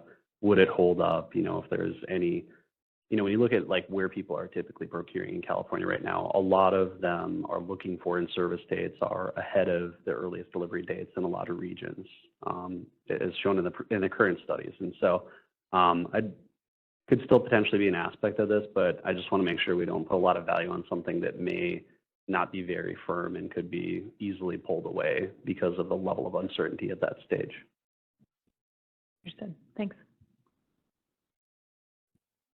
Yeah, it's become clear to us that we have a lot of kind of overachiever A student developers in California who are looking for ways to make sure that you get a really good score as you move into the process. And that's what we're trying to encourage, but we also don't want to take that to the extreme. So appreciate that. Yeah, this is Bob. I guess I have a question for the CCAs and the NCPAs of California. Do they see that they might actually be in the mode of selecting a project early on to where you say, this project is in a community that we see a lot of value of that project being in the community, and we're going to move forward with a PPA on that project. We've done our own research and we feel confident enough about it that we're going to give a PPA even before the ISO studies are done. I could see smaller entities doing those kind of things, but is that a valid thought on my side? Speaking on behalf of NCPA as a non-jurisdictional LSC, I think that's definitely a valid consideration. In many cases we're building resources to meet community needs, and we may in fact be running our own parallel power flow studies to try to predict what the likely outcome of system impacts may be, even though ultimately you may not know until the ISO runs their studies. So we are trying to not run into that completely blind and have a general sense of what projects we think ultimately will be successful. And as you noted, there may be other community benefits with regards to where we may want to interconnect facilities. And in the context of some of my members who are generally located in Northern California, they may have a strong preference to build a facility closer to their load for public support and community support purposes, while some of the larger study portfolios may be projecting all the solar, for example, going into Southern California. So having, so I guess the simple answer to your question is, yeah, we may ultimately execute PPAs for a variety of reasons beyond just, what you'd otherwise assume, and even prior to having certain, study results available, because we may be doing that on our own.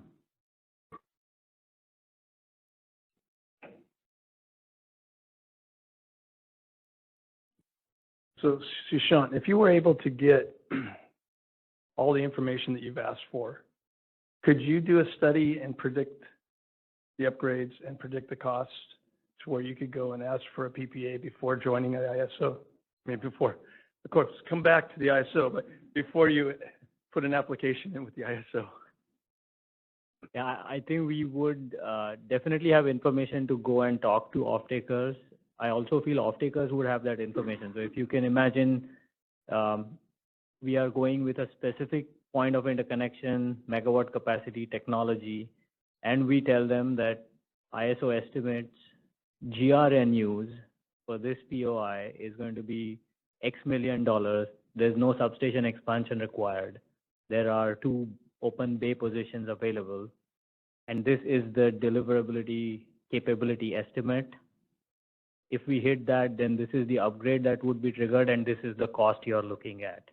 I think that stream of information adds up to a lot of parameters that the off-takers would be able to use, and we would also feel confident pitching that project for the purpose of getting into the scoring criteria.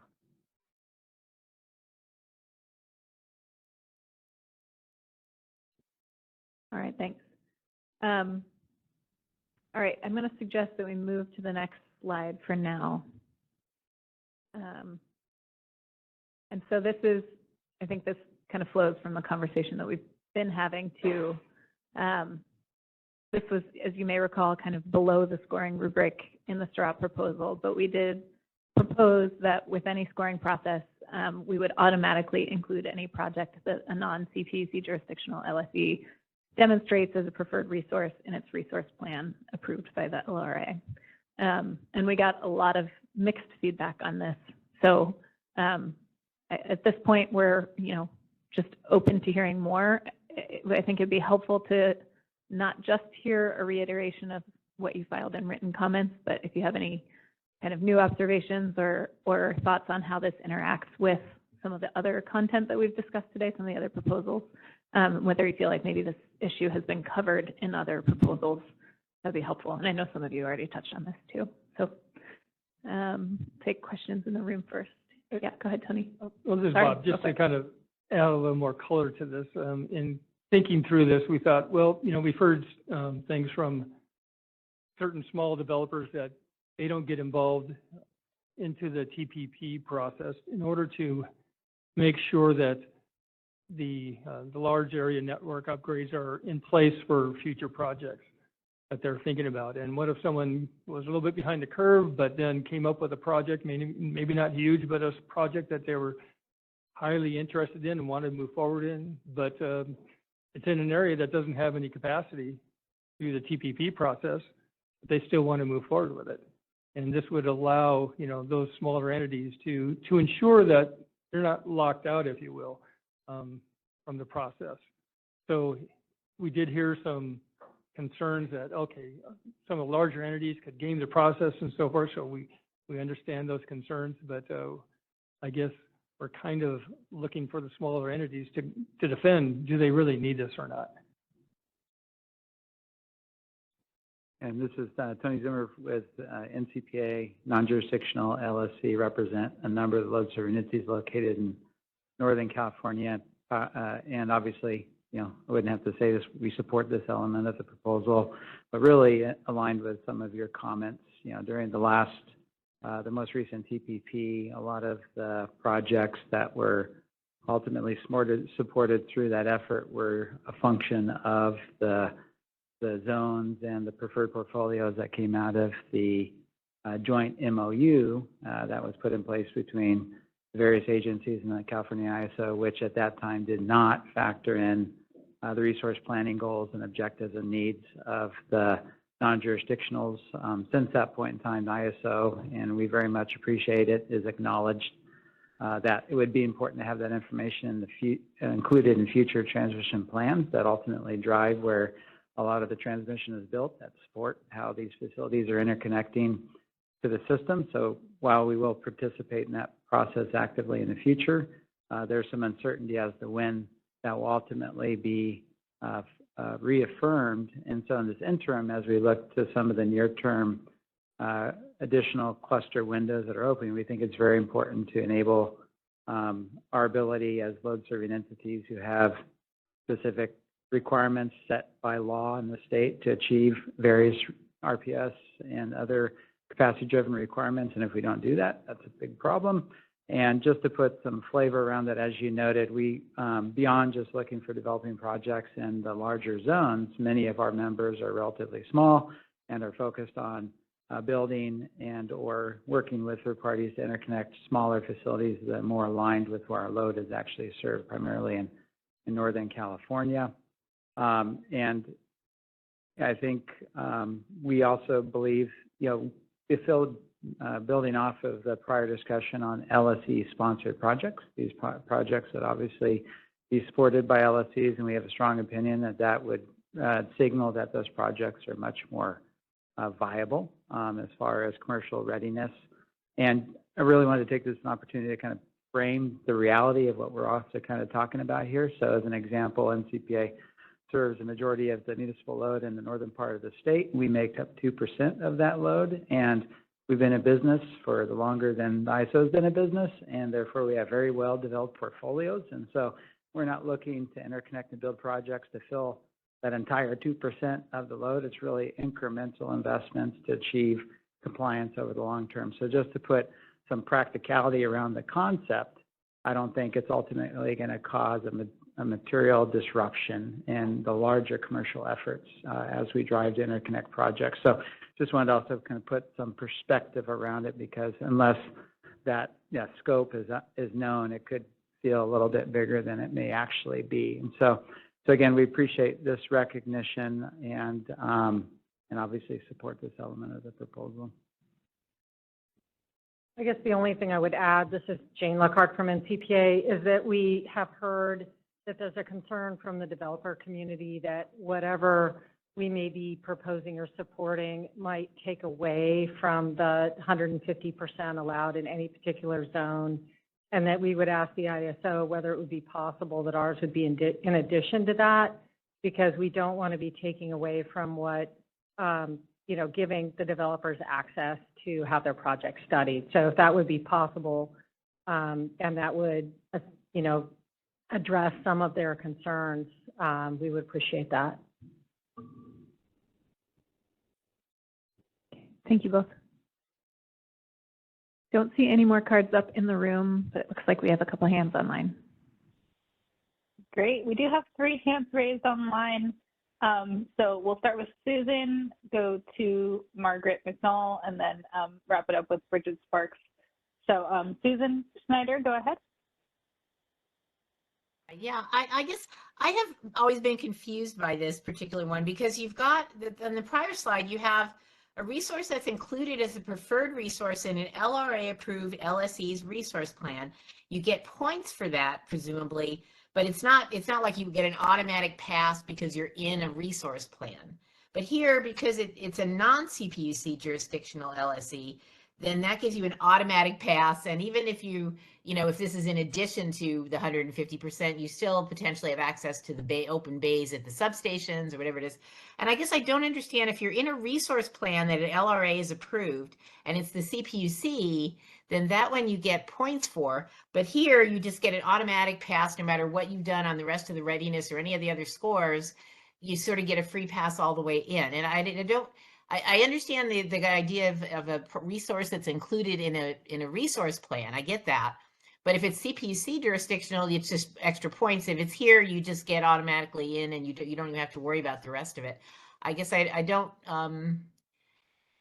I don't, and so I guess I don't really understand the differential treatment between CPUC jurisdictional LSEs and non-CPUC jurisdictional LSEs. So the resource plan is the resource plan, but why does it make any difference what the jurisdiction is for the particular LSE? Well, I think the original rationale of having this called out separately was, as Bob was saying, by making sure that they weren't lost or not incorporated in the TPP process. So earlier in the process, if the zonal approach doesn't necessarily reflect the needs or the resource plans of non-jurisdictional LSEs, then this is the way to address that. I think we agree that it probably makes sense to not have both of these, that they could be, we could probably select or move forward with one or the other.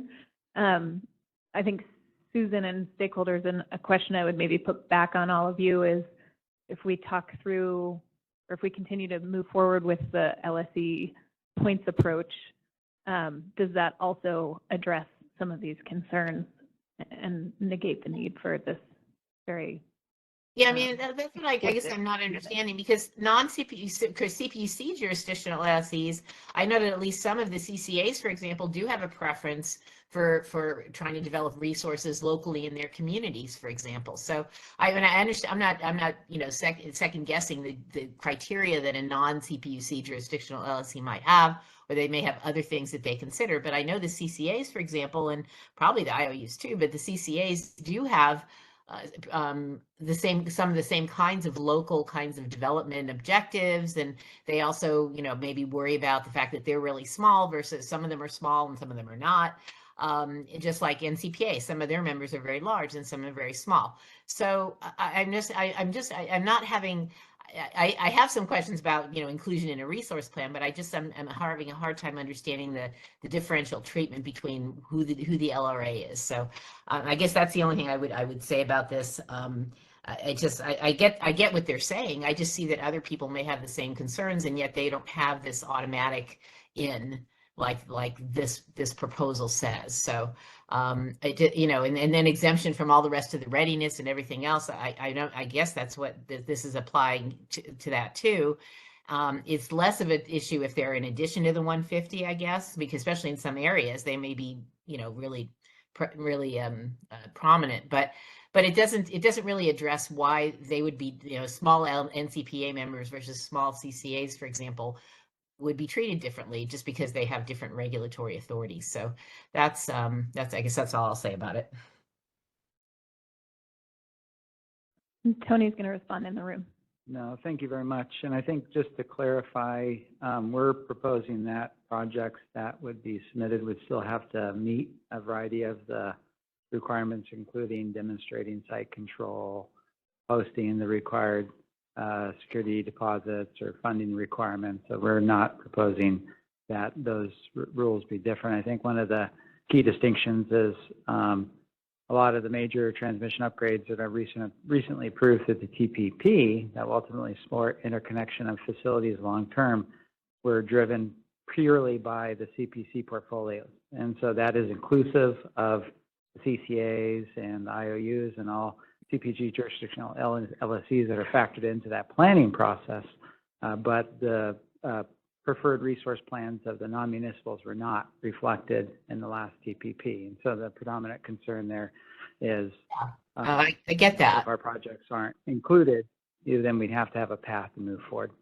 Well, I get that, but then what it means is that maybe you have some projects in areas where there is no capability to interconnect them, and I think that is a problem.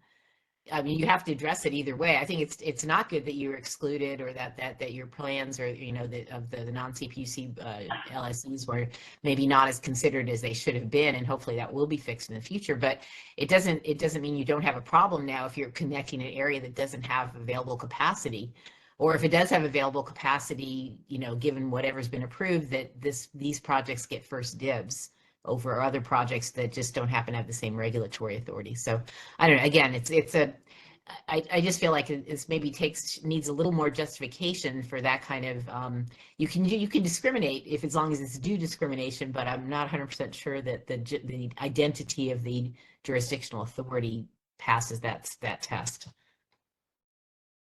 Yeah, and I appreciate that comment. I think the objective is to get the project studied, and then ultimately, to the extent that it's determined that this project cannot interconnect, then, you know, that's the result of the study. But I think it's really it's focused on enabling those projects to be studied. Sure, and that's what everybody's focus is in the intake side. So yeah, okay. Thanks. That's all I have. All right, let's go to Margaret McNall. Thompson Coburn for 6 Cities. Can you hear me okay? Yes. Okay, great.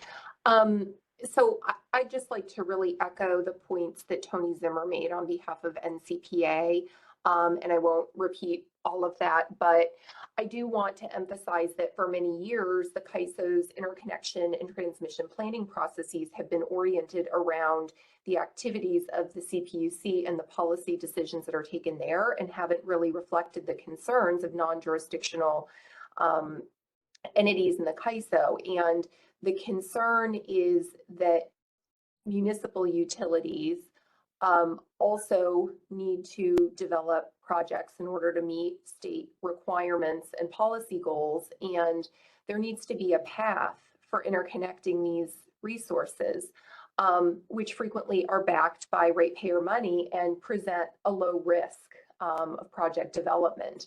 So one concern that we have in particular is with respect to projects that may be located within a municipal service territory, but that may not be one of the CPUC's designated zones that for which transmission deliverability capacity has been built or is planned. And so again, those projects need a path forward, and the idea of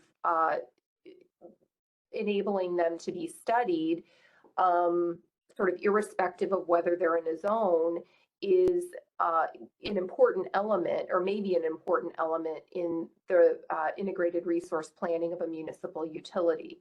So if there's a different or a better way to accomplish that through a scoring system, I think we're certainly open to considering that, but I think the idea that there needs to be a way for non-CPUC jurisdictional entities to have their needs reflected in the identification of zones and in the interconnection request process is very important.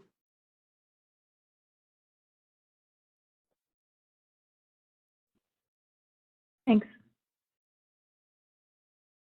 All right, we have 3 more hands raised online. So let's go to Bridget Sparks. Bridget Sparks with AS Clean Energy. A lot of the points I want to raise have been made, so I'll just quickly reiterate that I think we would be more supportive if these projects didn't count towards the cap. And then we also would support them having to meet minimum readiness requirements to kind of create more parity between sort of scored and non-scored projects.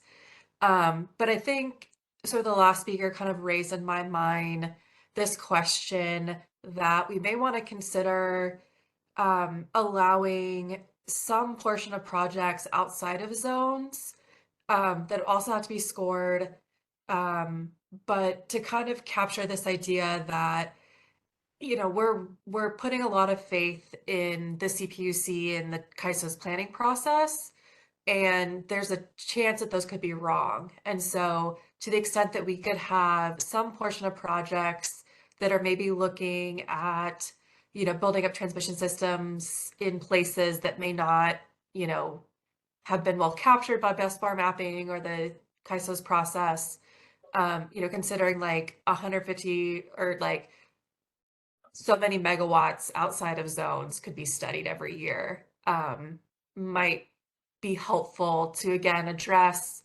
sort of non-CPUC jurisdictional entities planning concerns, to take into account, you know, that we're potentially going to be losing the feedback mechanism in the busbar mapping that used to take into account commercial interest. Well, now the CAISO's process will direct all the commercial interests to specific areas, and so you kind of are losing that piece of where the market thinks projects need to go, or like where we think there's viable land, et cetera.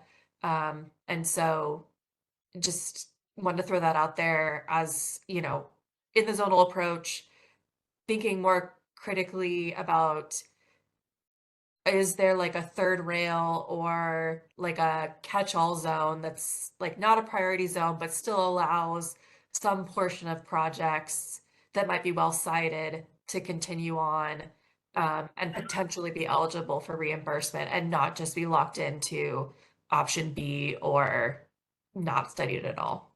Thank you. Well, this is Bob Emmert with the ISO, just to respond to that, Bridget.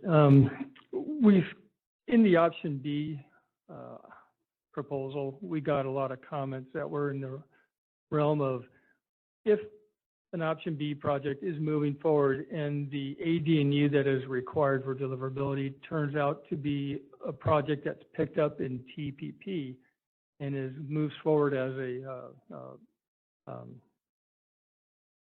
a preferred project, a preferred transmission plan project, that those projects that were option B using, that we're going to be building that, would then be able to turn that over to the PTO to be built and have it built as that type of a project. So I'm, you know, kind of going out on a limb. I haven't really discussed that fully with all of the team, but I think that's a viable option. And so if people feel that they're at a particular area that doesn't have any capacity, is an area that is going to be in kind of a future area for further development that the CPUC would be picking up on, then that's at least an avenue that hopefully you'd find favorable to accomplish what you're looking for.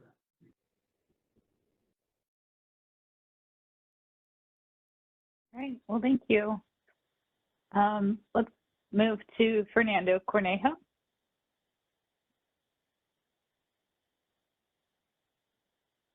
Yeah, hi, Fernando Cornejo with SCE. I know the rules are that we're not supposed to reiterate previously given statements or comments, but I feel obliged to, given a lot of the comments that we're hearing on this issue here. And so I just want to repeat SCE's opposition to this proposal. It just seems that there would be a strong degree of a preferential and discriminatory treatment for the interconnection process. And it seems like this is just for an opportunity for a segment of the overall interconnection applicants to leapfrog whatever process we ultimately adopt here.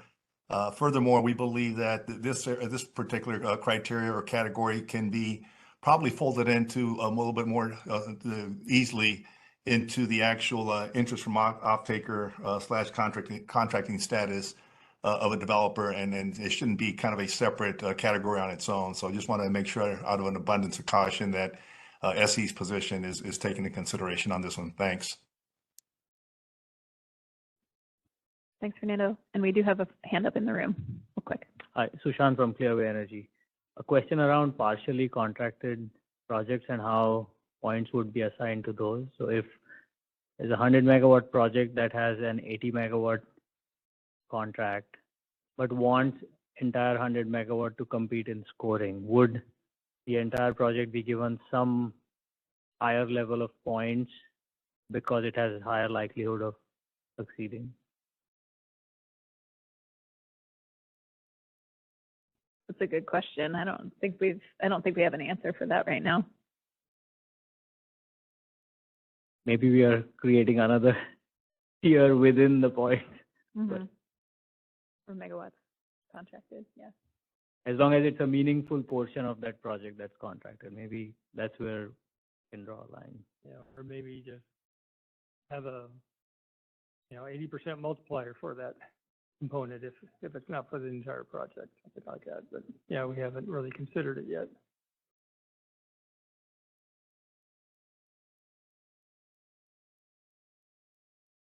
All right, we don't have any more questions online. Okay, I think we can go to the next slide then, and Bob's going to take this one. So after our last discussion, and some of the scoring criteria was being dropped out, and it was looking like the scoring criteria wasn't as robust as we were hoping for. I was thinking about some additional items, and this one came up, and partially because of what I saw in a MISO filing. So this one is related to going beyond the threshold criteria of 90% site control, that we would provide more points if a project was able to show 100% site control at the IR submittal stage.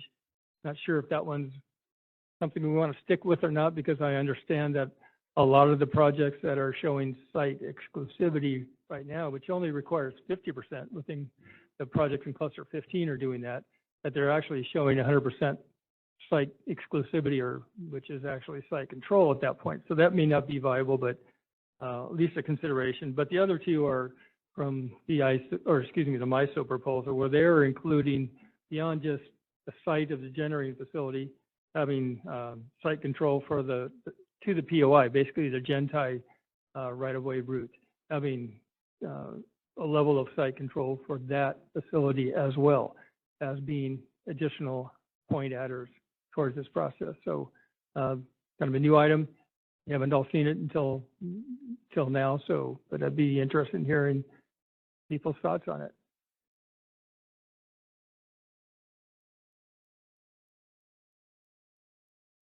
Shane. I'll go first.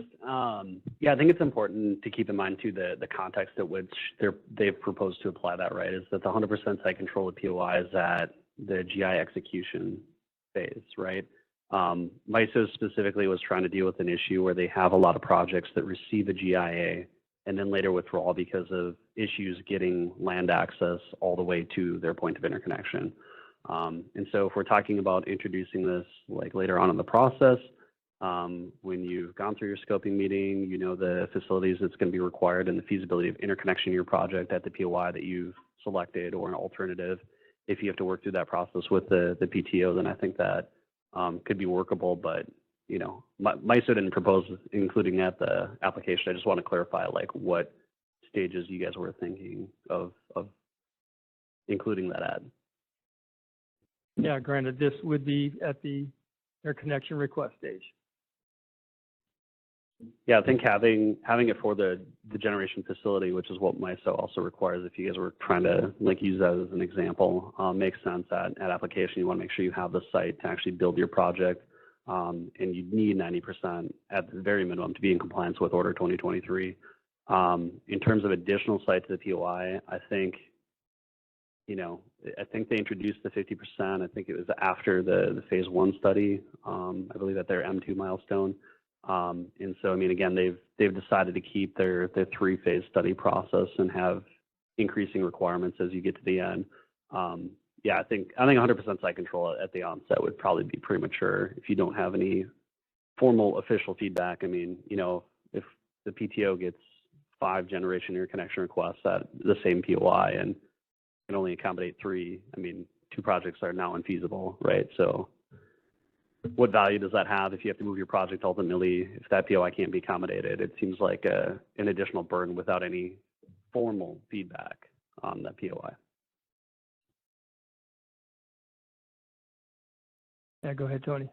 And this is kind of an overgeneralization, but I think one of the goals of this whole process, don't know how to describe it anyway, is the thin the herd, you know, so to the extent that there's an opportunity where a project can demonstrate a greater, you know, a level of site control. And one idea might be, you know, upgrades to existing facilities where you're basically upgrading an existing unit that already has site control and is just looking to increase its production capability. It seems like those, again, would be less risky projects because they would be able to demonstrate 100% site control. So just, again, it's dangerous to react kind of just off the fly, but it seems like, you know, that any type of qualifier that may help differentiate eligibility of the projects that are most likely to succeed or not would be something worth considering. So what you just brought up is coming up. So we'll actually discuss that specific component. So I guess from what I'm hearing, at least from one commenter, that this may be pretty unlikely at this stage. I guess the question then becomes, is there harm to include this? Ethan? I'd be curious, Bob, if you could operationalize it one step deeper. So is site control to POI, is that a linear measure? Is that an area measure? Do you need to then have your gen type, for example, if you're doing that, follow that site? Is that a commitment of that, or is that allowed to change over the course of the project? Would appreciate a little more detail. Well, frankly, haven't really worked through that level of detail yet. And that's why it was brought up here, just to see what people feel about it, and if it's something that is, people think, well, it's worthwhile including it, what would that additional criteria be?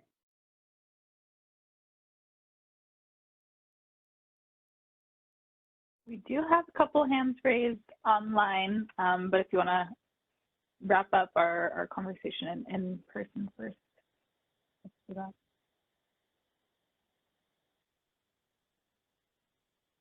I think we're good to go to the phone question. All right. Let's start with Aisha Berry. Bob, I have the same question as before. Like, what does site control to POI mean? What is like, so you said incremental site control adder. So does this mean different stages?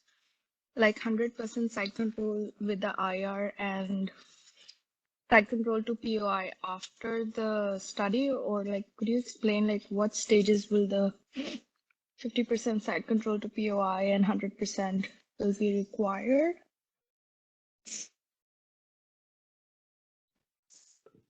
Yeah, we're talking about the scoring criteria here. So this is criteria to be scored on in order to determine if your project gets studied or not. So we'd be providing additional points for this.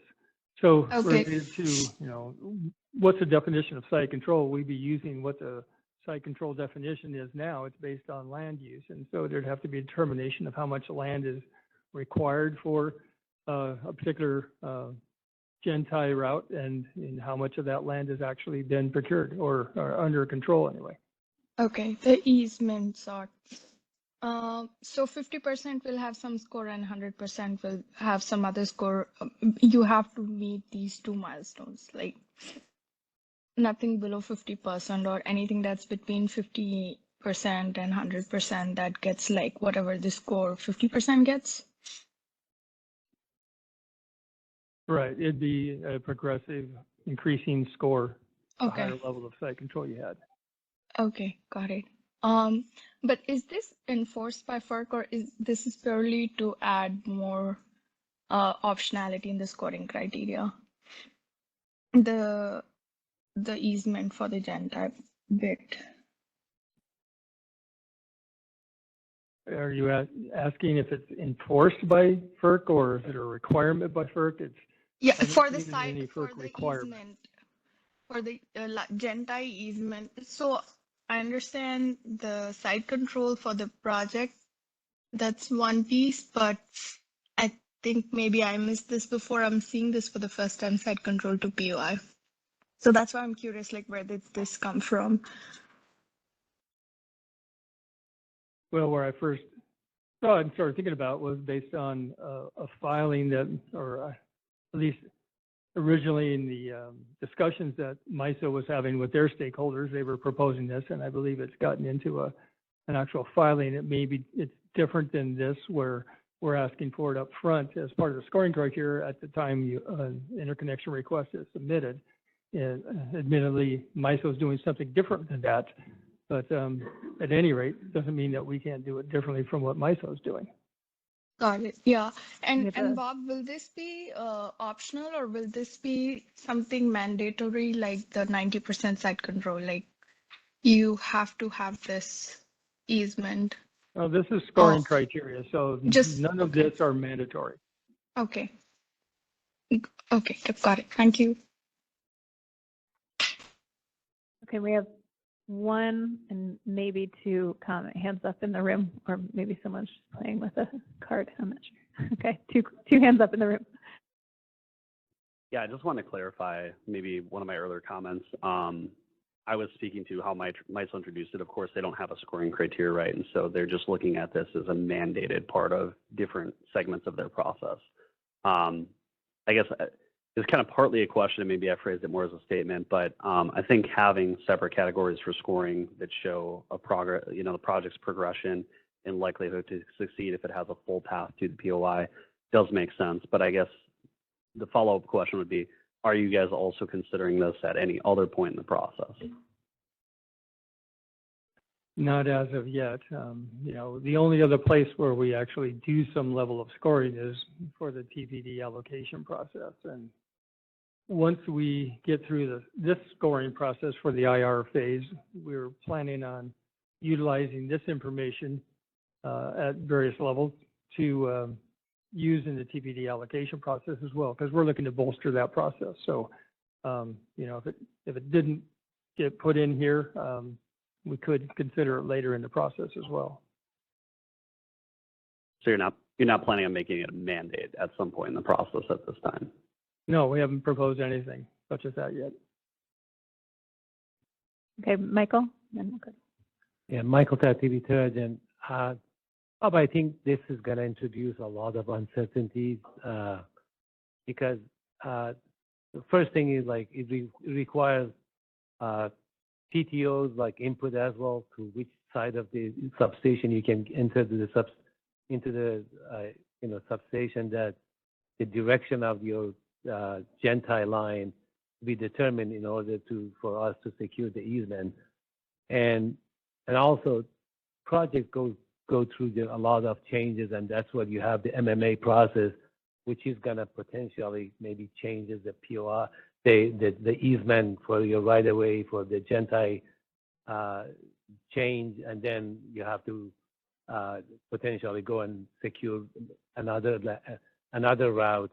And I don't know, again, this is going to be it's going to be binding requirement or not, but I think maybe 100% site control could be a good thing, but I don't think that the site control to POI it's going to be a valid thing. Well, excuse me, let me just respond to that a bit. You talked about a situation where you don't know exactly where you're going to be bringing your Gentile into the substation, but 50% site control, that may not be an issue for the initial 50% from the project site. I think some of the things you're describing are just kind of the dynamics of having scoring criteria. Not all scoring criteria is going to be something that every project is going to be able to utilize, and I don't think that's a bad thing if it helps us differentiate between projects. If a project is far enough along to where they say, I know my Gentile route, I know it's at least for whatever reason, they're willing to say, I've actually tied up the land for it because I'm confident for it. Just because other projects can't do it, doesn't mean we shouldn't give points to a project that can do that, because it is actually further along in its development process.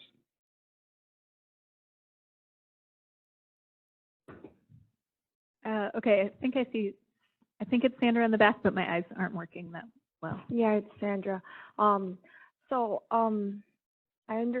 understand the complexity of it, but I just wanted to make sure that when we talk about site control, if we're going to have site control as one of the scoring criteria, then we should actually have an agreement on the definition of site control. Are you going to define site as like certain miles within the substation?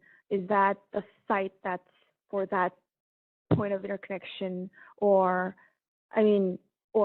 depending, let's say my project size is 100 megawatt, and are you going to take like 600 acres as 100% site controlled, or 700 or 800?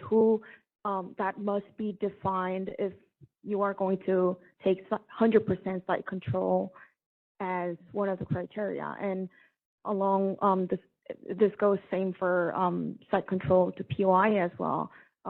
Is it just the lease agreement, the option agreement that you need, that you're going to be asking for, or do you also want to see franchise agreement, easement agreement?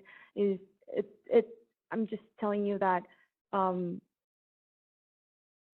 site control sounds like it's it's being called out in many different ISOs, many different reforms, but I just hope when CAISO applies it to be as specific as possible. Yeah, I agree. We definitely need definition around it. If we were to move forward with this, we do have a definition of site control in our tariff. However, this site control is a bit different than the site that you're going to build your Gentai on, because in some cases you're just getting right away. And different voltages of the Gentai need different amount of right of way. So we understand all that would come to play in this. And if it were to move forward, we'd have to provide that level of definition so that people could actually know if they are meeting the criteria or not.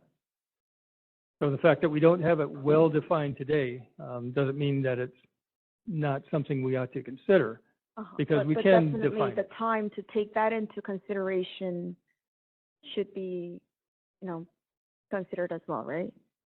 The time to take it for in- example, like 100%, and again, like going back to that acreage issue, like if it's a 600 megawatt project, 600 acres, what if that's all actually not buildable? Are you going to take that into account, or do you just count the number of acreage?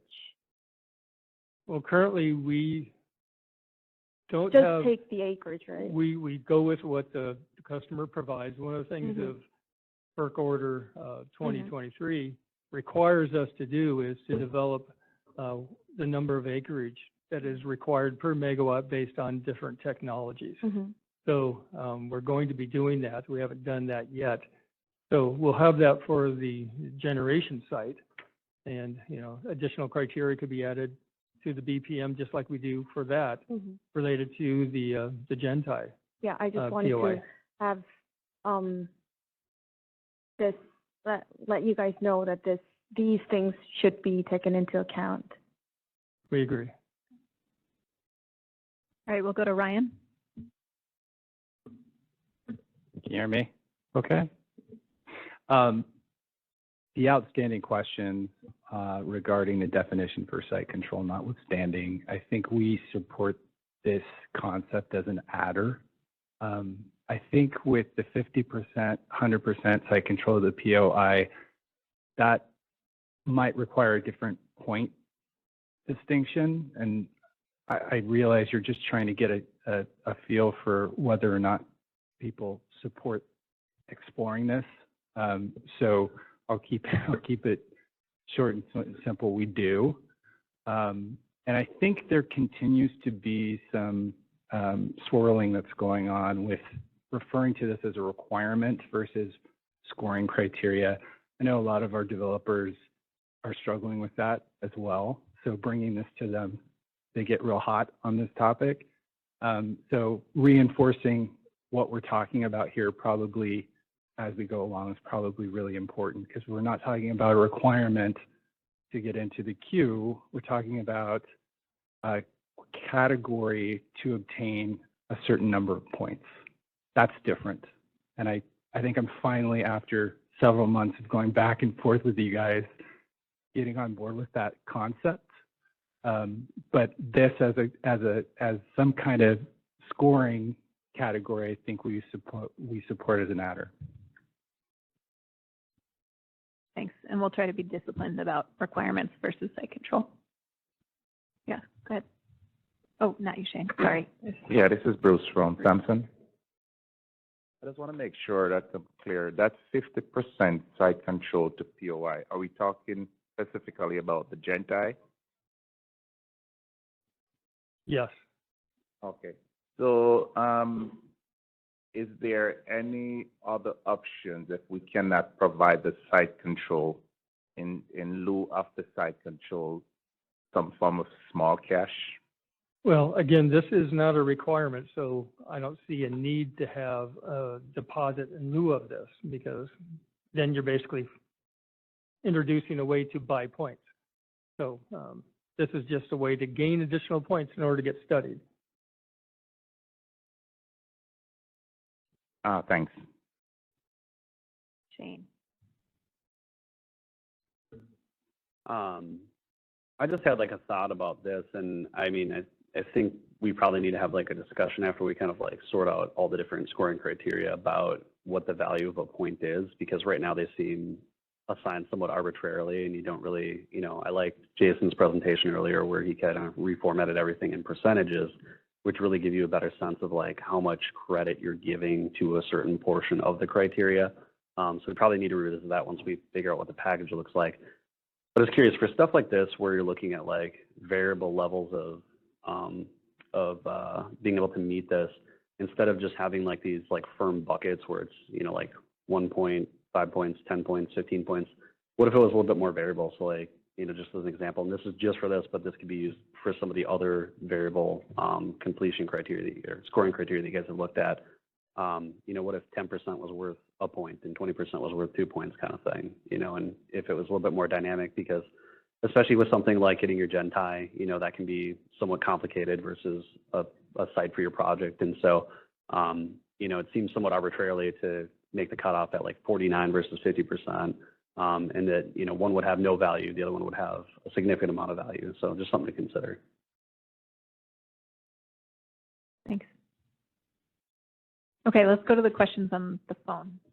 I think we've got everyone in the room. All right, we have three hands raised on the line. So Bridget Sparks, go ahead.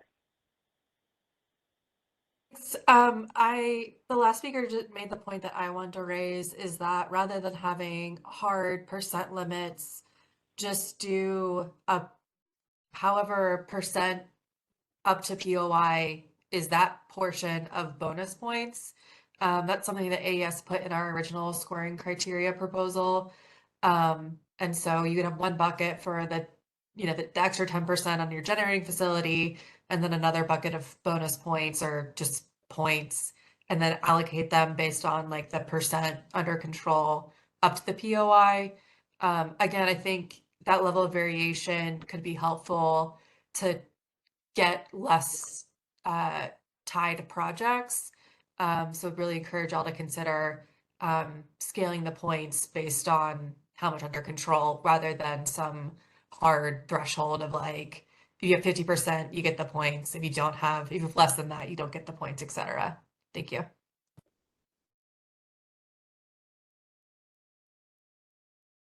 Thanks. All right, Grant Glazer, go ahead.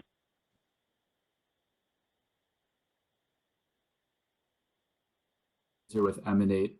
Can everyone hear me all right? Yes. Yeah. Okay, thank you. Yeah, so just a couple of comments and one thought that's occurring to me sort of now.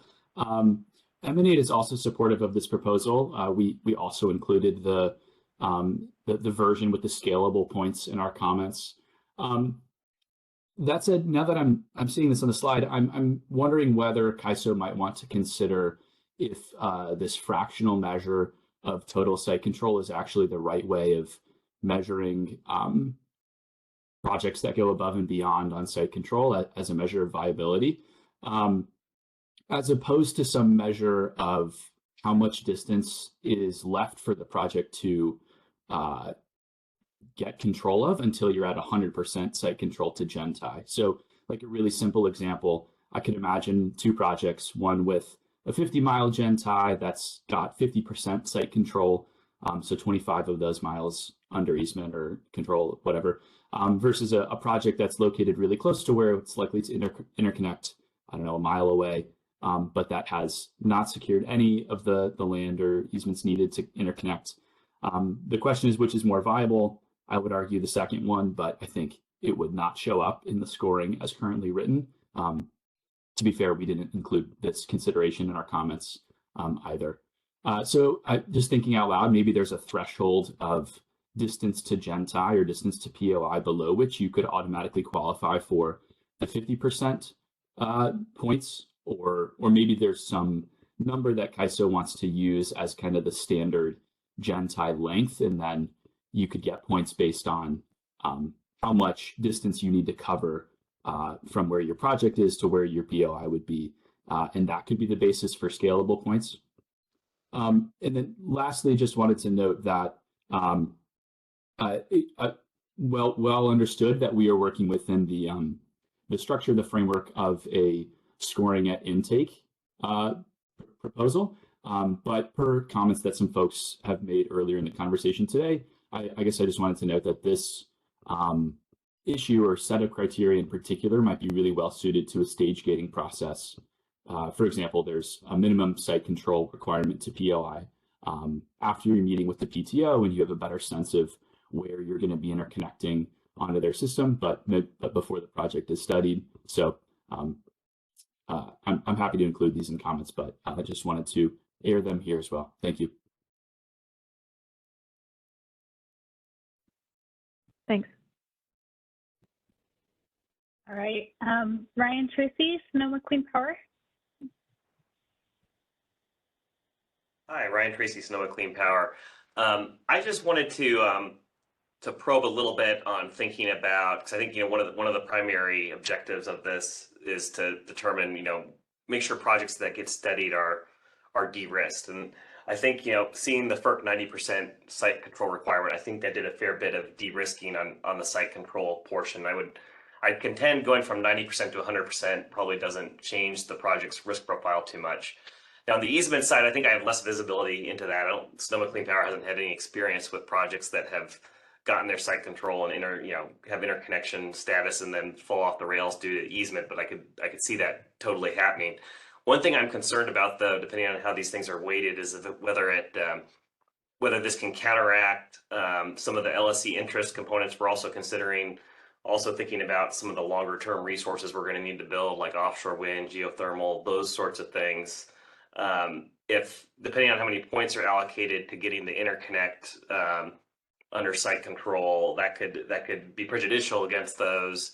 It probably helps maybe reflect the first ready concept, but I don't know if that's a great trade-off ultimately for what the type of resources we need to build are. That's my comment.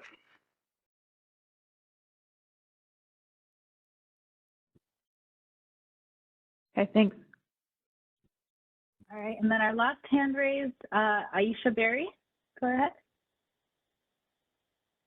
I have two requests on this. One is, whenever the next draft proposal comes out, if and it has all this information, I think ICE is already doing that, but make it very clear what is a mandatory requirement and what's going to be an optional scoring criteria only.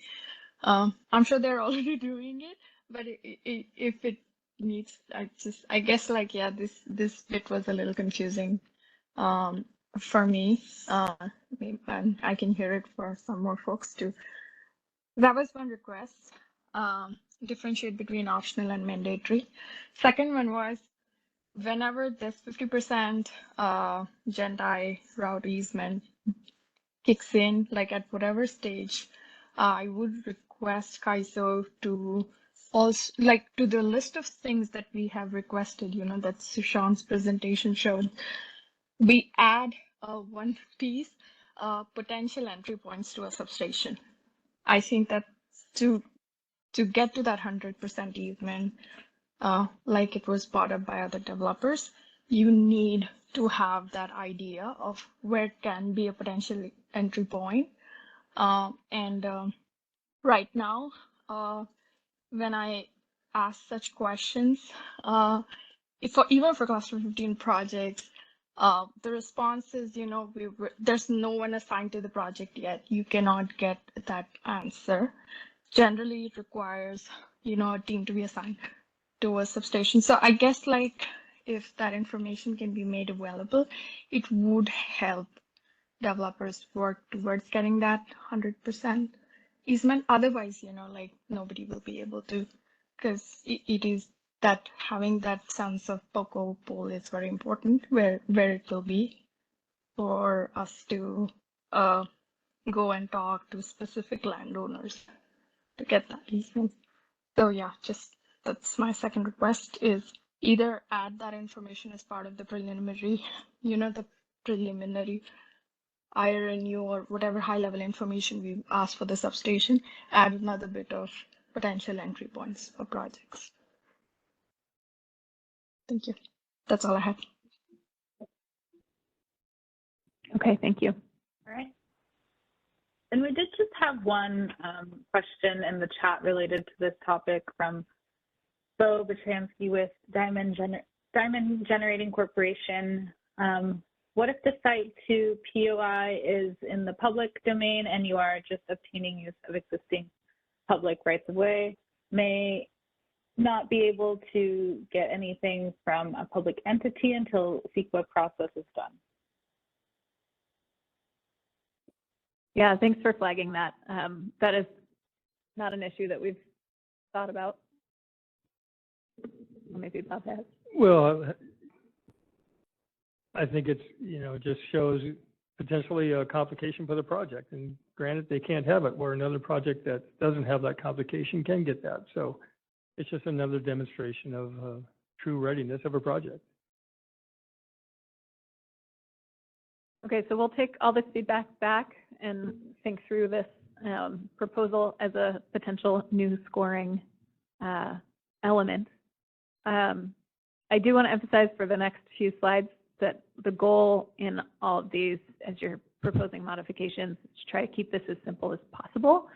So in the interest of doing that, if you move to the next slide, we have proposed eliminating the entire permitting category from scoring criteria. The more we looked at this and had discussions and heard from all of you, the more we realized there's no simplification of this. I think we're still thinking about how some of this will factor into the CBC criteria, the commercial viability criteria, later in the process after projects assigned to GIA. But for now, we are proposing to propose removing it from the revised straw proposal. Any feedback other than I've seen some heads nodding and some thumbs up, so. Yeah, does anybody have heartburn with removing this?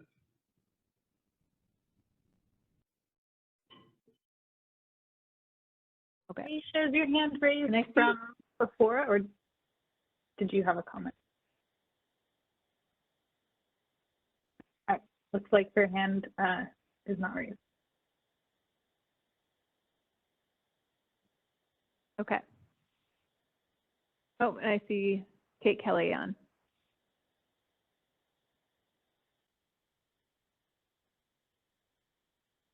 Kate Kelly, go ahead. Yes, good afternoon. This is Kate Kelly on behalf of Defenders of Wildlife, and yes, we do have heartburn about removing permitting as a criteria. While it was recognized that going through a full CEQA process and obtaining the CUP is quite a ways down the permitting pipeline, the basic level of application for a land use permit does show a level of project readiness and that the project is not aspirational at best. And within the RPS proceeding, I believe in 2013, they actually did require application deemed complete as a standard for at least getting into the PPA process. So I think it'd be worthwhile revisiting it, and I'd happy to work with anybody on thinking about how that could be retuned. Thank you. Thanks, Kate. And I want to clarify too, we understand permitting is a very important element of project development and of moving through the queue. That's why we propose to continue to look at this later in the interconnection process as we currently do, but maybe with some clearer metrics and indicators. So after a project is signed to GIA, when it's a little easier to ascertain the progress that it's making, and there's a greater expectation that the project has initiated its permitting. I think the concern is that it's just nearly impossible to validate right now at this point in the process over a very short time frame. It's going to be required under Order 2023. Okay, any other comments? Okay, then we'll move on to the next one. Next slide, please.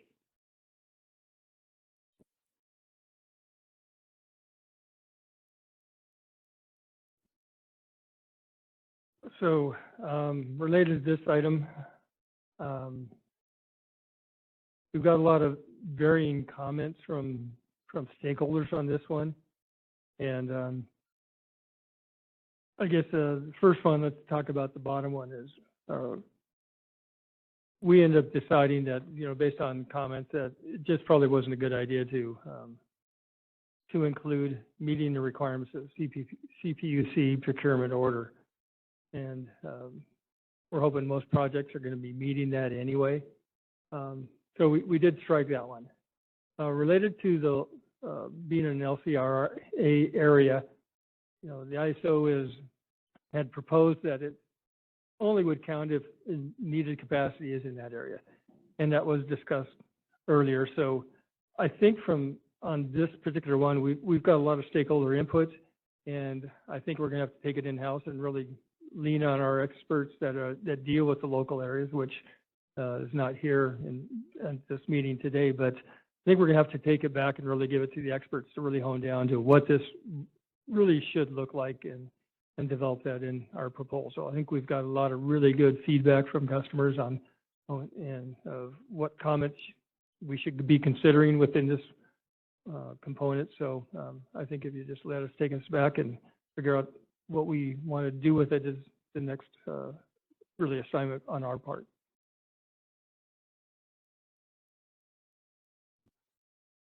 Any comments on this slide?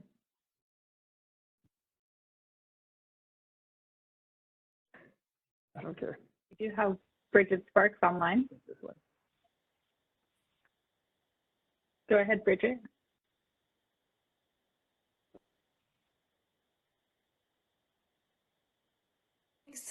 So one question I've had about including the LCR is I don't have a good sense of how the priority zones overlay with the local resource areas and whether or not in a zone you'd have projects that would really be distinguished between being able to provide local RA versus not. So like recognize you to talk about this more internally, but that'd be my one question in whether or not to include this is in our definition of zones, do we get a lot of instances where it would be a differentiator for projects in the zone, whether or not it can provide the local RA? Because if all the projects can meet this criteria, it's not really a distinguishing factor. So that's just, I think we would support it if it did actually meaningfully distinguish within the zone, but I have a sense that those two will be pretty well layered. So that's just sort of an empirical question I have is how closely tied are those? And I think that's something y'all should keep in mind as you're continuing to evaluate whether this would be a meaningful distinction for projects. Thank you. Thanks. Yeah, that is something that we have to definitely consider and discuss internally.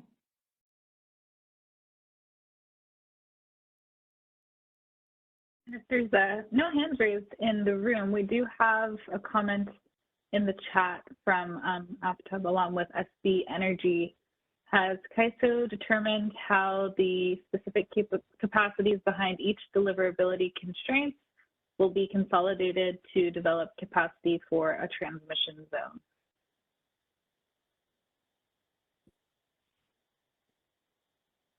I think the simple answer is yes. We're in the process of working through that. It's obviously has a level of complexity related to that we're working through and trying to figure out the best way to approach it, to develop this overall zonal approach related to both zones and the constraints within a zone and how do we communicate that. So, but yeah, we are definitely considering that and working through what's the best way to utilize that within the process and communicate that information to developers.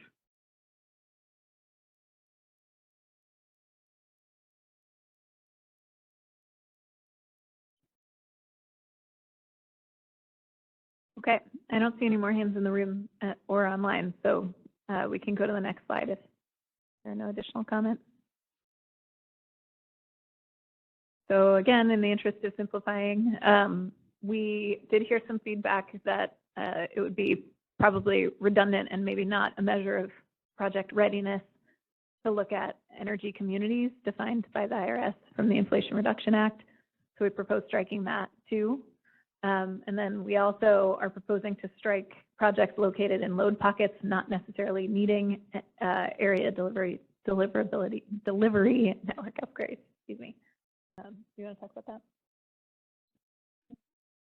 Well, on the second bullet, something we were considering, it was kind of along the lines of the issues related to small entities wanting to make sure the projects that they wanted to have studied would be able to get studied, and being that, you might have some projects that are in a local area that really they're small projects and they don't need any transmission plan deliverability, or at least area deliverability network upgrades to serve them. But I think from our perspective, we have this covered in the other areas that we've already discussed, so we don't think it's necessary and think it is redundant. And then I think if you go to the next slide too, there's an additional element that we proposed, or not an element, but an additional modification that we proposed on the expansion of an existing facility. And this is just to add that there's no additional permit required. So this sort of touches on the permitting piece that we otherwise struck, but only to say that there's no additional permit required. So therefore, no uncertainty around that permitting process for an expansion of an existing facility. And then we propose to keep the expansion of an existing facility where the existing Gentai already has surplus capacity to accommodate the request.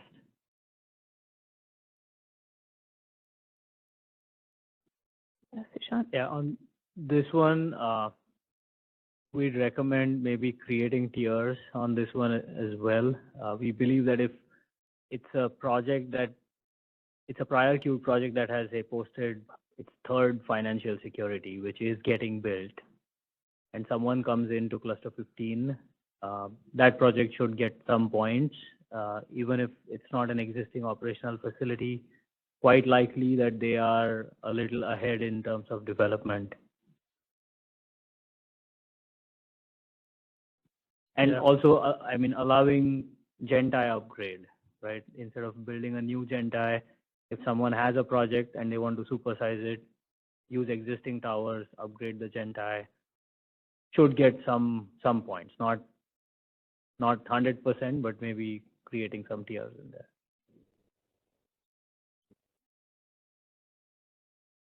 Okay, thanks. And I think Susan's hand is up too. I don't see anyone else in the room. All right, Susan Schneider, go ahead. Hi, yeah, Susan Schneider, Phoenix Consulting. I guess I think expansion of an existing facility, even if you need permitting, probably still should get at least some boost here, because you've already got sort of a brownfield kind of facility, and a lot of the things can be used, the roads and other things can be used. Also, I wonder if it's normally even possible to have an existing facility, and I agree with the earlier speaker about with Shishan about if a project is already well along in construction or made its third posting, that should be considered an existing facility for this purpose. But it's hard to believe that you'd be able to sort of add buildings or equipment and things like that with no additional permitting. So I think maybe, again, some tiering here probably is, expansion of existing facility, even if you need additional permitting, might not really be that problematic, and maybe another tier that says expansion with no additional permitting. But it's hard to believe you wouldn't need at least a building permit to add some very significant amount of equipment and potentially other facilities supporting it, roads or whatever. Yeah, those are good points. Thanks. And then Renee Steichen, go ahead. Hi, yeah, Renee Steichen from Renewables, and essentially just echoing what Susan just said.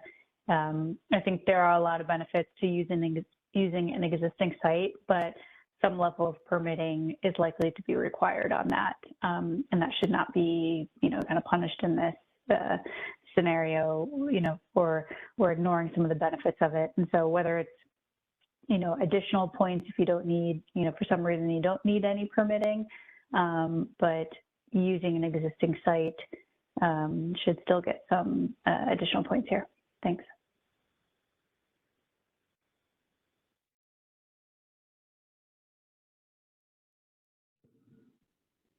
Does anybody have any counter to that? I definitely read that in the comments. Go ahead, Jason.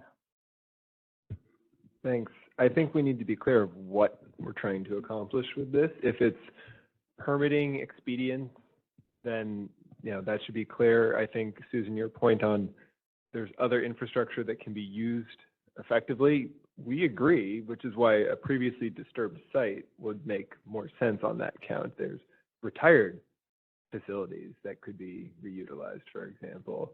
So if this is about that, then that should be perhaps its own separate consideration, and certainly one we think is worth considering. But if we're talking about permitting and ease of permitting, then I think it just needs to be very clear that that's what we're trying to get at here. And second, I just note that if you make, say, one phase of a project go through and then the second phase automatically is going to, not automatically, it's going to be highly preferenced to get in, I just note that that may create strategic behavior in terms of how phasing of projects is done.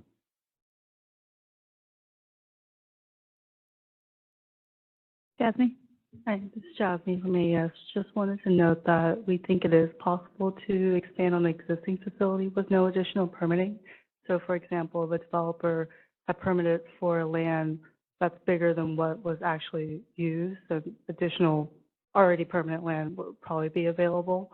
So we definitely think we can have some sort of tier, like expansion on existing facility with permitting required, and then another one with no additional permitting required. Thank you. Thanks. Okay, any more comments?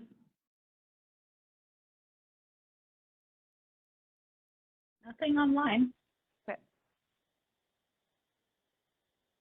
All right, so that concludes the scoring criteria slides that the ISO put together, and I think we've gone through all the proposals. You see a question in the chat, which we can come back to. One question for all of you. I recognize we've talked a lot about the categories and the different types of things that would be used as scoring criteria. We haven't talked a lot about weights or points or tokens. But as we move toward developing this next paper, would a stakeholder survey be helpful just to sort of rank, like now that we've sort of landed on some of these different categories of scoring criteria, would a stakeholder survey be helpful just to get a sense of how people rank them or how stakeholders rank them? And is that something you'd be able to do with the holiday in the next week and a half or so, or within a week and a half if we get it out?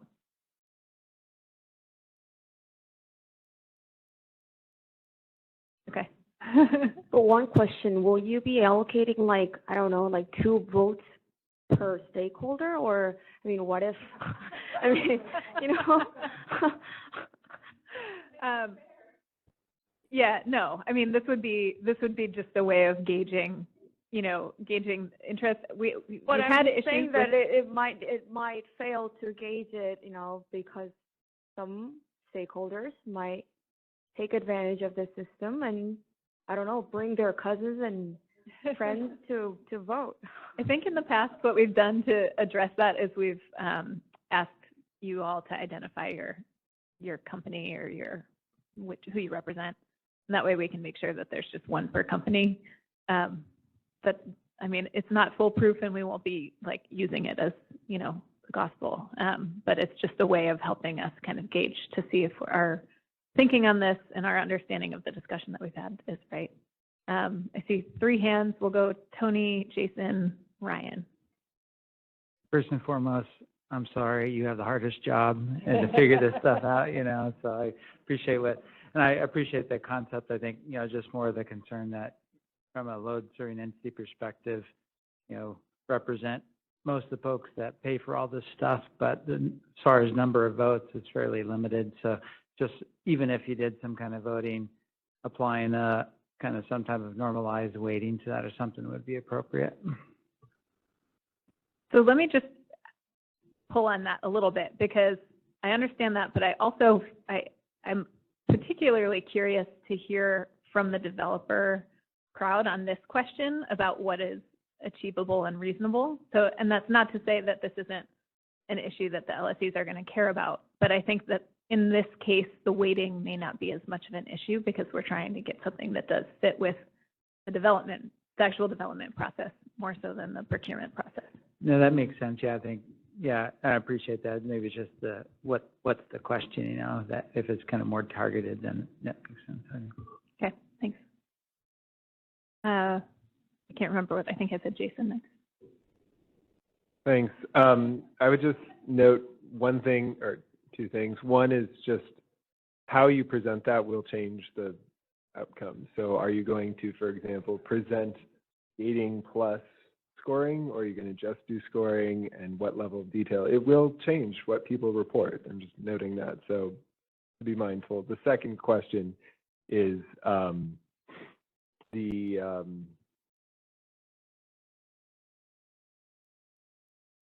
sorry, I'll let you go that first. Can I? Yeah. So I kind of want to ask, I want to dig in a little bit on like gating versus scoring. You know, it was not something that the ISO proposed in the original proposal. I understand there's maybe more developer interest in having more upfront gating requirements. Sounds like mostly in terms of financial instruments. My question is, and broadly speaking, for the stakeholders who are supportive of that, is that potentially in addition to, or is that an alternative to the scoring criteria?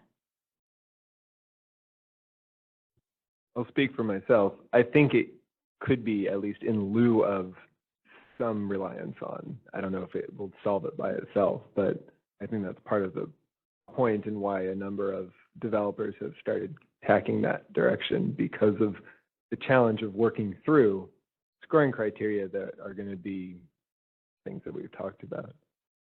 Yeah, this is Bob. Just to speak to that a bit, we're pretty convinced that either gating criteria just to get into the queue or even scoring criteria is going to get us to the point that we want to finally get the number of projects down to.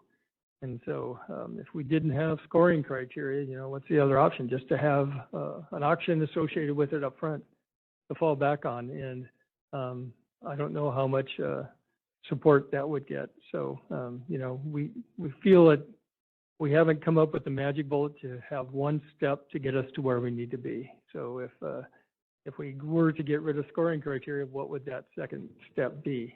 And at this point, it's auction. So we're not here to debate auction necessarily, but I just wanted to just throw out that as kind of a bit of a caution.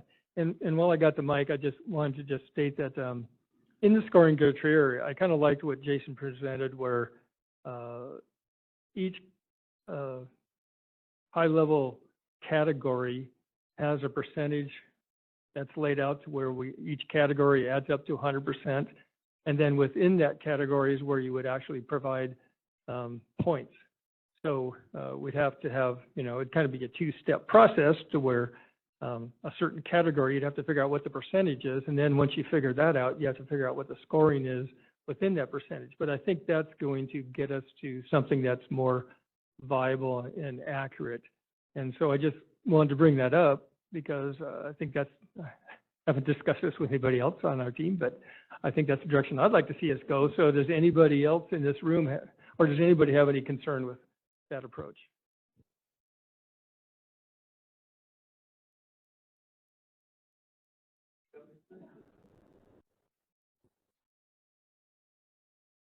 Okay, I think I started a question within a question. So I see Jasmine maybe responding to the scoring gating question. Yeah, like your question about which one would you prefer, either one or both, but I'm pretty sure the gating mechanisms that was being proposed, in addition to financial viability, also included the site control requirement. And it's just, I'm curious to hear from you guys. Do you think having the site control requirements, understanding the data that was presented at the last workshop, wouldn't that, you know, eliminate a lot of the projects that are in the queue or will enter the queue?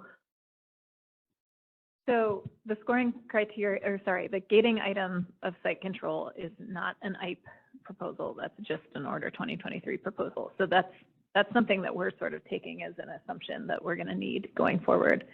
It will likely have an impact on the number of projects that proceed in Cluster 15, but I think at this point it's really hard to gauge how significant of an impact that will be because it's changing pretty rapidly. Bob? I would just add that the way things are shaping up, I wouldn't be surprised that we'd get at least 300 projects that have met site control at least. And from the information I understand from Kaylee, that most of the people that have site control actually, or excuse me, site exclusivity at 50% could actually meet the 90% site control. So if we have 300 projects that are able to meet that threshold, we still have work to do. Yeah, okay, that makes sense. I think from our preference, gating by itself would be the preference, but then adding the scoring criteria if the gating mechanism doesn't remove as much projects. Thank you. And just to clarify, when you say gating items, are you talking just the financial element also? Okay. Okay. Jason, did you have part 2 of the question? Do you want to come back to? It was also just a sense of like, I just caution telling people rank this category. That's helpful. That will give an abstract sense, but if they don't know what's under that, again, like if you only have 1 or 2 things under that, people will probably change how much they weight it versus if there's 5 or 6 things under that category. Yes, I know this group's tendency toward making things more complicated. So we'll see if I can design a simple survey on this. If not, we'll just put something in the revised draw proposal and take a lot of comment on it. Yeah, this is Bob. Just to kind of add to that is we've got 3 papers to go. And if we propose something kind of in the line of, what we just said, or the way Jason proposed a percentage and then the points underneath there, we come up with our initial thoughts on that. That gives us 2 more papers to continue to refine it. So that may be the best process, but I don't know. If people really think that a survey would be helpful, that's not such a hard thing to put together. But like you say, getting the questions right can really make a big difference. Ryan? I lost count of one of my questions in the process of talking. That was a good conversation, though. A lesser point I was going to clarify on the survey. Supportive of it, I think it'd be maybe helpful at a high level to gauge, like Jason said. As far as addressing, too many voters but also identifying, I'm assuming if we identify ourselves, you'll keep that confidential to yourselves and then you'll just provide like an aggregate. Okay, thanks. Yeah, we can do that. Okay, Shane, did you want to say something? No, okay. All right, I see Renee's hand raised and I think we have a question in the chat too. All right, Renee Steichen, go ahead. Hi, Renee Steichen with Rev Renewables. Just responding to the question on gating versus scoring, and I think you've heard us say it before, but we'd prefer the gating, and yes, recognizing that it's primarily financial. I think increased deposits, I guess at the outset and also along the way is one thing. Also, increased withdrawal penalties is another aspect of it. Those are a couple of things that MISO also included in their recent filing. And, and those things combined, while it might not be kind of at the outset, but if a developer is seeing that throughout the process, I think really shapes how you think about putting a project forward and can be very impactful. And, I understand, I hear, Bob, your concern about that not doing enough. I'm curious on, I guess, what level, I'm unclear at what level what our goal is to get down to. Because when I see the site control data that you shared last meeting, and it, if we just went with cluster 15 as is, it would cut the number in half. That seems like a much more reasonable number to study. But I'm not sure, like, are we trying to get back to cluster 13 levels or something along those lines? So that's also just kind of difficult because I don't know, my bar is probably different than where your bar is and different where somebody else's is. Also, just while I have the mic, I want to say I think a survey would be helpful, at least to get some directional feedback on things. Thanks.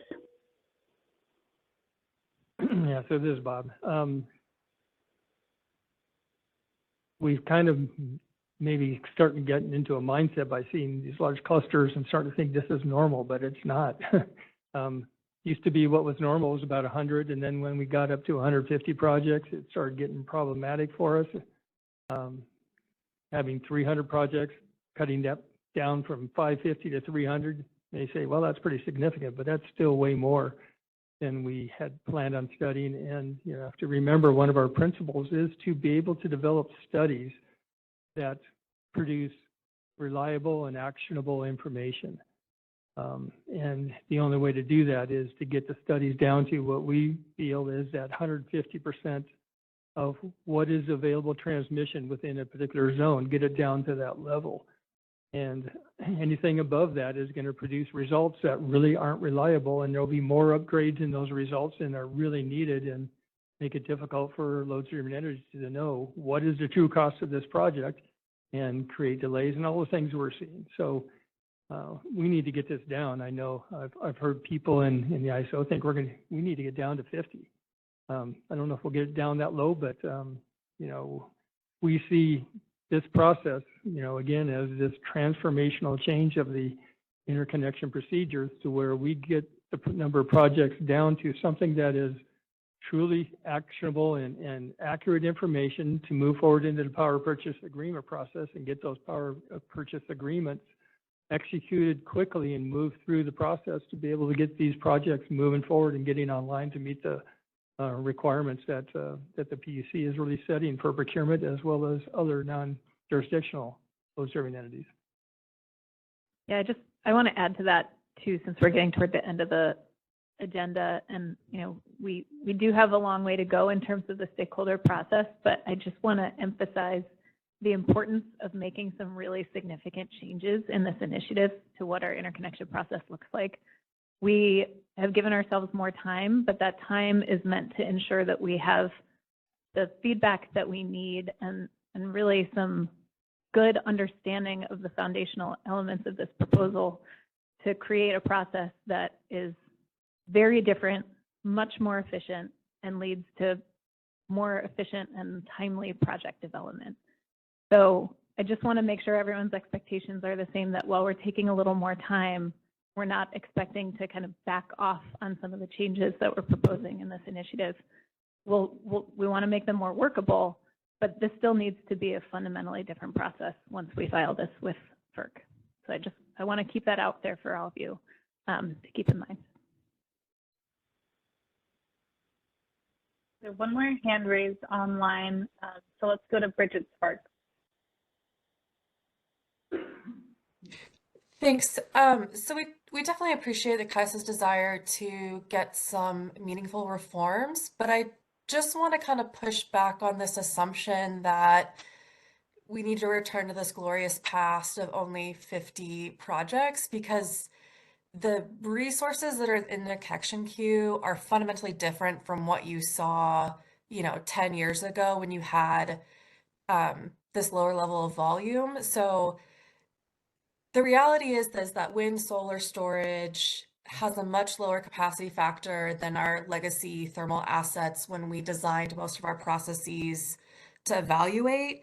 And so the idea that you can study 50 projects and hit the resource adequacy needs, in my mind, is false. And so I would really encourage y'all to think about, like, in this process, ensuring that you are able to study the volume of projects that you need to get the resource adequacy capacity values. And that's going to take 2-3 times the megawatts that historically could have been provided by a thermal asset. And so I get a little frustrated when we keep saying that you know, the past was better, that there's something new going on here when the like queued up study by Berkeley shows that like between 2000 and 2017, CAISO's completion rate has only been 13%. So you're going to need to study a greater volume of projects, assuming you'll get 13, or the DOE wants everyone to hit a 30% success rate of what gets studied gets constructed. To hit that 30% and hit the resource adequacy needs and the 100% clean energy goals of the state, you're gonna need to study more volume. And like, I think there's, you know, a midpoint between, you know, the past isn't always the best predictor of the future, but this idea that the goal should be to get down to 50 projects, I think the goal should be studying the volume of projects needed to hit the resource adequacy goals of the state, recognizing that the capacity factors of the resources we're studying now are much lower. Therefore, you just need a greater volume of megawatts studied and interconnected to hit the same, you know, ELCC value or equivalent value of historic capacity that had been provided by the thermal assets. So just kind of want to throw that out there as we're, you know, framing this problem and like making sure that we're not losing sight of hitting the resource adequacy targets in needing to modify the queue process to reflect the new resource mix we have and the resource attributes that it provides. So just, anyway, I'll leave it there. Thank you. Yeah, the 50 projects was very tongue-in-cheek. I guess didn't come across that way. What drives us to the amount of projects that we're studying is the CPUC portfolio. So we're building transmission upgrades in order to accommodate the portfolio so that the amount of capacity in those portfolios can be deliverable and come online as quickly as possible. So we're driven by the CPUC's resource planning process. And so we're going to be studying the amount of capacity that they're driving us to. So they're the ones in the driver's seat for the amount of capacity we're studying. So our goal, the ISO, is, you know, that's, if nothing else is an ISO goal, it's reliability of the system. And we are dedicated to do the best we can to study the projects required to maintain that reliability. So in essence, we fully agree with you. And so we're not looking at, oh, the good old days. Those good old days are gone. We understand that. We have to do things differently, and that's what we're trying to accomplish here. We developed the principles along with all of the problem statements to be our guiding light for this, and everybody has agreed to that, and we're not going to move away from that in any form at all. Thanks. Just a quick follow-up to that is I get the impression that CAISO wants every project study to be constructed, and I just want to make sure that we're keeping sight of the fact that even the best developed projects can hit, you know, local opposition that's insurmountable, unexpected permitting delays.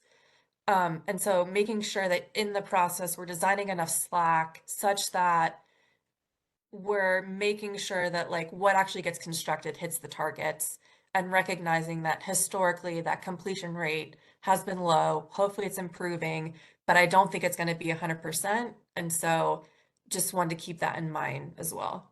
Thank you. Well, yeah, first of all, we need to study more projects than allow every project to come online. If we were in that mode, there wouldn't be competition for the load serving entities to choose the projects, and the prices wouldn't be competitive. So we need to study enough projects to create that competition. So in that mode, every project's not going to come online. We talk about, you know, the success rate within the ISO of, you know, I've seen numbers as low as 7% when I've looked at the numbers. It's not a function of our process, it's a function of the volume that gets studied and how much is actually needed for procurement. If we study 10 times the number of projects that are needed for the procurement process, we're going to have a 10% success rate. So we do want to get that number a little bit higher, just because that's the nature of the beast. If we don't get the number down, we're not going to meet our goals to be able to truly study projects and provide reliable and actionable information within the study reports that both the developers and the load serving entities need. So, you know,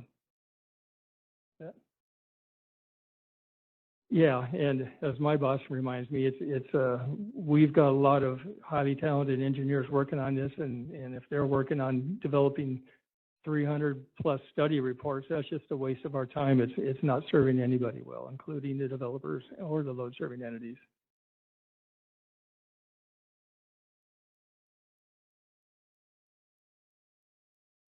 All right, we do have another hand raised online. Fernando Cornejo, go ahead.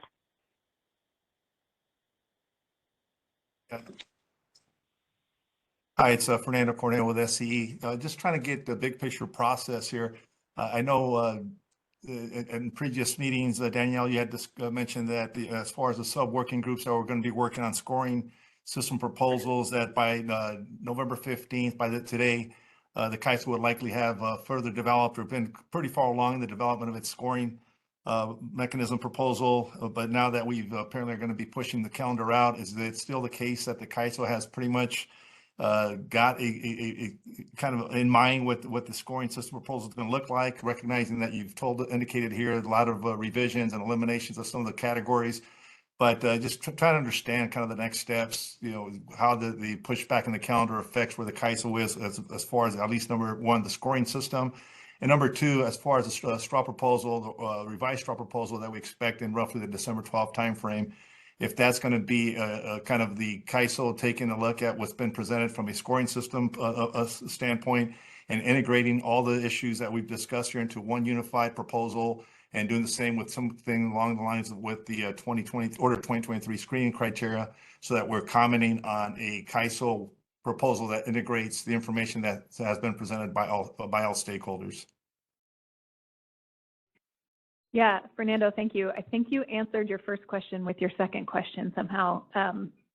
So I think you have an understanding, but just to reiterate, the timeline that we've proposed and slightly extended is in part to extend the end of this process out to allow time for an additional paper. This next paper is going to be a revised straw proposal. So you, like Bob said earlier, you guys have 3 more chances to provide comments on the proposals that we make before we take them to the board and to FERC. So the next step for us right now is to take all the feedback that we heard today, discuss it internally. We may reach out for individual clarifications from those of you who have made proposals. But really, I think we're going to be heads down between now and when you see the revised straw proposal to collect all the feedback that we've heard and turn it into a more complete proposal that will not just update the scoring criteria. I think that's certainly an area that's going to be updated in this next paper, but it will also have additional refinements on the zonal approach and how we're planning to provide you with that interconnection information, and hopefully more detail about how all of these different elements of the proposal fit together as well. And we also plan to include more information on the direction that we're going in for Order 2023 compliance. I know we've had some questions on that. You know, we've shared that we're not going to be sharing drafts or things like that for our compliance filing, but we will give you an indication of how we see Order 2023 requirements overlapping and intersecting with some of these IP proposals, because this all has to work together in a new revised interconnection process. So it'll be a pretty thorough, updated paper. We're going to be incorporating stakeholder comment that you've provided both in writing as well as notes on the proposals that you all have made in these working group discussions. And then we'll have the standard opportunity after that revised proposal comes out to collect feedback from all of you through our normal stakeholder process. You know, we'll wait a week and then have a stakeholder workshop so you all can digest the paper. Then we'll move to a draft final proposal, have another workshop, collect more stakeholder feedback, move to a final proposal, have another workshop, collect more feedback, and then file, hopefully at FERC, or get board approval Board of Governors approval and then file at FERC. The one additional piece that is outside of what we often do is the information session that we've talked about on the zonal approach to make sure that you all understand the information that we're going to be able to provide to you and take questions on that. Those questions and that discussion can then inform the next iteration of the paper. So hopefully that was clear. But I saw a couple people reach for their cards as I was speaking. So Fernando, does that help? Yeah, I have a bad audio connection on my side. I'll have to regroup with my team, but thanks for the response. I'm sure I'll get an update. Thank you. Okay. Ryan? Thanks for that, Danielle. Appreciate it. I didn't hear deliverability in that. Is that going to be a workshop? Is that coming later? I just want to get some clarity on that. Recognizing that timing, you still have to work that all out. The deliverability section, at this point, I don't anticipate that looking very different in the revised straw proposal than it looked in the straw proposal, just because we haven't had a lot of time to discuss it with all of you. Like I said though earlier, I think we will try to take that up in the future iterations of the proposal. Yeah, let me just speak to that a little bit. We still have the deliverability methodology process moving forward. There are some issues that we really need to nail down with the zonal approach and a number of things that feed into the discussion that will help us decide what are we going to do to the TBD allocation process. So it is moving slower, and at some point, I think my vision is that we will start to put together proposals within IPE Track 2 for the deliverability allocation process. I'm not sure exactly when we'll have a full-blown proposal. It may not be in this next paper, but the following paper, hopefully we're far enough along to start to make some real headways there. If we get through it within Track 2 to where we have stakeholder agreement that hey, everybody's on board with where we're at, even though we didn't start with the straw proposal stage with that, that'd be great. If we aren't able to accomplish that, we may have to go to a different board meeting. We're thinking, there's if we take Track 2 to May board meeting, the next one would be in July. So we could take it to possibly to the July board meeting to keep us on track to where the timing's unknown about how everything's going to play out as far as the study cycle and the allocation cycles. Are we still going to have the affidavits due in December? That's still to be determined, but we want to be at least get it done to where if we do want to continue on and have the next allocation cycle be in December of 2024, that we'll have a FERC order on our proposal by that time. And just to clarify, is that Track 2 or Track 3? Because I thought this was Track 2. This is Track 2. Okay. We don't know if we're going to have a Track 3. Okay, so pending. And that, if you do, that's what you're going to discuss. I'm sorry, I have to explain this all when I go back home, so I got to make sure I know what I'm talking about. And if there's outstanding questions, that's why I just want to make sure I've got a sense of it. And then Cluster 15, I recognize I came here late. I know there was some discussion about that. That's still kind of an open question right now, or no? Applicability of these changes? Yeah, so Track 3 is, I don't even know if Daniel wanted me to state Track 3, but it's a possibility. And it might be the most viable path forward for the TPD allocation process to get that completed. Related to Cluster 15, the tariff currently says that we're going to re-engage in May. That's a possibility, but I think it's also a pretty strong possibility that that date's going to have to move back. So as we were saying earlier in the morning, that it's both dependent on what we do in our FERC compliance order for Order 2023, as well as what we do in IPE to figure out what is the best timing. There are certain components within IPE that could impact that as well. Just to throw it out, such as, we've talked about a one-time withdrawal opportunity. If we do move forward with that, not saying that we are, but we were to move forward with that, we'd have to go through the process of basically implementing that, knowing what the results of that are so that we can develop the appropriate base case for Cluster 15. So that could actually impact the start date. So all these things are all integrated together, and we have to figure out what is the best timing and path forward for all of this. And we're just not there to give you a firm answer yet.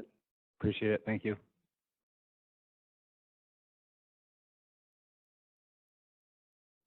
Any other questions? We do have a hand raised online. Susan Schneider, go ahead. Hi, Susan Schneider, Phoenix Consulting, with more questions on logistics. So the delivery, so I was a little confused about sort of a couple of things. First of all, the revised straw proposal, I think you had mentioned earlier December, and then somebody just mentioned December 12th. Are you thinking the beginning of December, or what do you have a feel for it? Sometime in the first half of December. First half, okay. All right, that's fair.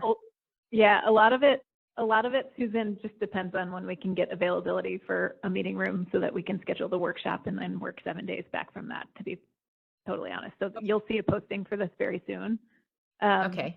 We're trying to get it done. Like, we're going to go start writing after this workshop. I'll give you something to do. So, okay. And okay, so a couple of other clarifications. The deliverability assessment methodology, it sounded like you were talking about deliverability, but is maybe the TPD, but it wasn't the methodology. Or the deliverability assessment methodology is looking at things like, the N-2 issue and the SSN scenario and all that. And I think that the decision time frame for that is still called winter in that schedule. So can you clarify, first of all, the A through D groups and the current grouping for the TPD allocation process coming up, are those going to stay the same? It's a good question. My initial thinking is probably keeping A through D, or excuse me, keeping the lettering. It may not go all the way through D. The original straw proposal that was put out was only suggested one change to the allocation process, which was to eliminate energy only from groups A and B. Right, and I think you got a lot of pushback for that. Yeah, that will be picked up again when we kind of do the full-blown proposal. I don't think we want to just continue that on a standalone basis with the rest of the proposal we want to do for the allocation process.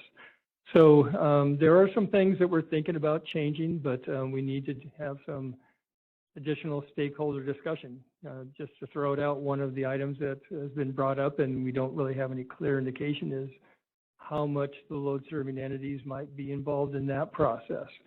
And as much as we might like to see that, what's that?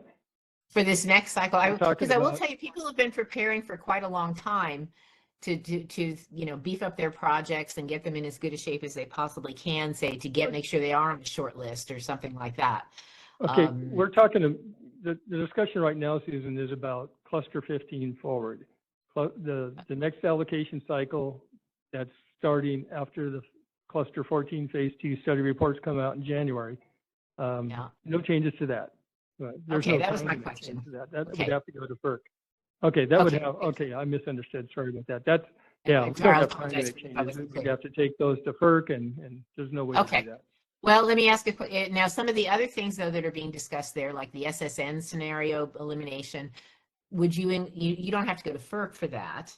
Would that be incorporated in this very next TPD allocation cycle potentially?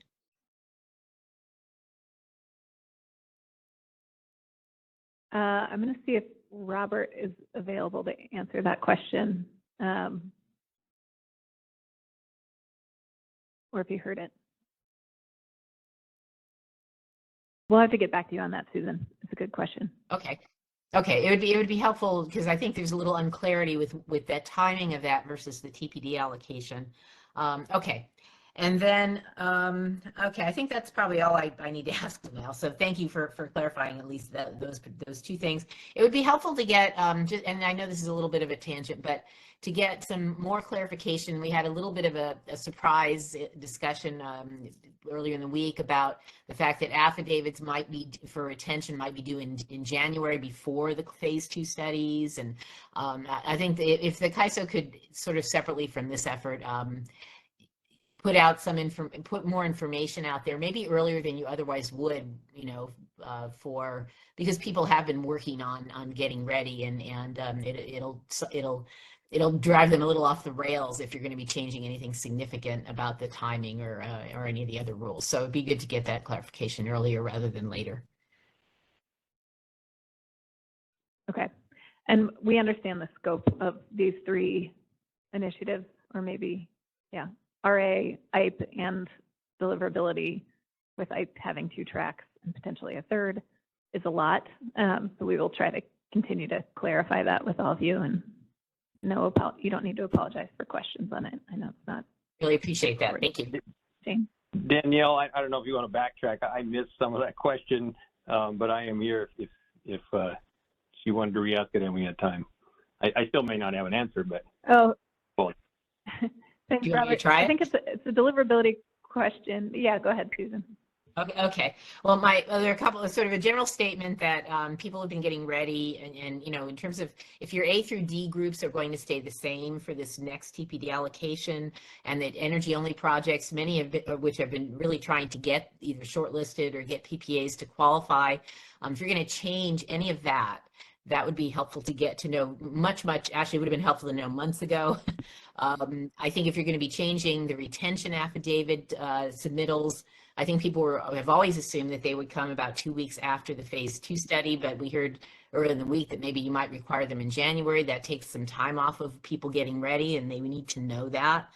And if there's any methodology changes on the deliverability assessment methodology initiative, like elimination of SSN or some of the other things like that, if those will be included, that would be good to know as well. So just a little bit more, maybe earlier communication about the upcoming TPD allocation cycle, methodology, qualifications, groups, so people can, be ready instead of being surprised at what is almost the last minute already, but would be good to have that, soon, particularly if you're changing the relative timing of affidavits and things, that really needs to get out there ASAP. So just a request for that communication.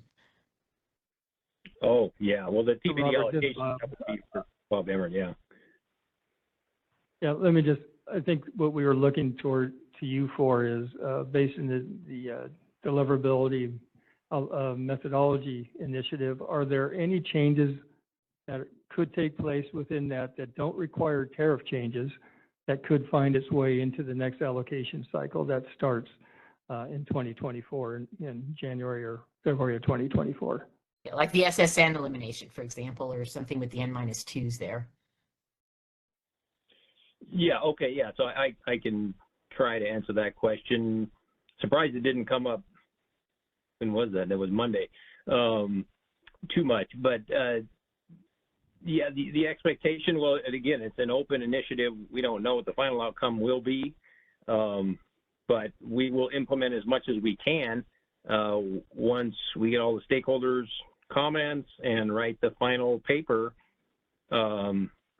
I guess I don't want to presuppose the outcome since we haven't seen the final comments, although we have seen a couple of rounds. But we will implement as much as we can. I guess I probably don't want to say much more than that because that would be assuming the outcome. Right, but the communication on qualifications, the energy-only projects, again, some of them have really been trying hard to be able to qualify for Group A or Group B. The timing of the retention affidavits, which I think people were assuming would be February, and now we hear maybe perhaps it's January.